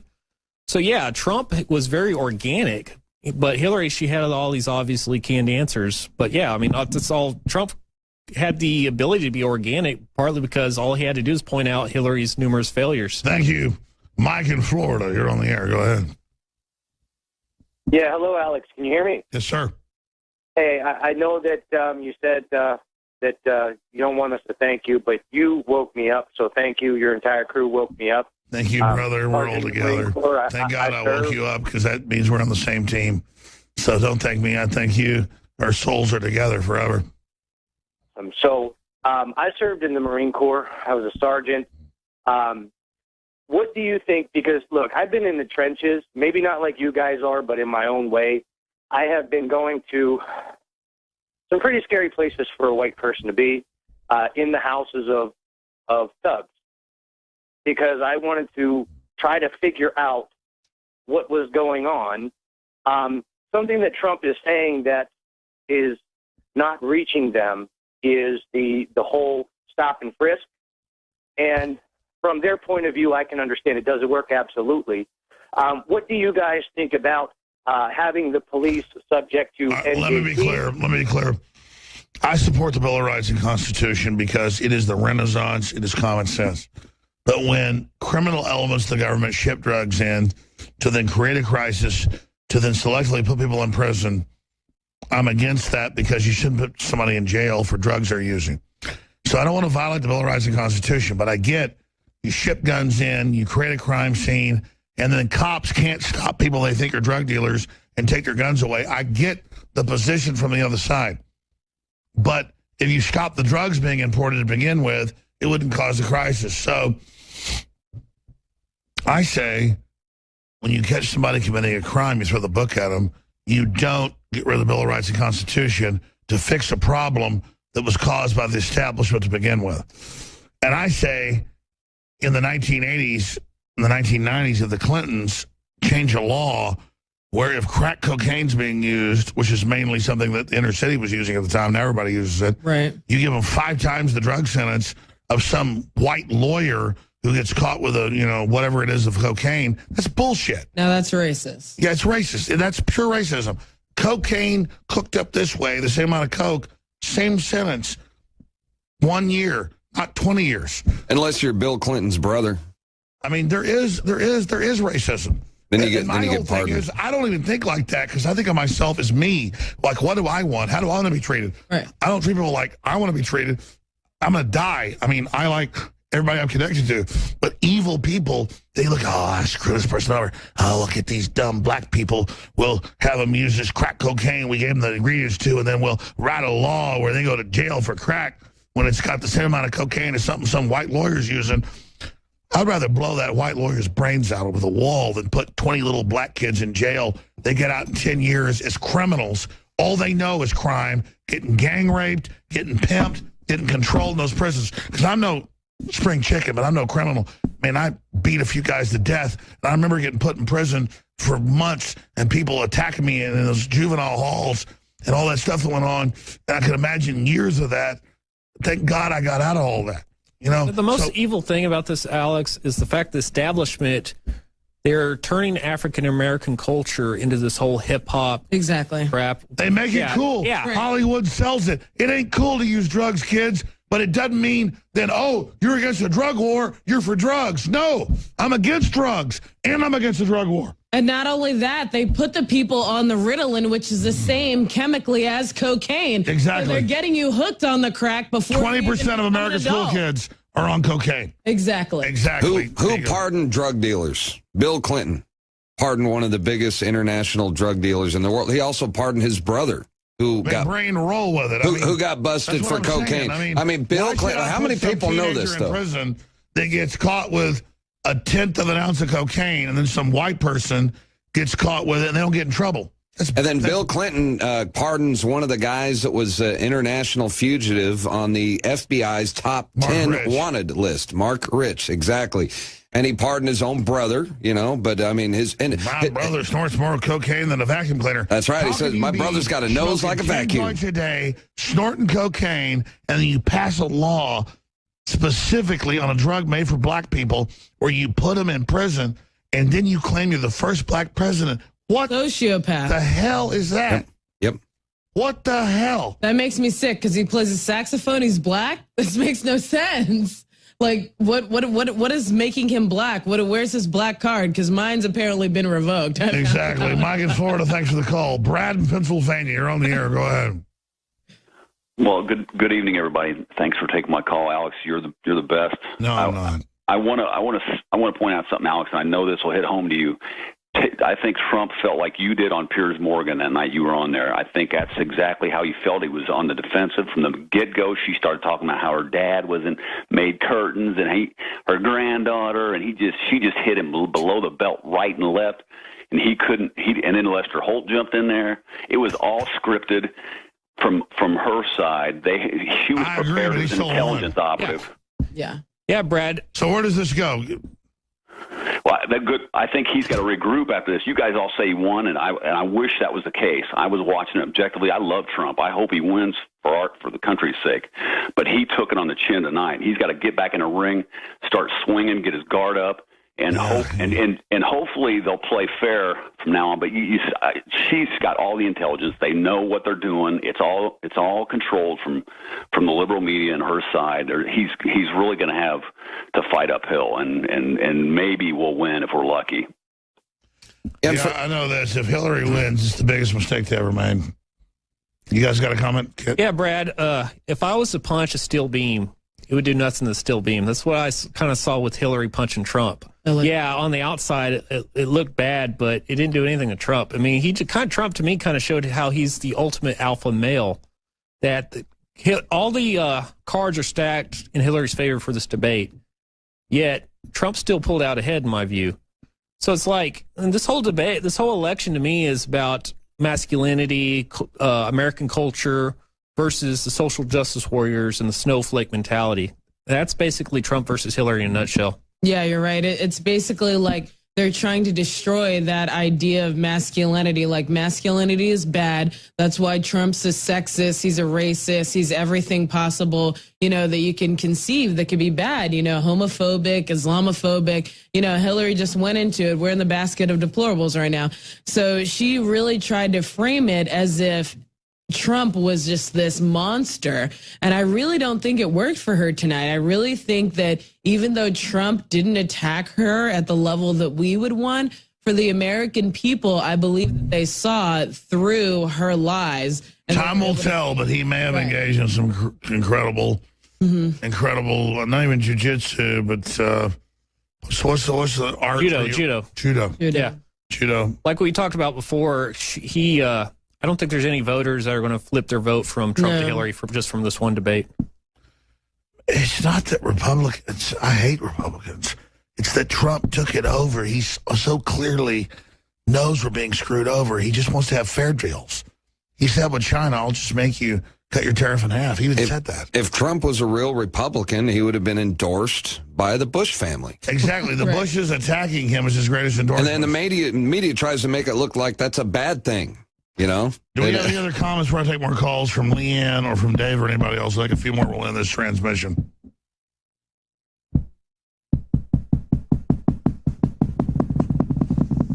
Look at that. You got the microphone? Mm-hmm. It's fine. I will take a few more phone calls. Cowboy, thank you, Brad. Cowboy in Missouri, you're on the air. How you doing? First-time caller, long-time listener, 18 years or better, something like that. Well, thanks for putting up with me. My God. You are a soldier of abuse. You bet. I think tonight we actually seen Trump kind of just hang in there. But what I'm worried about, he didn't step up his game tonight. Maybe should have done a little bit more, because if we have that UN deal October 1st, take it over the internet. Away our sovereignty. That's a good point. What if we can't hear what Trump really has to say on the next two debates? That's what I'm worried about. I want to be clear. The internet won't be taken over the first day. They'll make it big. Alex says they're taking over October 1st. See, it didn't happen, but they admit they're coming in the next 6 months, a year. So exactly. I agree with you. What happens when it's not able to hear this? I don't brag about it, but folks, I got a ranch. I got a family. I'm going to be fine. And I want to be on air defending things. Don't take this for granted. That's all I'm saying. It's funny, Alex, back in the 1920s when the technocrats really started to take over the internet, well, not the internet, but the media. The economy. Yeah, the media, actually the media. They were like, oh, yeah, we're going to take over the media, so we're going to have all control of information. But we saw decades later, they didn't take over the media because we have these parallel institutions like us, the alternative media that came in response. So that's why I see with the internet, like, yeah, they're going to take over the internet, but then we're going to have these hacker groups that are going to just start the dark web. They're all about dictating reality. They don't. It's a whack-a-mole. The globalists can never have full control over humanity because they're just playing a whack-a-mole game. As long as we realize that. Right. And I actually got freaked out the last few days because I've been hearing like how you guys have been saying they're going to take over the internet. We have ICANN being taken over by the UN. It's really, really disturbing. But I actually just got cable a few days ago, and I've just been like watching all these little shows, and it's literally every show is talking about how we need to control cyberbullying and we need to take control of the internet. Which just means control. To stop people from getting, offended or triggered on the internet. Yeah, we got to stop the Paul Joseph Watsons of the world. No, that's it. Right. Exactly. You see the propaganda. Every show. Just literally. It's crazy. It's crazy. Thank you, Cowboy. Jeff in California, you're on the air. Go ahead. Hey, good evening, sir. I know you're really tired. Like the guy said before, Trump could have done a lot better, but I think he kind of left his gloves on tonight. Hillary, not that long ago, about 3 months ago, I believe it was, I think he should have called her on that. She actually professed that the middle class should pay their fair share, and then she gets up there tonight and she acts all holier than thou, like she's on their side. No, it was all contradictions. Didn't call her on that. He could have brought up the fact of the 28 pages that he brought to light. He didn't call her. He didn't call her on the fact that she stands side by side with Obama regarding the issue to allow the Americans to sue the Saudis. That's a big one he didn't touch on.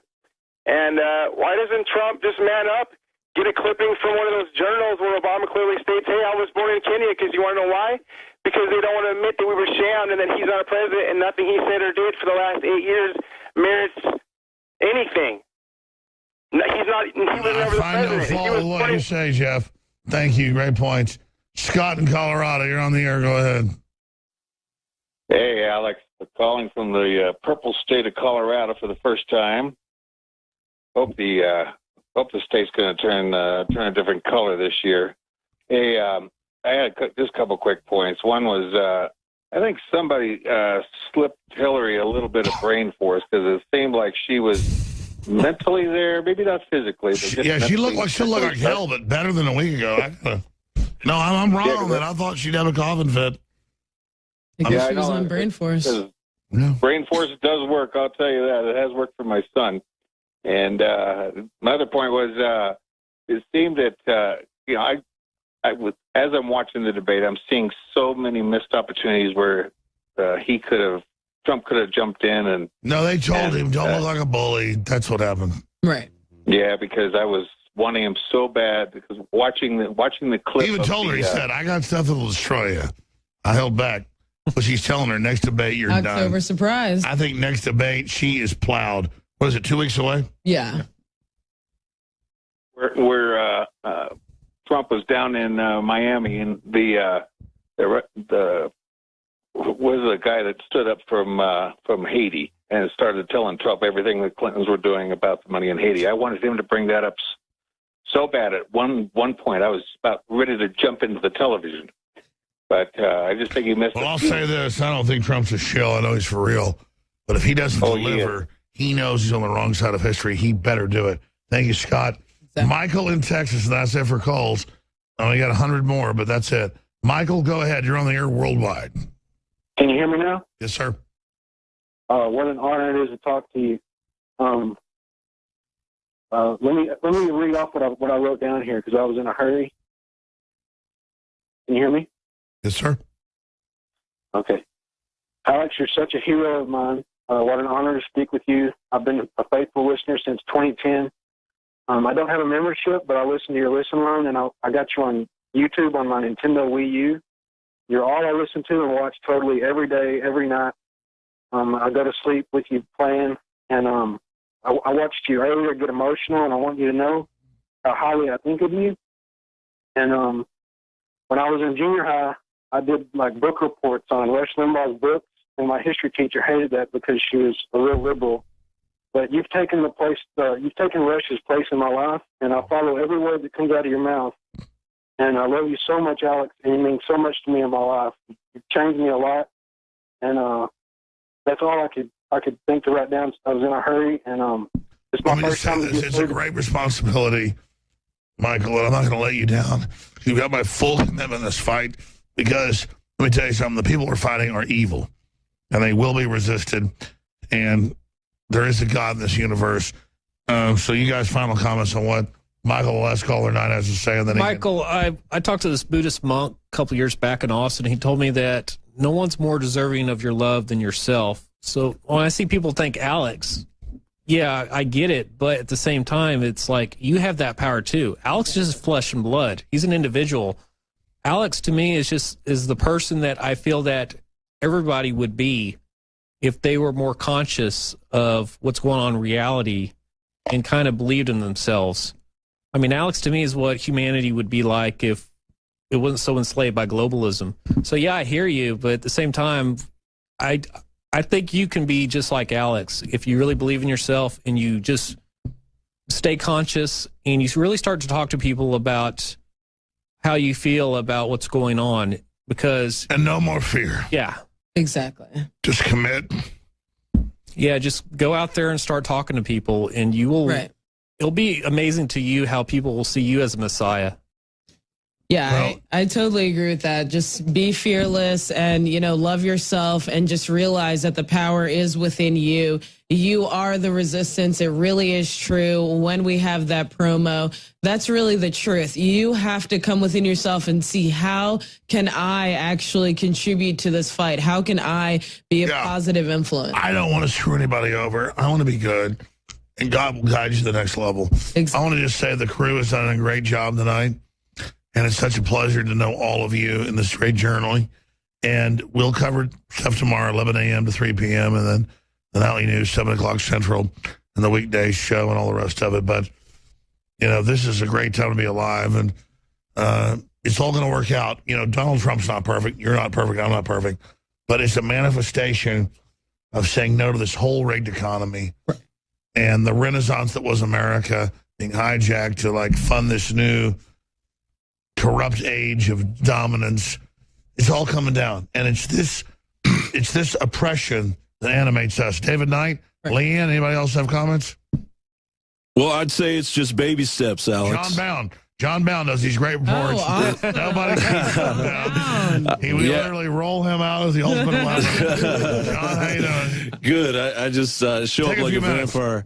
Well, it's just baby steps. Listen to everybody talk. I was just thinking, when I first started here, like 5 years ago, it's gradual information, and that's what Donald Trump did tonight. He didn't tell everything that needed to be told, you know, as far as, for instance, Hillary talking about the prison population. What a joke. This is the same woman that said 3 strikes and you're out. She's behind it. And 200. She's like the enemy of Black America. 277,000 prisoners in Bill Clinton's first year. That compares to 243,000 in all of Bush's term and 129,000 in all of Reagan's term. So, you know, 3 strikes, you're out. Here she is professing to America after she's the one, her and her, what's going to be the first man of the country, which is strange enough to begin with. It's one thing to deal with a woman president. Okay, we can take that. Now, if it was Ann Richards, right, Alex? If it was Ann Richards. Sure, but we got a weirdo former president pervert as the first man. We've got freaks. A rapist. Yeah, and a rapist. And a first man who raped women in the White House. Just ask Kathleen Willey. This is the good news, though. It's like Caligula marrying his horse. They've gone crazy. Right. This ain't going nowhere. Let Hillary seal this. I mean, they're done. Right. This isn't going to work out for her. This ain't going to work out. It's a circus. The whole thing is a circus. And that's the beauty of what Trump did. Trump went out there and he didn't say it. He didn't go after for the throat. Notice he said, no matter what happens, I win. I love that tonight. Yeah, exactly. Yeah, because we're sick of I can cuss now, right? It's late enough. America's sick of the bullshit. All right, we're sick of it. We've had it. We know what's going on. We see through your lies. We see through you. John Bound, what is it like to, you know, tens of millions listen a day? Your reports there every day. Everybody loves you. You did a great job. Your dad's a Peabody award-winning journalist, but you know, you've surpassed your father. My dad actually, the reason he won the Peabody is because he's the guy that created the soundbite. He's the guy. That's the reason he got the Peabody. But it feels like loading the torpedo up in the sub. You know, when I'm finally sending that report out, wow. I feel like it's just this torpedo of truth.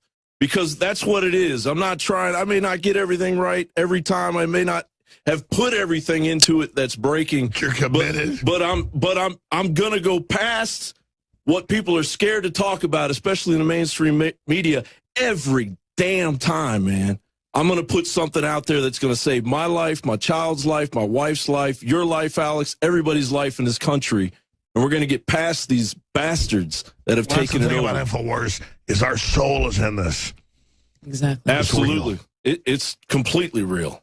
You know, John, when I first started here, first couple of weeks I was here, I was really kind of scared of going past that point that you were talking about, you know, that the mainstream media won't go. But once I finally kind of went through that, past that horizon, that event horizon, it's such a... There's no turning back. Yeah, well, it's such a wonderful... And it's empowering, right, Kit? Yeah, it's very empowering. And once you do it, we put a lot of hard work and effort into everything we do, but this is something we truly believe in. It's the ultimate form of freedom when you can think and say what you really believe. Absolutely. Without It's spiritual liberation. Yeah, spiritual liberation is exactly what I was looking for. And it ties us all to our ancestors, too, because you see all those quotes, and you can feel every one of them. Mm-hmm. You know? There's a human race consciousness towards being successful and not being bad and being good people. And yeah, our ancestors were good people. They believed in us. And not these cynical scumbags that sell people out. We're going to win. Yeah, and the morality, the ethical nature of our ancestors, whether they were the supposed racist white men who owned slaves, or they were the people that were my ancestors who were helping out with the Underground Railroad, or, you know, the millions of people that came to this country and did so many things that nobody even talks about in this completely stereotypical vision that the mainstream media puts. There were so many things going on in this country that aren't even talked about. How dare the media get between men and women and their love for each other to attack that sacred bonding. Yeah. It's all satanic. We're going to break the enemy. We're going to smash the enemy. It's going to happen. We're going to the stars. It's all over, folks. And the enemy is scared. Hillary, I don't brag about this. Hillary Clinton is scared. She can feel our will leaning against her. She can feel everything. don't worry about Donald Trump. He's going to follow our will. He's got a soul. Right. The point is, the will is strong. It's leaning against them. They can feel that power. Just love God, love everybody, move forward, have a good attitude, and evil will fall. Right. We're out of time. This has been an amazing, like 7 o'clock till midnight is 3, 4, 5 hours. 5 hours. I'm honored to know all of you. I'm honored to be with this crew. We're going to go ahead and go into oblivion together with this retransmission, but I want to thank the crew for working so hard. I want to thank you, the listeners, for your support. Thank you all. That is it for this transmission. Thank you, Alex. Thank you. John Bound, 60 seconds. And you guys, 60 seconds. We're going to finish up. We got 5 minutes left, 4 minutes left. Well, I just want to say to everybody that the clock is ticking. We're getting close to midnight. So you got to do what you can do. It's just because we're sitting in a studio right now on television fighting the good fight. We're just a few people, just like the people in the beginning of this country who wrote the papers that got all the information out, and they fought. It was just a small percentage that fought.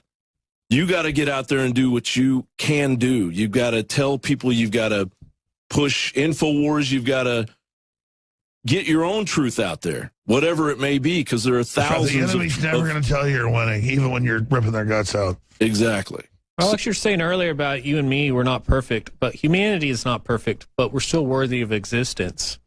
I mean, you know what disgusts me about Hillary and statism in general is the fact that they think that controlling this lonely planet is everything. But there's way more to existence than just one planet. You got the whole universe out there. I mean, you can really see God when you look up at the stars at night, because the stars are there to make you realize how small you are. Yeah, not only how small we are, but what our potential is. Right. You see God's work in the firmament. Better. Yeah. Yeah, and I totally agree with what Kit's saying, and that's how I feel as well. I just feel that we are human beings having a spiritual experience right now, and the bottom line is this: we're in a spiritual battle. These are Luciferians. These are very evil people who have a very evil specific purpose. And when we band together and we have positive thought and positive action combined, we can defeat them. So stay tuned. Their world falls. Anybody else in this live feed want to chime in? Hillary Clinton said that Donald Trump is going through lots of efforts to plant doubts in people's minds about the election. So what she's referring to or alluding to is that he is going to spread a conspiracy theory about election fraud. I think this is a sign of things to come. And so, you know, if she does steal the election, she's going to say that we're conspiracy theorists for crying election fraud. Even though they now admit they're bringing in the UN to run the election. Yeah, it looks like the October surprise could be World War III. I'm sorry, but it's starting to look more and more like that. They told the Joint Chiefs to attack Russia. Start shooting down Russian airplanes. I mean, scary. Like, who will stop these people? I mean, people go, oh, you work for the Russians. No, I work for my kids not dying in nuclear war. Exactly. We don't want that at all. I mean, it's like, can I just live in peace? I mean, I don't hear anybody. Can I stop hearing how I'm this devil? Yeah. Well, this has been an epic 5-hour broadcast from 7 to midnight. I want to thank the crew, all of you, the listeners, the viewers, the sponsors, everyone. And just know that I barely even plugged stuff tonight, but just pray for us. That's what we need. And that is it for this transmission. So that Marcos Morales, the great guy running the whole switcher, can now go home and see his wife, who's been a nurse all night taking care of newborn babies. Yay. And that's it for this transmission.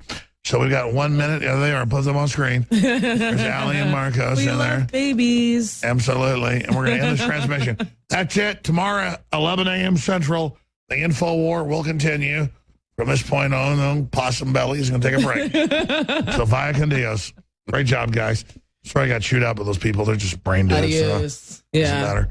All right, that's it for this edition. I think Trump won, but maybe he's right. I don't know. Maybe he was wrong. He should have been more hardcore. I just say justice be done when the heavens fall, but what do I know? Americanism, not globalism. Look, I'm not going to sit here and say, see, I told you so, that communist Chinese-style net censorship was coming to the web, because it's already here. It's being announced. The way you keep the internet open and free is you get involved more than ever. You don't let them break your will. Go to InfoWars.com/app and download an app that cost us over $200,000 and took us over a year to develop that we're going to be expanding on the next few months with free video and audio and podcast feeds and breaking news and alerts and so much more. Don't sit by and let the internet and free speech be stolen from you. Take action.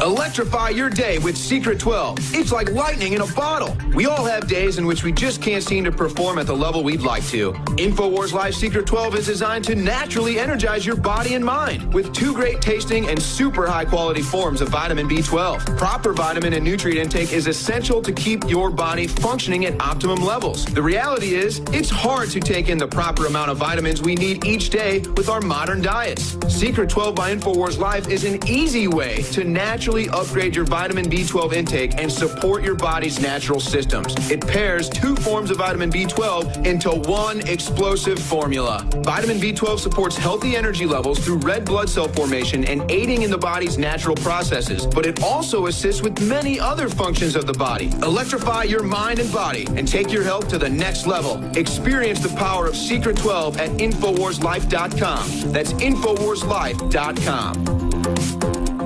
Brain Force is here. Ladies and gentlemen, I've been on this the last few months. You probably noticed I've been more crazed, more focused, less brain fog, more energy, more special reports, and it's because of Brain Force.